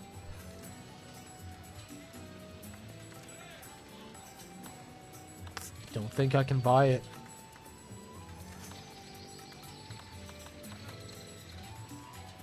Well, I do have the one, and then I have the master as well. House expansion level 2. Yeah, let me get a bigger house. I want to see what that looks like. The rest is just info on monsters. I don't think I've unlocked the other stuff.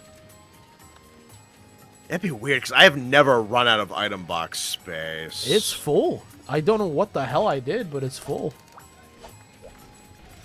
How many pages do you have? I think 5? Let's see.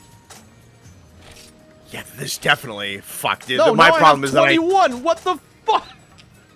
Okay, so I think the home things also give you more. That was on, like, probably 5. it, yeah. Yeah, there you go. Now I have 21 pages. Yeah, that's by Beautiful. the house shit. Okay. Is bro back at Frontier? Yes. Behold. Let's have a look at the new house expansion. Oh, that's fancy. I will say, when you get around to him, because there is basically like a teaser version of his fight, I would 100% recommend you try to do Guanzarumu solo. Guanzarumu. Okay, I will, because I take your word in this game as gospel, so I will 100% try to solo it. Because I soloed it. I soloed his Urgent with SNS. Basically what they do, he has 4 phases in G rank, but he has like a teaser trailer where you only do phase 1, and just from phase 1 you will, like, that fight is so fucking good. I highly recommend you try doing it solo, because if you can, his fight is, oh, it might be the best fight in this game. It might be the best fight. It's so good. It's so fucking good. Can you send me an icon? Because the names in Frontier are so difficult for me to remember. It's your thumbnail. Oh! Oh! You know what? Yeah, I got it in my brain now. It's all good. We don't need another reference. Yeah. He might be... gross. He might be the best fight in this game. He is insanely good. And they will give you just a little, just a nibble. Guanzorumu. Guanzorumu. Okay, so he's not in here. That's fine. So we have, let's see how many quests. 1, 2, 3, 4 quests left, plus the urgent to go into HR6. I think I'm just going to keep going. Again, Connor, like, feel free to stay or go at your leisure. So, because we've been here for 4 hours. I'm sure you got a life, but I would love for you to stay, buddy. But, you know, no pressure. Yeah. Also, send me your Steam so I can buy you For Honor. Thank you very much. Yeah, I should do that after this.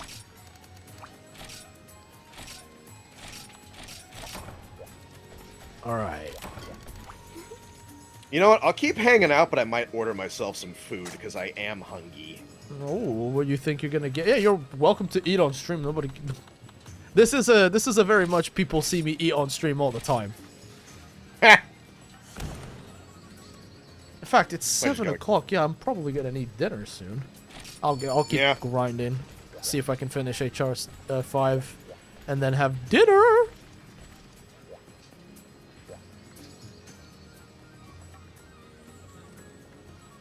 I love that the Fatalis icon is just a question mark. But why? Fatalis had icons already by here. I don't think he got official icons until Iceborne, no? Really? Is there not an old school Fatalis icon? No, question marks. Oh, no, I'm thinking of the fan one. Fuck, I'm stupid. Yeah, you might be. Yeah, I'm thinking of the old school, the fan-made one. Never mind.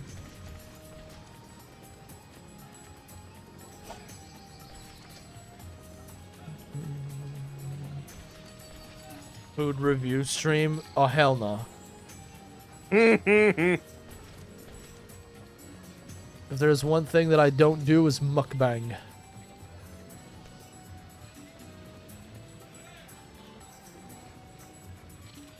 Played my fair share of For Honor. I don't know if I could get back into it. The only reason as to why I play For Honor, it's because there's nothing like it. And because I know how to play it in a fun way, to the point where, because like I don't do duels, I don't do ranked. I think it's not the way that the game shines. It's not the way that I have fun. And this is actually not something that I do that I've done myself, but in the UK, for you to have access to any Ubisoft game chats and such, you now need to like basically give them ID for you to be able to use their online chats, which I'm not fucking doing because I don't like Ubisoft. Yeah. So yeah, I don't see any messages or anything. And people who say like, oh, emote spamming though, people emote spam. I was like, listen, I get it. Emote spam can be annoying as shit. But at the same time, buddy old pal, let me tell you, I've played Counter-Strike and League of Legends. That's not toxic. Emote spamming is nothing compared to those other games that I just mentioned. That's a cool looking Bizarrius.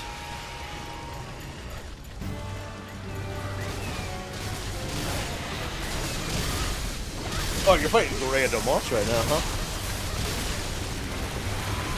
Ugh.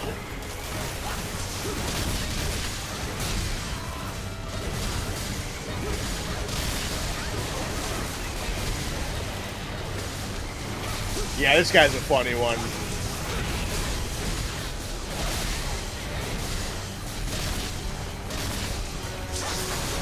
Giant walking water weapon platform, basically. He's crazy. Giant walking water gun. Yep.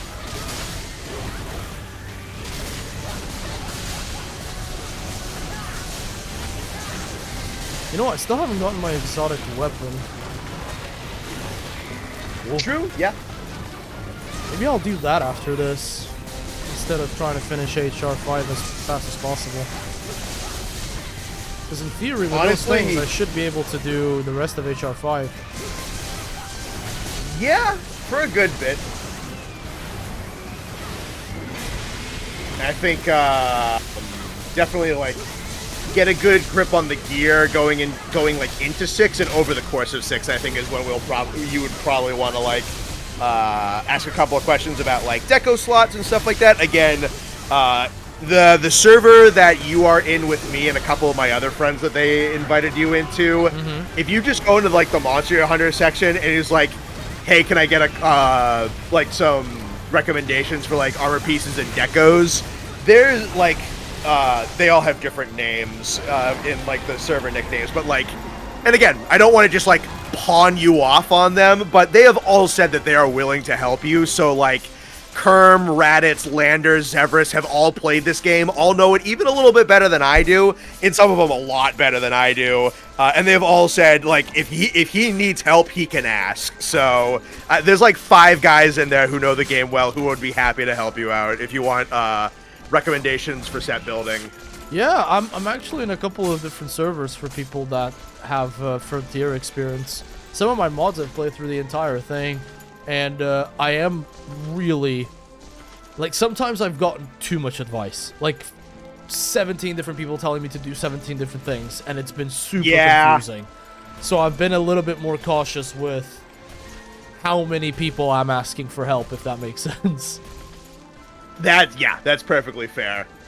That's honestly, I didn't want to like come on here and just bombard you with information as well, because there's just so much.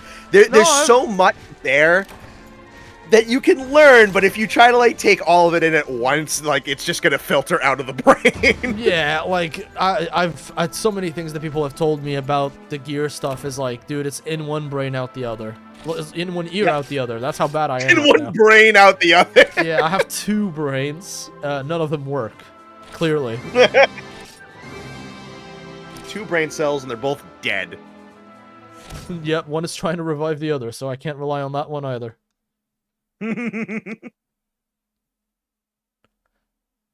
This monster could be a cool, rare species for Gravios. We both know there's no such thing as cool and Gravios in the same fucking sentence. Unless you're playing Godlands. I like 4th gen Gravios. I don't know, I've just never really liked Gravios much. My favorite aspect about him, especially I think the 4th gen one does it really well, is using the part breaks to kind of like pick them apart. So like you use the chest break for the extra like weak point, you use the legs for the topples, you go for the back break on the mount so that the gas distribution changes. I like that setup. It feels like kind of like chipping away at a giant so he doesn't fly or jump properly and roll, and he like tumbles when he rolls. Yeah, that stuff is pretty good. I don't know. I think I genuinely think he's been done so dirty in Wilds. Like how that monster. This he is is way like too more weak. of a yeah. He is so weak in Wilds. It's criminal. My man just lays over and takes everything. Yep.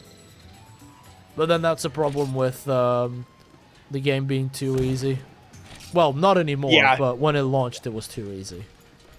Early level scaling in low and high rank, yeah. They still never fully got properly scaled. Like, which is why I'm hoping that in general, just like wound resiliences and that kind of stuff just gets fucking chunked in Ascendance.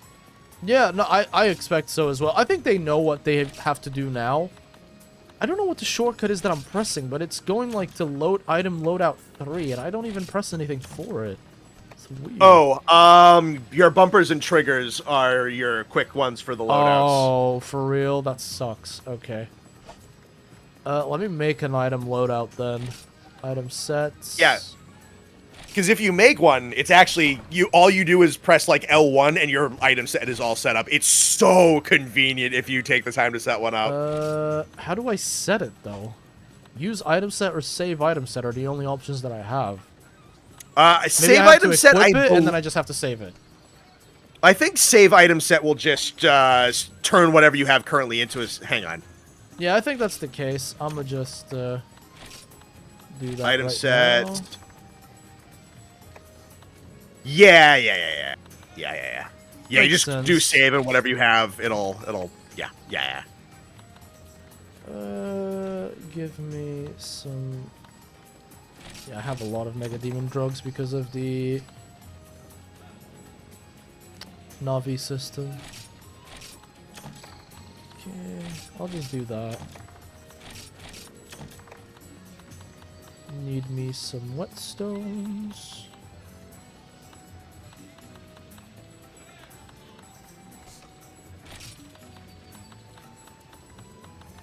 Oh, do I don't have any more? Okay, that's...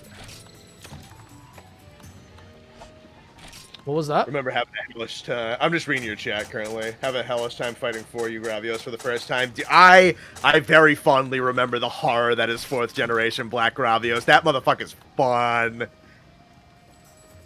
I'd love it. That honestly, we were talking about it earlier, and we kind of like got off topic before I answered it. This was a video that I made a couple of months ago. I would love it, honestly, if a couple of legacy subspecies managed to worm their way into Ascendance. Shrouded Nursula, Black Gravios, like 4th gen Blue Kutku. There's some real cool shit. Especially like any subspecies that managed to get its way into 4U. 4U did a really good job of taking 1st and 2nd generation subspecies and giving them a really proper facelift and Except for Purple individualizing Gipsaros. the That moveset. guy sucks. He sucks. I hate that monster so much.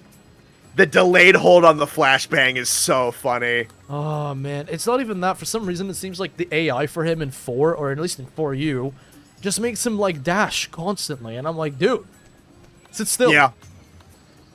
Oh, speaking of, actually, I'd imagine you probably haven't done too much, because you're mostly just, like getting your sets and then going through, like, key quests, right? Yeah, that's pretty much it. So... If you want to save it for like G rank, one thing that is a ton of fun is almost every one of your 1st and 2nd generation returning monsters has a hardcore form. They have physical differences, they have huge kit differences, and they also have a rare drop, which can be important for some decorations. You can currently fight them if you set their quest setting over to hardcore, but they'll also be in G rank as well if you kind of want to save them and put them off. It depends on what pace you want to run at, but they overhaul just about every single 1st and 2nd generation monster that is in this game, and they're almost like hardcore Cephadrome, taking from 2nd generation Cephadrome, is actually kind of a fucking banger-ass fight. Cephadrome and banger fight. I never thought I'd hear those words Yes. together. Cephadrome kind of rocks in this game. That's very funny. Oh, I've seen this guy.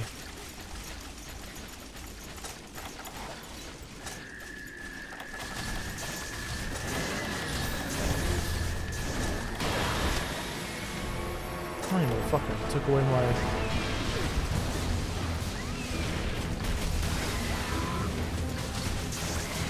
The drill wyvern. Oh, you're fighting Mimigan off right now.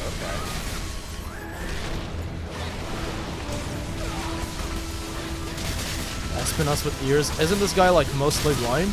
And he uses sound to move? Yes. Echolocation, if you will.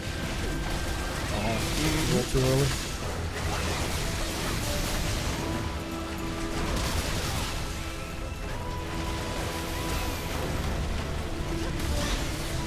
Even the Raptors is fun as hardcore Gendrome especially. Dude, hardcore Velocidrome is fucking hilarious because he just pukes items at you. Hardcore Velocidrome can force Farcaster you in this game. How does that even work? Because he just pukes items up at you with one of his attacks, and one of them can be a Farcaster. Dude. What? Yeah, at some point, Whenever you would like to, I definitely recommend it's a long gauntlet because there's a lot of monsters, but the hardcore gauntlet is a lot of fun. I want to do it because I've heard about it. It's basically a boss rush version of Monster Hunter. With arena after arena, yeah. And in between, like, you hunt the monster, you get points, and after you hunt the monster, you get to spend those points in items, and you get to get, like, repeating the cycle. I definitely want to do it. That's road. Yeah. Because when I'm thinking about a potential discussion about Monster Hunter Endgame, because my favorite endgame system that we've had thus far has been the Guiding Lands. I know not a lot of people like them. In my experience, and keep in mind I did this way before I was doing YouTube, I love the Guiding Lands. I had one friend that was playing the Guiding Lands with me. We coordinated our zones, and it was so fun to hunt a bunch of monsters in there with a friend. I think solo, that system falls apart a little bit, but together, it's such a fun experience. And yeah. I want to talk about more about the ideal endgame systems, because when we had with anomalies themselves weren't that bad. Curios crafting for armor was bad. Was really, really bad, actually. But yeah, like I said, the more deterministic aspects of endgame systems are what attract me the most over RNG. Like, yeah. I would, if you told me, oh, you can do an endgame weapon that requires you to do, like I said, for the Guardian weapons, the system that I proposed, instead of grab materials and gamble on things like skills. I'm not even talking stats, because people were accusing me of being a min-maxer. Leave the stats at the door. Let's focus purely on build diversity. Let's say I'm playing Wilds, and I want to make a build that has Leviathan's Fury, so the Lagiacrus skill, and Lord's Soul. Okay, if I want to get the Lagiacrus Fury, what I have to do is craft, call it a Wyverian Blueprint. I think that's what I called in my video. For me to craft this, it is a one-time craft that I can use as a template. So for me to use that, I need 10 Lagiacrus gems and 5 other gems, so more 15 more gems from other monsters that are in the same area as Lagiacrus. So 5 other gems from monsters that are in the Scarlet Forest. This would make sure that you're hunting a wide variety of monsters. Not all of them need to be like the Apexes or anything like that. Part of these recipes can include Lalabarina or Doshaguma, something like that. Once you craft that, you then have to use the materials that you got from the Lagiacrus to put that into the weapon. It is a long grind. It does have RNG, because monster drops are always going to be RNG, except if you have quests with certain, certified drops, which I also think would encourage people to talk online a little bit more, like coordinate online, like, hey, I have this quest, who needs this and that. But I would rather do that and have, I don't know, it takes 10 hours for me to get one weapon with both skills, or even just the one, depending on the RNG. But I know for a fact that I'm working for something that I will get, rather than spending 8 hours, like I said earlier, trying to get a bunch of different combinations. Like, I think it was, there was a range of 7 different combinations that I wanted, and I got none of them after 8 hours of gameplay. And that sucks major dick, because I like having a purpose in this stuff. I don't like doing this thinking that there's a chance. I want to know for a fact that I'm working towards something that I will eventually unlock. I was talking about how Flyin was playing, you know how he made his like Monster Hunter 1 video? About the grind in Monster Hunter 1 specific, and he's like, yeah, to upgrade the Fatalis weapon I need, I think it was 50 Rathalos gems or something crazy. Maybe that is a little too much, but would I rather do that than interact with the Ardian weapon system? 100%. Call me crazy. Yeah. I would much rather do that. Much rather do that. It's something that I'm grinding for with a purpose. I'm not spending time on the fucking menu spinning the slot machine. I'm in the field hunting a monster, you know? It's just how I see things. I know that maybe I am, like I said, out of touch. I'm old. I'm gonna be retired soon. IRL. No, I'm kidding. But yeah, like I personally don't like the deterministic aspects of RNG in endgame systems of all things. So when it comes to the Ascendance endgame, Brother, I have my hands in the air praying that we're not going to get something like we did with Curious Crafting or the Gogma Audience. Although we likely will. Truth be told, we likely will. There will probably be something, yeah. I think it's inevitable that we'll get something that's at least kind of annoying. If it just something better than the Gogma system, like let the monster weapons actually be relevant, make it have at least some control options. Like at least give me some concessions. Yeah, it's like the thing is, right? Wilds is so contradicting in this aspect for me because of two very specific aspects of the game. Number one, why the fuck is it that we have the Armor Transcendence skill, which, by the way, one of the best things that they've ever done in Monster Hunter ever. Done. It's amazing. It's such an incredible concept. Like, what's that? They give armors unique passives, and then later in the game, they don't become useless because they're weak in terms of armor ratings? Great. A fantastic idea. And then they have weapons, or Ardian weapons specifically, that can have those skills to combo with the armor, but those skills are super RNG. Like, the Ardian, I think that's why I hate the Gogma Ardian weapons so much, is because they drag down Armor Transcendence, which is easily the best thing that they've come up with in Wilds, in my opinion. Yeah. But I'm like, bro, I really want that system to just go, and I want something... Like, if we could get Guiding Lens 2.0, I'll be happy. If we get Guiding Lens 2.0, dude, hands in the air, peak, absolute cinema, I'm happy. No fucking problem. No fucking problem. Like, I will not have a single issue in my life. I will be happy. I'll get Connor and we'll, like, Connor can upgrade the Scarlet Forest and the Ice Shart place. I'm so unfunny. And I'll do Wyveria and the Windward Plains. Ice Shart Cliffs. The Ice Shart Cliffs. It's actually the new map. It's not called the Skybound Eyrie anymore.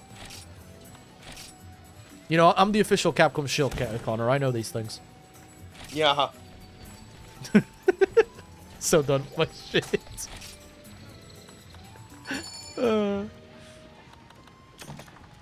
But yeah. I go on these rants very often. I'm not gonna apologize for them. I'm very passionate about these endgame system changes that I want to see. Yeah. Alright, let's see what this question. This is the Blue Lightning Tigrex. Oh yeah, I'm you're gonna doing go D-Rex see right right now. now. Hell yeah. Watch the guy that did all the Armor Transcendence and he needed like 1,000 gems combined. It was so interesting to watch. That's, again, at least you know what you're getting. You're transcending the armor, getting an upgrade, and you know what you're getting. And that's something that, realistically speaking, not a lot of people would do. Or the NSL even like have to do. Yeah. Like, for example, I have I crafted every single switch axe and every single sword and shield. I don't think most people would. No, I love Armor Transcendence so much. I was noodling around with it the other night when I was waiting for, because I needed to wait for that Wilds re-review to export, so I needed something to do. So I just hopped on Wilds and goofed around. But I've been loving four-piece Doshagama, like the Dosha's Might. So I'll go for like with the Power Clash stuff. Yeah, and the offsets especially. Yep. And I'll go for like the Gogma piece that has Dosha's Might on there. But I thought up of an idea for a build because I wanted to do something interesting with offset HBG. Specifically, I wanted to do offset HBG with Soregios's HBG because of the spread like ammo? you want the monster to come in close to do the offset, so he's right up in your face and you do the offset, and then you have like the spread shots. So I was looking for that. I was like, I want to do Dosha's Might with like the Soregios's modified ammunition. And I was looking at what they had access to, and like the regular Dosha armor's got like a bunch of latent power built in. Like I don't really want like latent power for this thing, especially since I'm doing like a lot of evade reloads. I'm not gonna. No, that's more of like a maximize thing, but whatever. But the Guardian Dosha armor actually had a lot of points in heroics, so like I could do something really funny right now. So I currently have, using Transcended Guardian Dosha armor, a heroics spread shot heavy bowgun set in Wilds that I was running yesterday. Crazy. This is a fucking blast, dude. This is so sick. Build. Well, one of my favorite builds that I came up with was a Scorcher build for SNS. Yeah? Yeah, because it procs so often with SNS. It's legit good. That's the build that I used to do Proof of a Hero. And I blasted through the fucking quest because of that build. And also because Sword and Shield is really strong in Wilds, but, you know, that's a different topic. But I need to pick it up more. It's great. And the thing is, right, the problem with Sword and Shield has always been that the weapon lacks grandeur and flashiness. Yeah. And in a game where, you know, Gunlance has 2 Wyvern Fires and they reach really far, Great Sword has offsets for days, Switch Axe has zero-sum discharge and FRS, so the full release slash. Heavy Bowgun gets a power clash and an offset.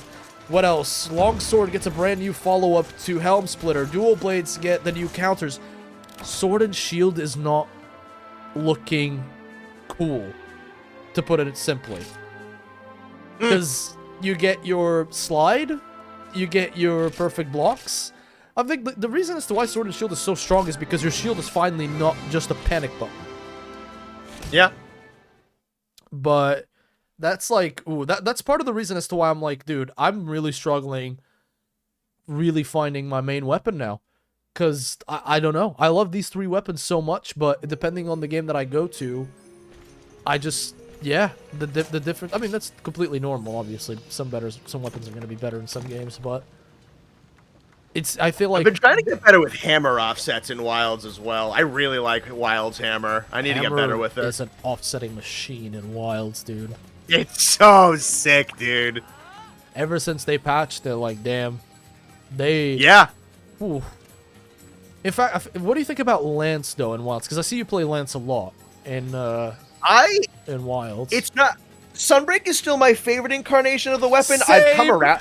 Same. I love the Lance and Sunbreak, dude. Good in that game. It's so good in that fucking game. good, and it's so fun. This one's really fun because of how fluid it is, and like the way they want you to break up the combos with the triangle X attacks. They want you to like implement like the big swing or like the triple rapid pokes and stuff like that. I love how it chains. Again, I wish that it had like the double adept block sweeping attack. I do miss that. I think it's really weird that it's not there. I love that move so much. And they're giving it to the Gunlance, apparently, with the boost bracer. Yeah, it's really weird. So I'm hoping, I don't know, I'm hoping it's on both. I don't know either, but man, Lance, I know that you saying that you like Lance and Sunbreak makes me so happy, because when I started making content towards the end of Sunbreak, so that's where I started like streaming and stuff, and I remember I was 1v1ing Primordial Malzena with Lance, and people in chat were like, you know, at the time I had 15 viewers on a good day, and people were like, what the fuck, I never saw what, you know, Lance is like. This looks so cool. It's like a genuine dance between you and the monster. I was like, yeah, because Lance is cool, but it's, again, also not one of the flashiest weapons, so people don't look at it much. People like to look at flashy weapons. The way that they look, and then the way that they play. And so that's why the least flashy weapons are not that popular in the grand scheme of things. But yeah, man. Yeah, but then Lance, you pick them up. But then you pick them up and play them, and you're like, oh, Lance is actually like one of the tightest controlled, most aggressive weapons in the entire game, and it's so fucking power fantasy. Yep. All right, my burrito's here. I'm gonna grab my food. Go grab your burrito, buddy. But yeah, dude, that's why no one plays the guns. I think Light Bowgun suffers from that a lot. I really do. All right, let's fight the big boy himself. It's White Fatalis, not regular. It's been so long since I've seen this dude.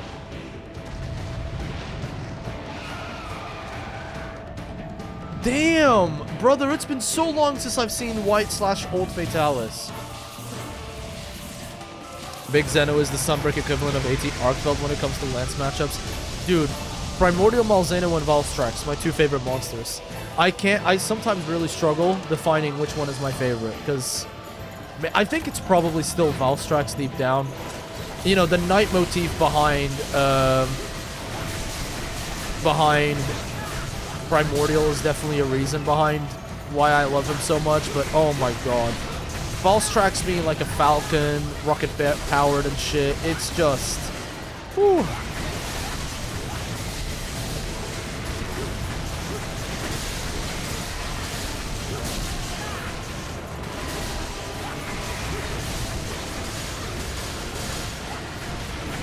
Oh.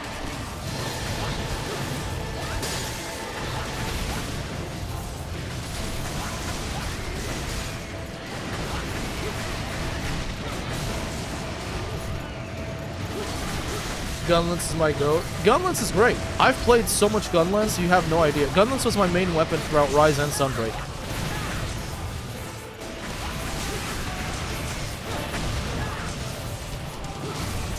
Oh. Big boy, old Fatalis himself. Oh, shit, yeah. Oh, what's up, man? Enjoy your burrito. What did you get on your burrito? I judge you based on this, by the way. I got, let's see, I got steak, rice, cheese, potatoes, and beans in here. Banger burrito, dude. Let's go. My man has great taste in burritos. I personally would have swapped out the steak for some chicken. I have an unhealthy obsession with chicken, but that's just me being me. I don't know if you can have an unhealthy obsession with chicken. It's a very healthy food. It's healthier, but it's, you know... I think it's because I lived in an island for a very long time, and so red meat is not as common. So, we're talking, like, mostly fish and poultry.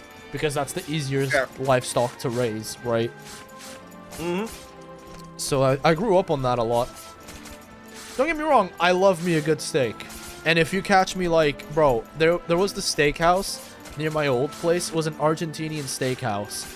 And I shit you not, they were delicious. Like, a dinner there would cost you it would be pretty expensive, but man, it was worth it. It was worth it every time.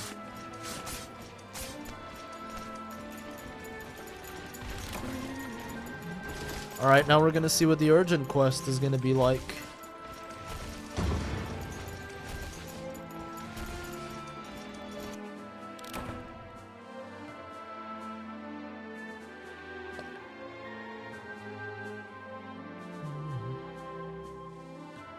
Yeah, I also, I'm quite fortunate being on the east coast of the U.S., because, especially northeastern coast of the U.S., the seafood here is awesome. I'm a big fan of seafood.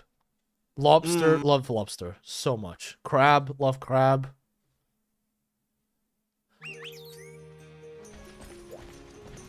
I like clams a lot. Honestly, I like mussels and shellfish. I'm a big fan of a little bit more than like fish strictly. I'm the opposite. I don't know what it is. I've never really liked them very much. I don't know why though. Because where I'm from, this is like a very weird thing for people to not like, you know, shellfish, mussels, and all that stuff.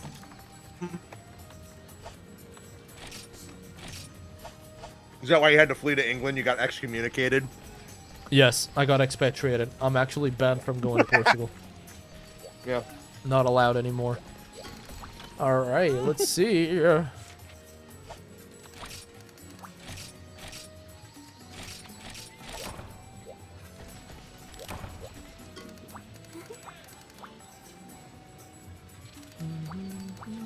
Alright, now I'm gonna get my urgent quest into HR6. Lovely. Mm-hmm. Who is it? Oh, this is the guy! Isn't it? I believe so, yeah. This is the dude. Okay, I have to solo this guy. Well, at least try. I don't know if I'm gonna be able to with my current stuff. Well, if With the I'm current not stuff- able to do it, then what I'm gonna do is I'm just gonna go grab some exotic stuff. I'll probably, you know, try them, see how it goes. But if it works, fantastic. If not, then my next thing is gonna be working on the exotic gear that I got. I'm gonna see how this goes. What else do I need?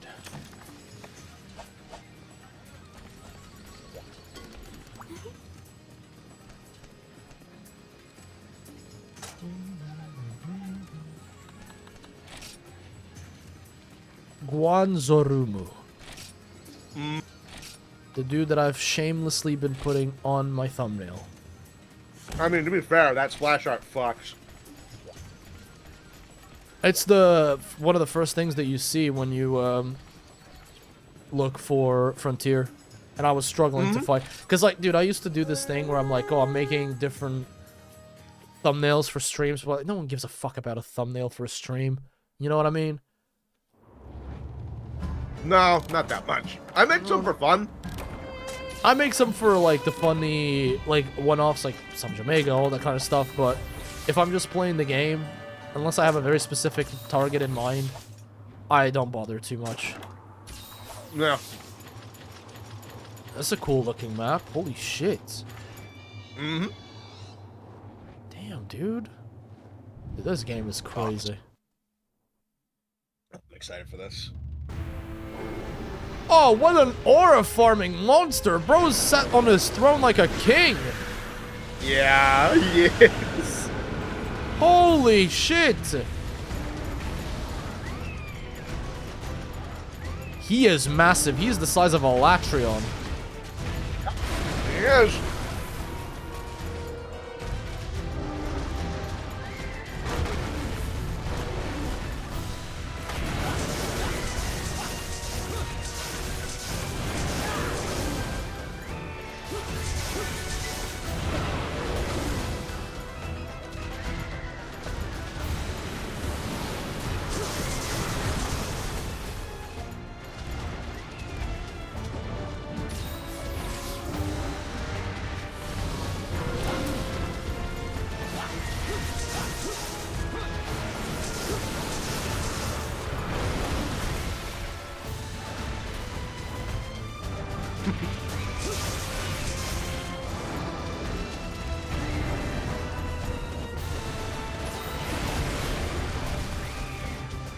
I saw you roll for that fireball. That was 15 seconds ago.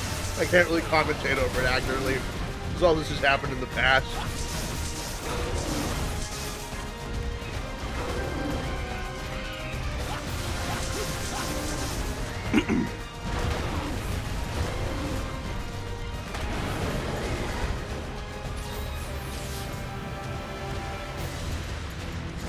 He's focusing, Chad. Lizard, lizard, lizard, lizard, lizard, lizard, lizard. Whoever pressed that lizard button, I just want you to know that I will touch you inappropriately. Fuck you. Stop breaking my focus.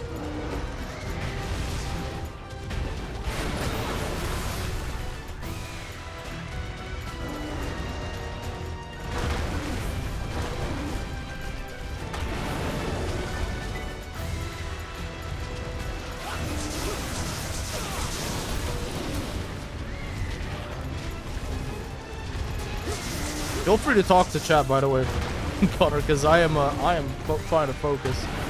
I know, I don't want to bother you. For this guy. I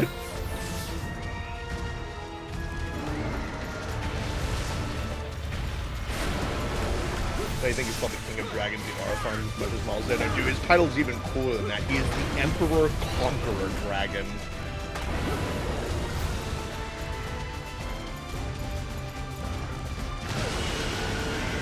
Imagine this guy was the final boss that allowed to send him to the top of the floating castle. When we were streaming this, because like I have a lot of Frontier fans in my audience because of, you know, what I knew. Everybody was saying, like, dude, Guan would work so well on this map over and over and over again. I'm like, I don't want to get my hopes up for that because that's so out of left field. But yeah, he would look pretty fucking cool.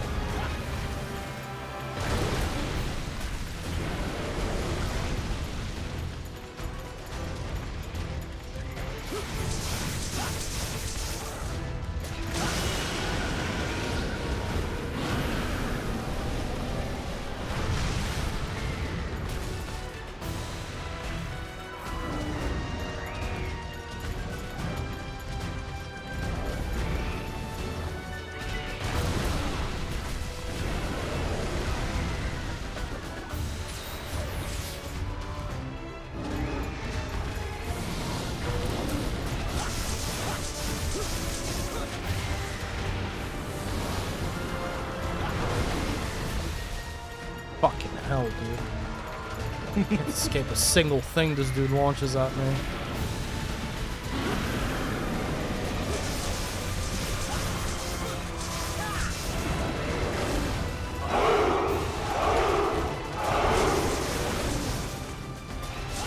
You will learn.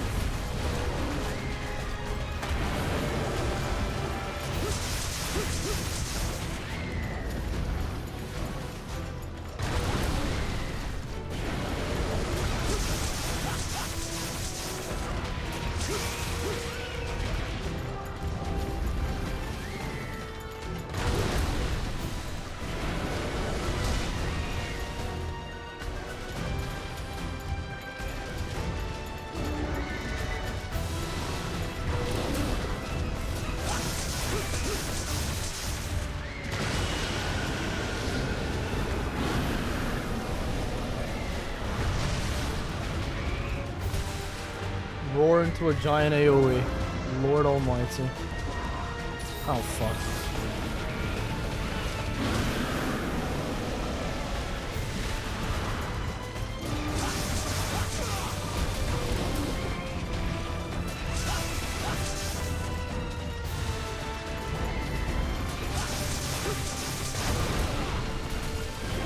The back hop is just not enough iframes.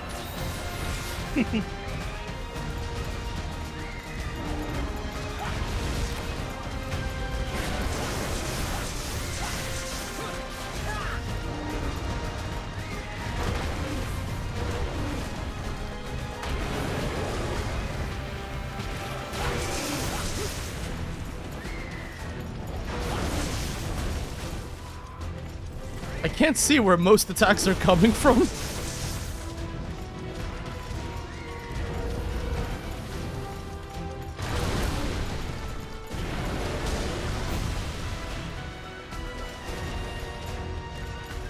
Stomach happy.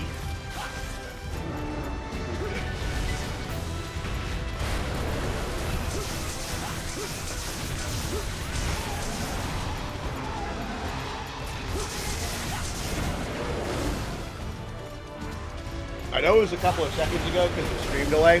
When he does the backstep fireball into the sweeping breath, you can absolutely roll through that follow-up flamethrower. Gotcha.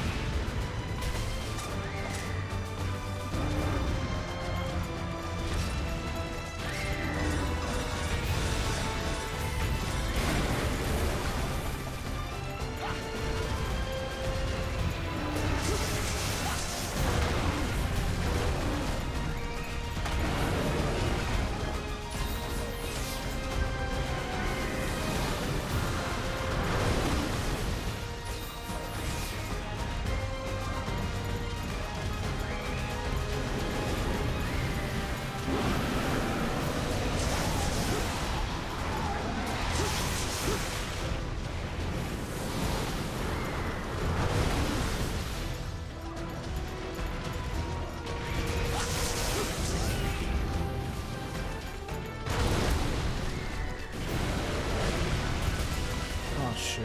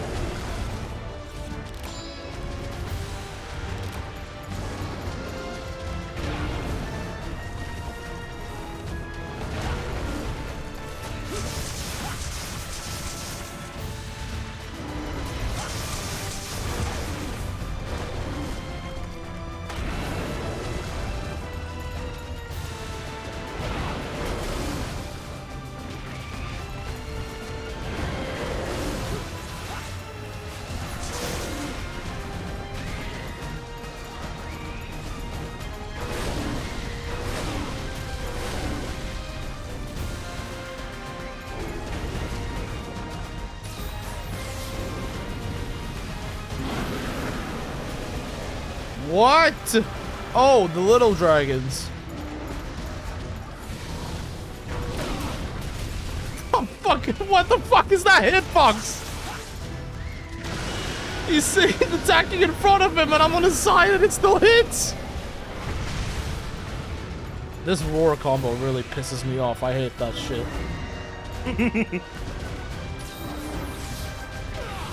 Yeah, I just saw the hitbox and the flame breath.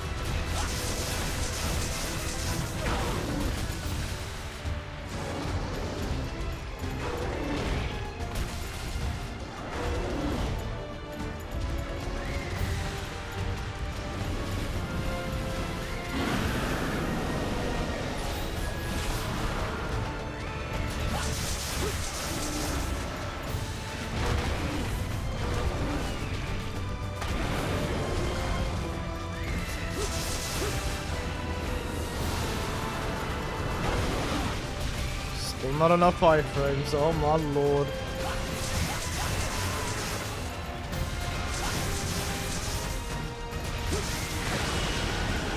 Ah, here we go. Combo with the breath attack. Oh, never mind.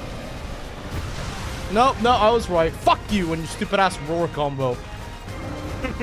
Can't see that shit coming from a mile away because I'm sword and shield, so I'm on his crotch.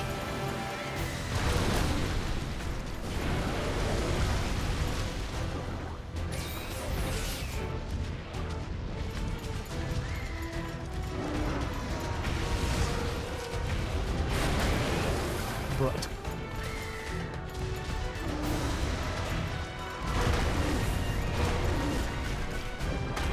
Alright, you got the rope to the flame breath on that one. I saw that one.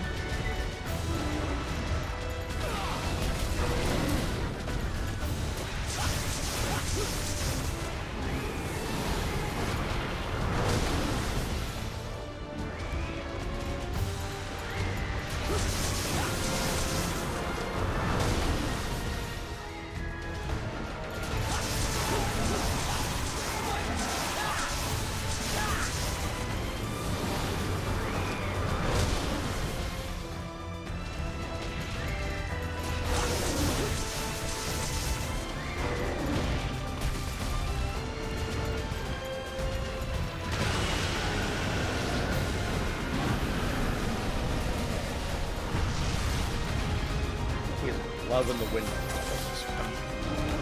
Did that like 3 times in a row.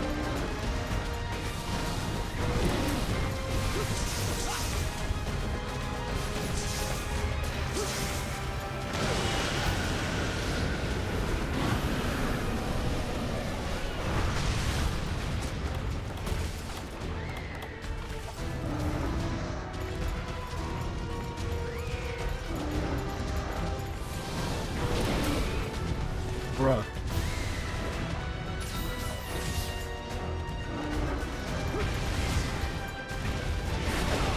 That still hits!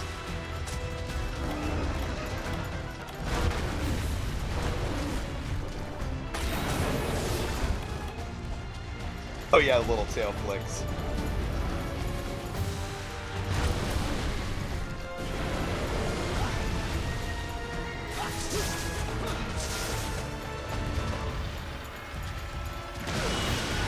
Oh my lord. That combo with the roar, it's instant, man. What's the telling for that? Guess I need earplugs. Earplugs will help. The big tell is like the double plant to the feet and like the wings starting to go up. There is a wind-up animation for it.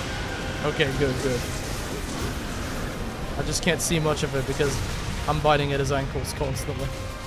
Yeah, it's definitely easier for me to see it because I'm not the one actively participating. It's just, it'll be something that you pick up on. That's just pattern recognition. Classic boss fight, really.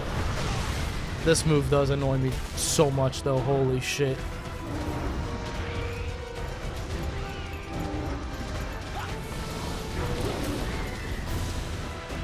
Alright, out of potions. What? I thought that stuff was supposed to be at a 90-degree angle.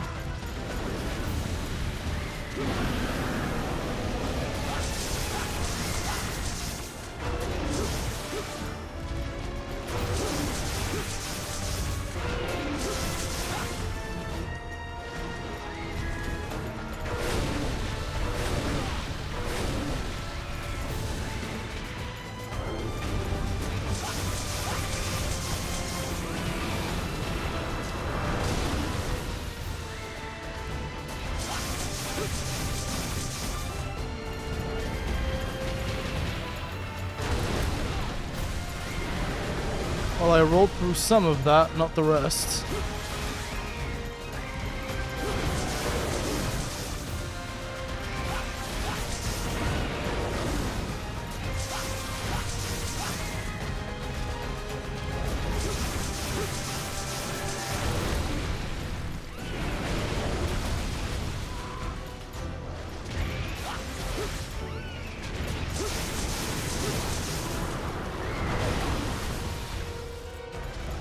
I'm so cooked. I'm not even halfway through with this dude. You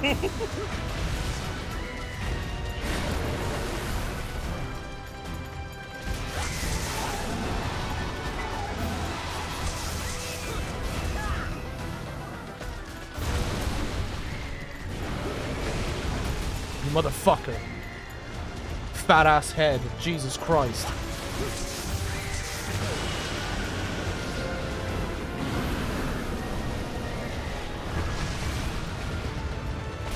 Man, I hate that roaring bullshit. It's so annoying. It's so hard to tell.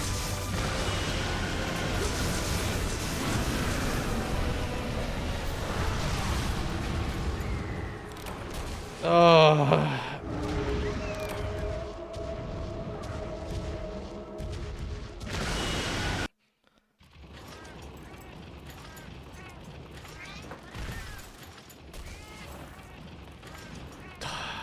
Right, there's nothing I can get in terms of restocks. I know when I've lost.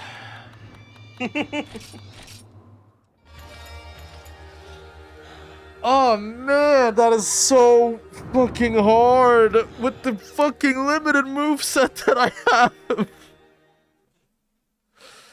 Hell no, that's not happening. That is not happening. GG!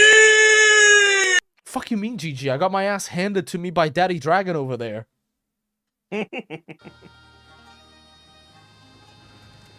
Bro, oh my god. I just want extreme style so bad. I hate playing with those play styles, man. It sucks. Like, I guarantee you after this, I'm going to play Wilds just so that I can feel what an actual moveset looks like. Fucking hell. Whew. Right. I'm gonna have to mid-max for this dude. The GG was for the dragon. Well, it's my stream, not the dragon, you dumbass! Yeah, no. Well, it is now. Fuck him. You just wait until I have good gear and fucking extreme style, bitch. I'm gonna be iframing for everything he throws at me.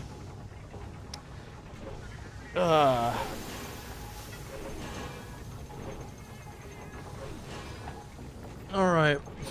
Step number 1. We're gonna get a better weapon. And for that, I need these guys. Even though that's only slightly. What's his elemental weakness then? I'm pretty sure. Okay. Yeah, Elder Dragon.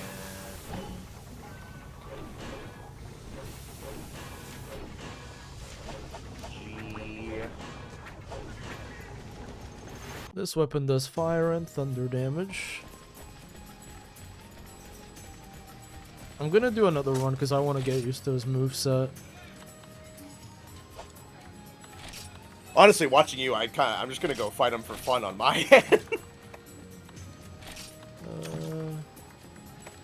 I just need a lot more sustain because I don't have the damage to get through to him. Part of it is definitely numbers, yeah, considering this game does not have, like, single-player scaling. G2 potions do heal you, right? Just...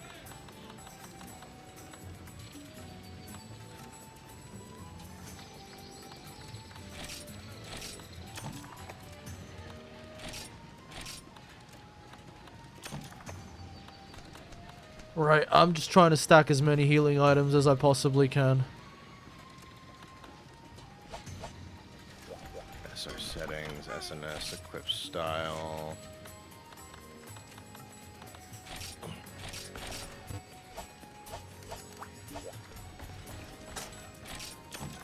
He looks cool though. Jokes like me fucking about aside. The roar is pretty annoying. It's very hard to tell. If it wasn't for someone telling me what the animation looks like, I don't think I can nail it down.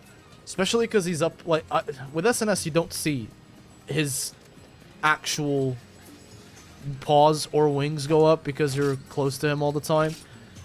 Being behind him seems like a better weak spot, so that's not bad. Yeah, I know that when I beat him for the first time, I used earplugs, so definitely no shame doing that. Yeah, I just need an armor set that has earplugs, and I don't know. I'm gonna try him again just to learn his patterns, not really try to kill him. And since he's scaled for multiplayer, I think I'll bring the NPC hunter along.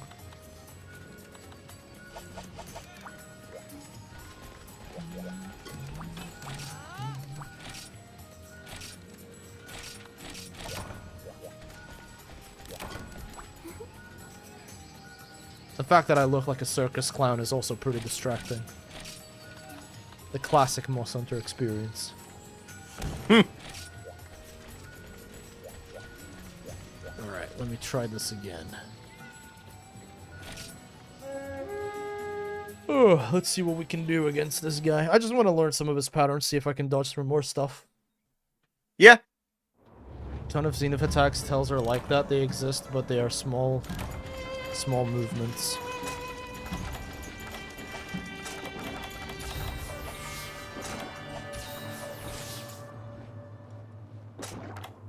Yeah, I think it's I haven't been playing too much SNS outside of when I've been playing Frontier.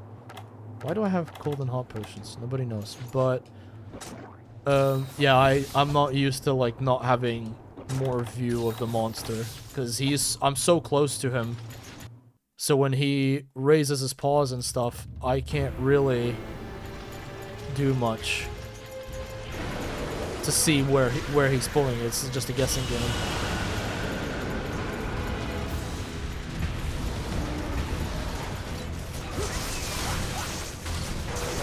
I think I'm on the wig box on that one.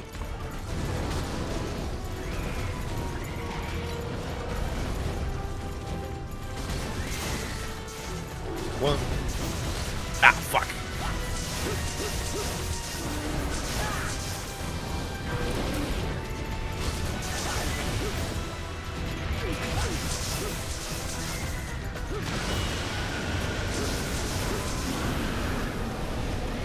And boom.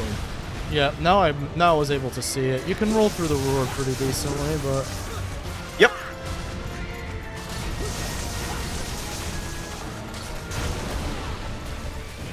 what?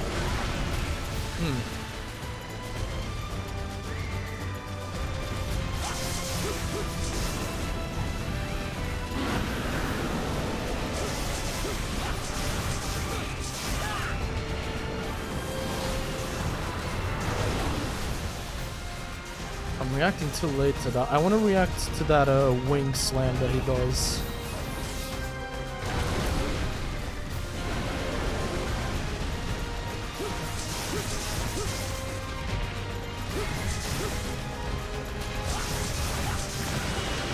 Oh shit, I didn't see it now. Oh no.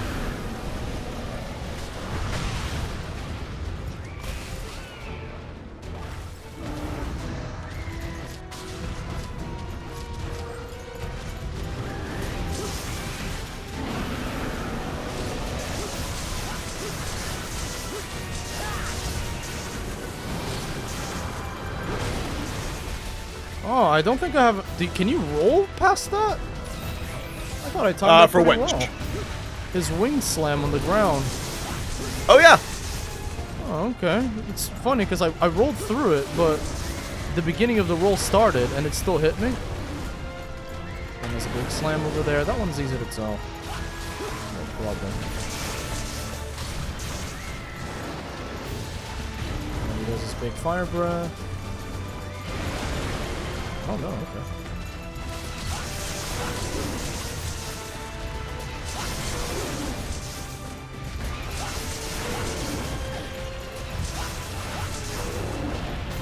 I Oh, I his roar backstepped sound. to the roar. Yeah, it's a cool one, yeah. Wouldn't expect it to be that high-pitched. But it's nice. It has differentiated itself from.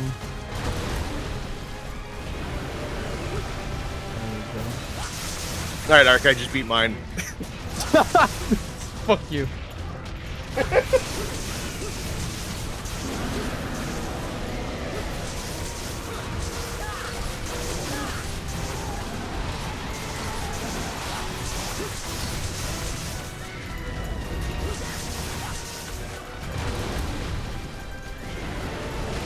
I'm getting it.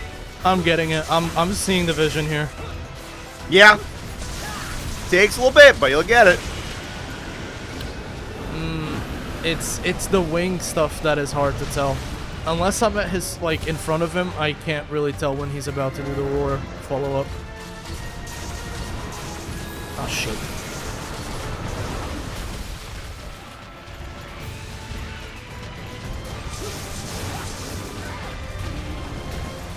What the hell hit me there?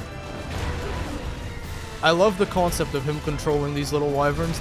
It's honestly one of the best things I've ever seen. Oh yeah, his phase 2 will use them more as well.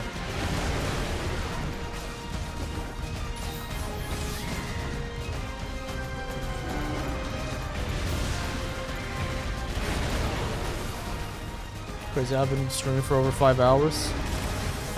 It's easier to stream when you have people in voice chat with you, because then you're talking to someone. And like, Yep. Connor has carried a lot of the talk around Frontier, because obviously he's a lot more experienced in the game than I am.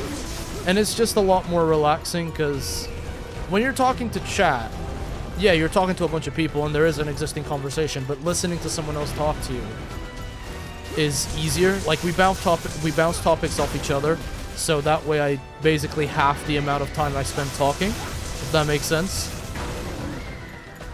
And when I'm into a game, man, I just want to play the game, truth be told. Yeah, sometimes it's really hard to, like, I try to, like, engage with chat sometimes, but then I'll look down and get hit by something like, fuck, I gotta stop doing that. Yeah, exactly. Like, every person that's ever streamed knows what it's like when you're sat there focusing, you lock in, but then, boo-hoo, you didn't pay attention for 2 seconds, and the 2 seconds because we were looking at chat. Congratulations, you've now been hit. That's happened multiple times. When I was streaming Omega, I was making it clear to everyone, like, listen, if I'm fighting Omega, Savage Omega, I am not replying to chat. Yeah.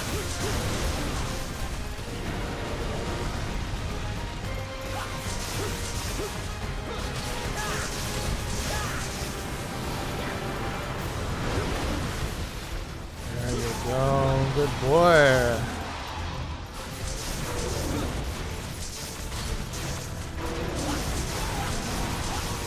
That's my boy!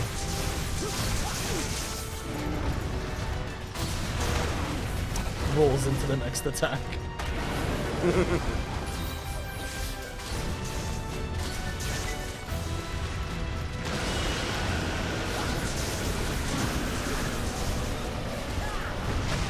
Oh no! I greeted. Such disgusting greed. Don't hit me, please. Why? Don't hit me. He hits me with the one move that he knows I hate. You're a little bastard.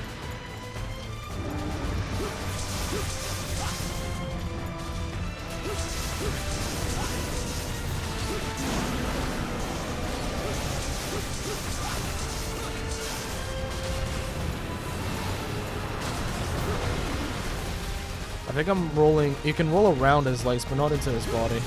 That will get you hit.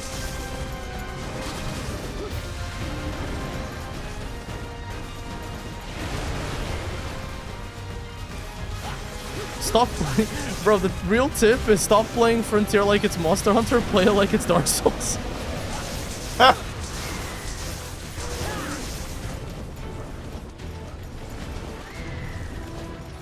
One, two. Oh, I couldn't. The splash zone of the second one hit. That's sad.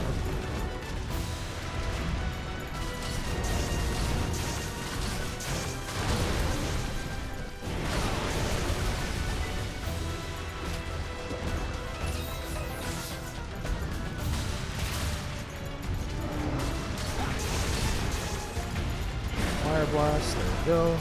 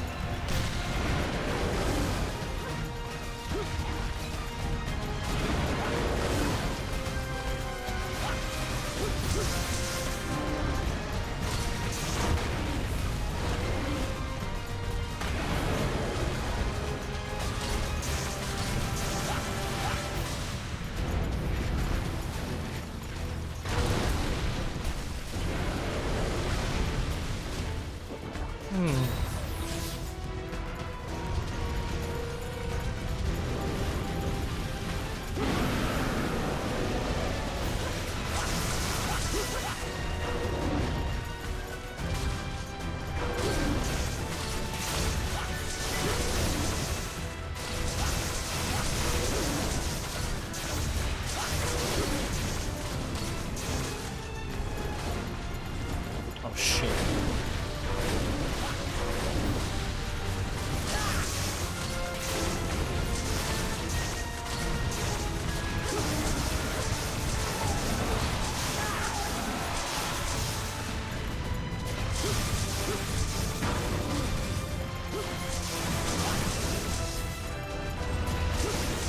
Oh shit.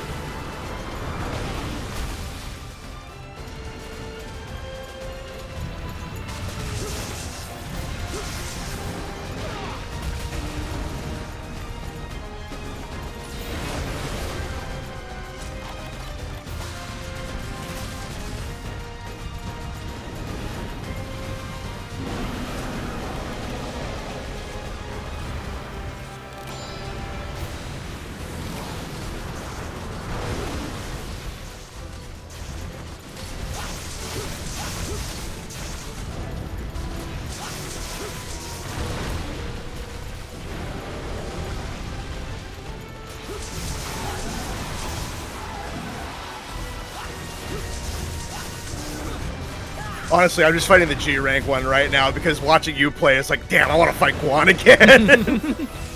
He is sick.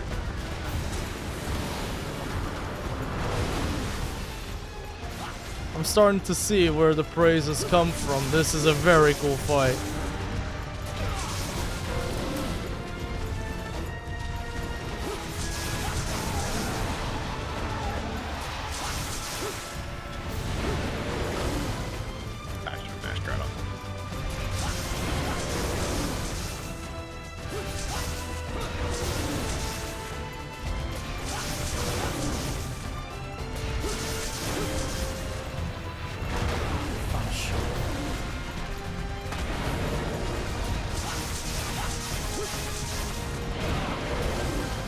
I have been able to do phase 1 on G rank hitless once.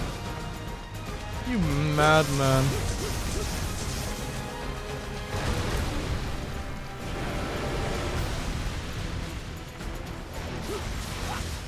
Is there like a different variant to this guy as well? Or am I misremembering? He does have a Muso, yeah. Which Musos are like the top level monsters hardest thing. above Zenith. Yeah. Right? Yep. See, I know. Though Ruler Guan, I think, is probably one of the easiest Zeniths in the game.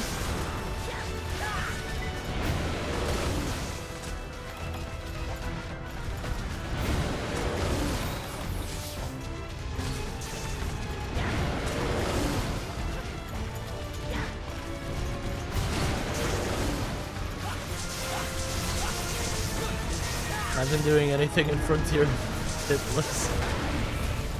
There's always a madman. There's always a madman willing to do it. If people do god runs in From Software games where they play all the From Software games without taking a single hit, trust me, there's more.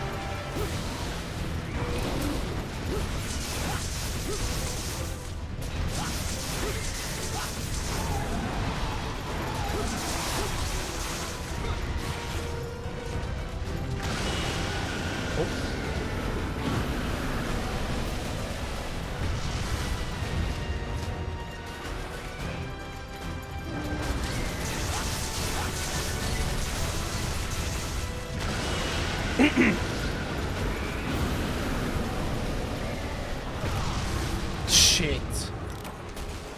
That's what I get for trying to get greedy and roll through something instead of just walking it.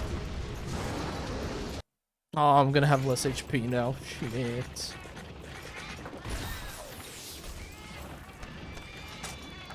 Unless...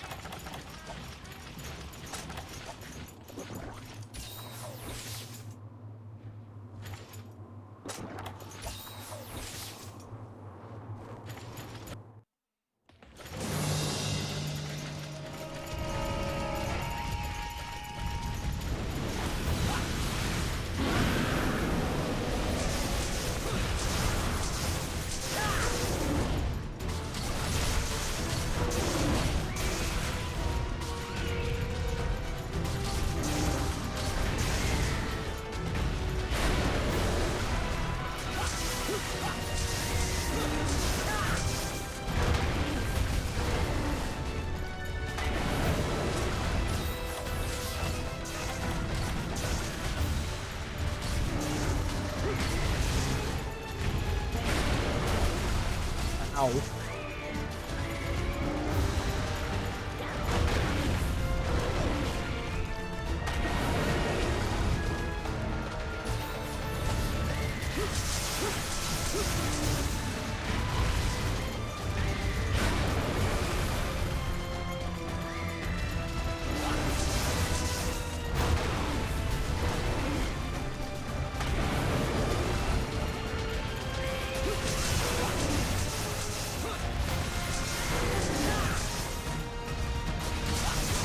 Someone said, Art, don't forget to perfect rush.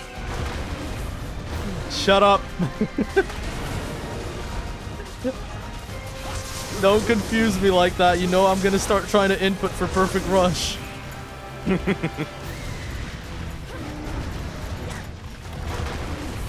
I'm gullible.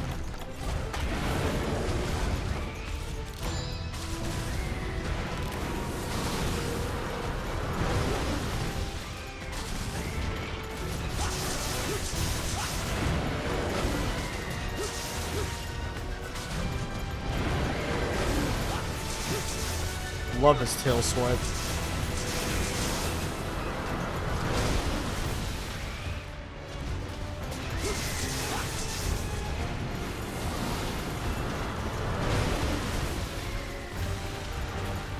That's odd. I wonder what... I didn't get hit, but I got pushed back.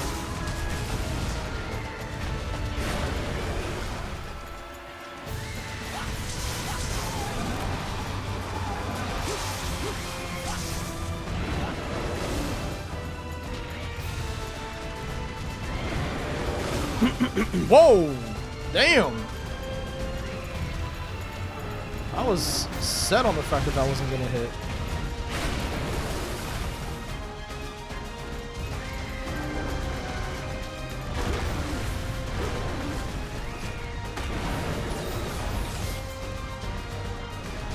Oh, I greeted there.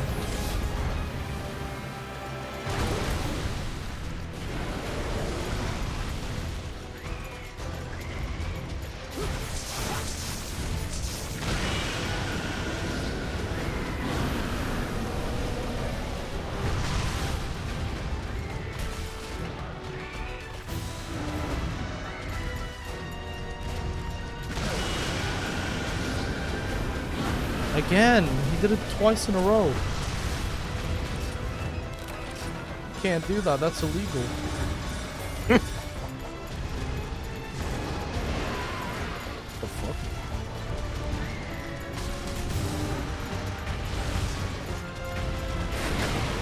Oh, that shit still hits you if you sprint, okay.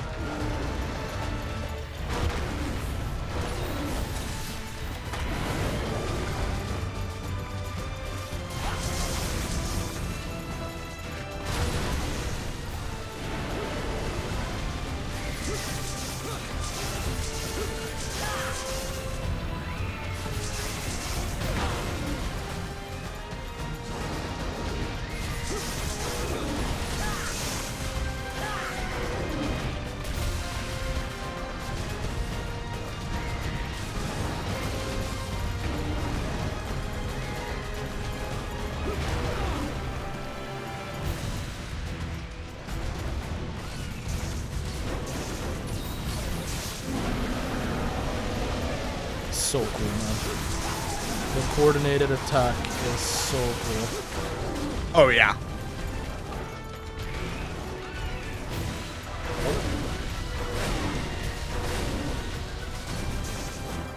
Don't know how to dodge the fireballs, though. Like this. You can roll into them usually is a good way to do it. I managed to get the first one. That got him. Well, repelled him, I guess. Oh, hell yeah. You managed to get him? Yep. Fuck yeah, dude. You did it quicker than I did. I have a partner with me. I didn't solo. I have good old reliable Iris with her light bowgun. Hey, man, that's still good. And you will definitely be able to do the pure solo eventually. Ooh, let's go. Hell yeah, Eventually brother. expect Good to beat shit. it. Yeah, I definitely see why you guys fucking love him. I agree. This guy needs to be in Wilds. What a cool dragon. Cool dragon. Love the design, the crown on his head, the moveset's cool. And, honestly, why shouldn't this be adapted? I guess he needs a big area, so I guess he needs his own map. He's a big boy. Same, like, he's the same skeleton as Elatrion, no? They're very similar sizes. Oh, yeah. Nah, it's a cool monster. It's a very cool monster. I like it. Probably my favorite monster to fight so far in Frontier. It's a cool fight, keeps you on your toes, cool follow-ups. Honestly, yeah. This is a solid 10 out of 10, and I don't say that lightly. Even with Zerudelsu, I didn't go that far. Solid fight. And all thanks to Connor's advice, by the way, on how to counter his stuff. And you guys in chat as well. I was reading chat before the fight, not during the fight. I was locked in. Oh, I could tell. Elatrion is smaller? He did seem very big. I don't remember last time I fought Elatrion. Maybe it's because Elatrion has his head on the ground a little bit more, but... Rukodiora is cool, but compared to this guy, Rukodiora is a tier below. Rukodiora is cool, don't get me wrong. I like him too. But, yeah, he goes a little bit further down. But that's a very cool monster. For sure. Yep, and that's phase 1 of 4.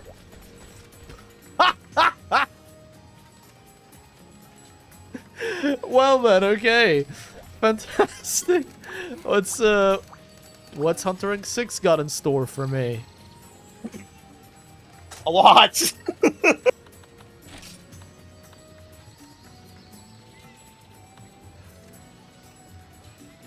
Okay. Oh, Torsidiclus! I've been so excited to fight this guy. Yeah. I've heard very cool things about him. Listen, I'm gonna be real. If there's one monster type that I want to see more of in Monster Hunter in general, it's bird wyverns. Like, proper bird wyverns. Like, people hate Malfestio. I love Malfestio.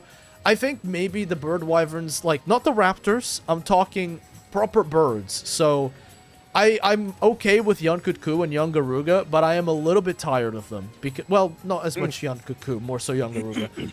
But, yeah, like...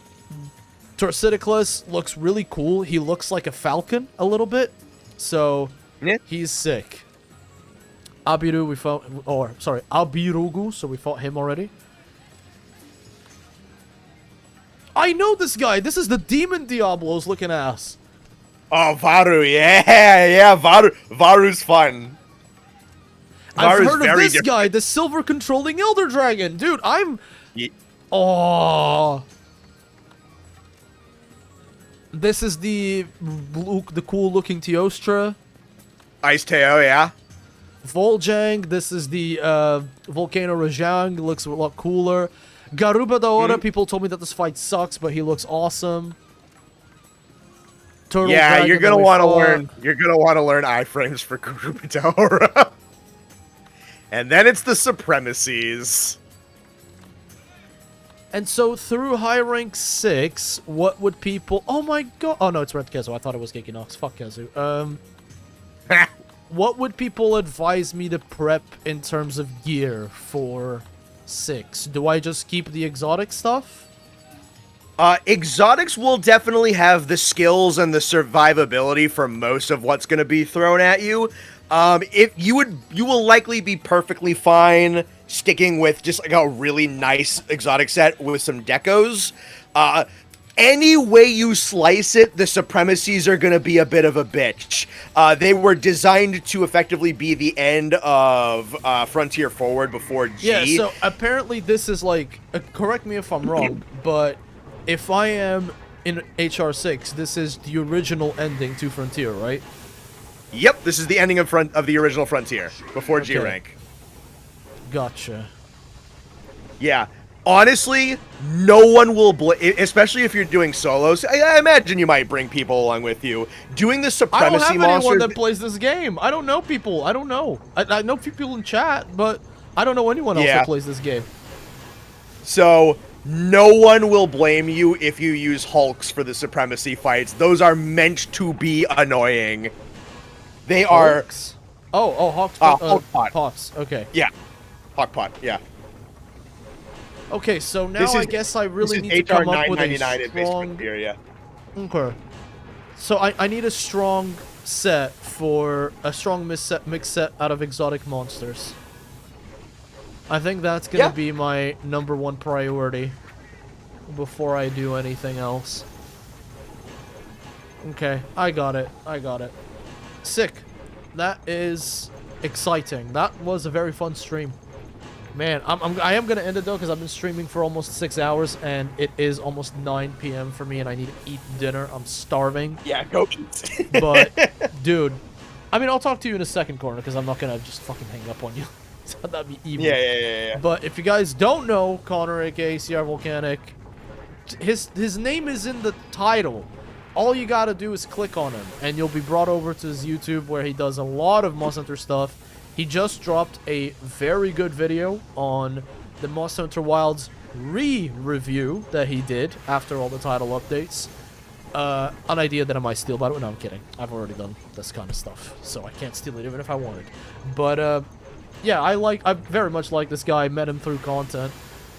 And I can't believe that I'm friends with literally one of the most knowledgeable Frontier people that I've ever seen. So, absolutely go check him out. Dude is awesome. Connor, do you have anything else to say to stream? Thank you guys for tuning in. Thanks for hanging out with us. Hope you guys had a good time. Hope you have a good rest of your weekend. You've been a fantastic audience. You all take care. And yeah, if you haven't subscribed to me already, much appreciated if you do manage to go over. I try to stream like a couple of times a week. I try to be consistent with the video uploads. A lot of cool shit over there if you haven't checked me out.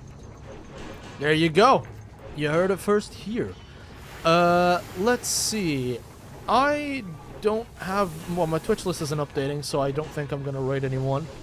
Next stream, I'm probably going to... I usually stream Wednesdays and weekends. So probably next Wednesday I'm going to stream. I didn't stream this week because I was sick. Oh, Mia's live? Hold on, let me refresh. Oh, there she is, and she's playing some Wilds too. Yeah, we'll definitely send a little raid that way then. Say hello to Mia Mara. She's super sweet. Hold on. Let's set that up on Twitch before I go. There you go. Alright. Lovely. But, yeah, thank you very much, guys. Definitely going to be streaming this more. Connor, you're always welcome to interject. You are literally the knowledgeable one in this field. But, yeah. I'll keep you guys posted. There's going to be probably another video this week about Crimson Moon. So, well, not another, because it's going to be my first video on it. Really appreciate it if you guys could support that, because the algorithm sure doesn't. But y'all know the drill. Stay safe. And until we meet again.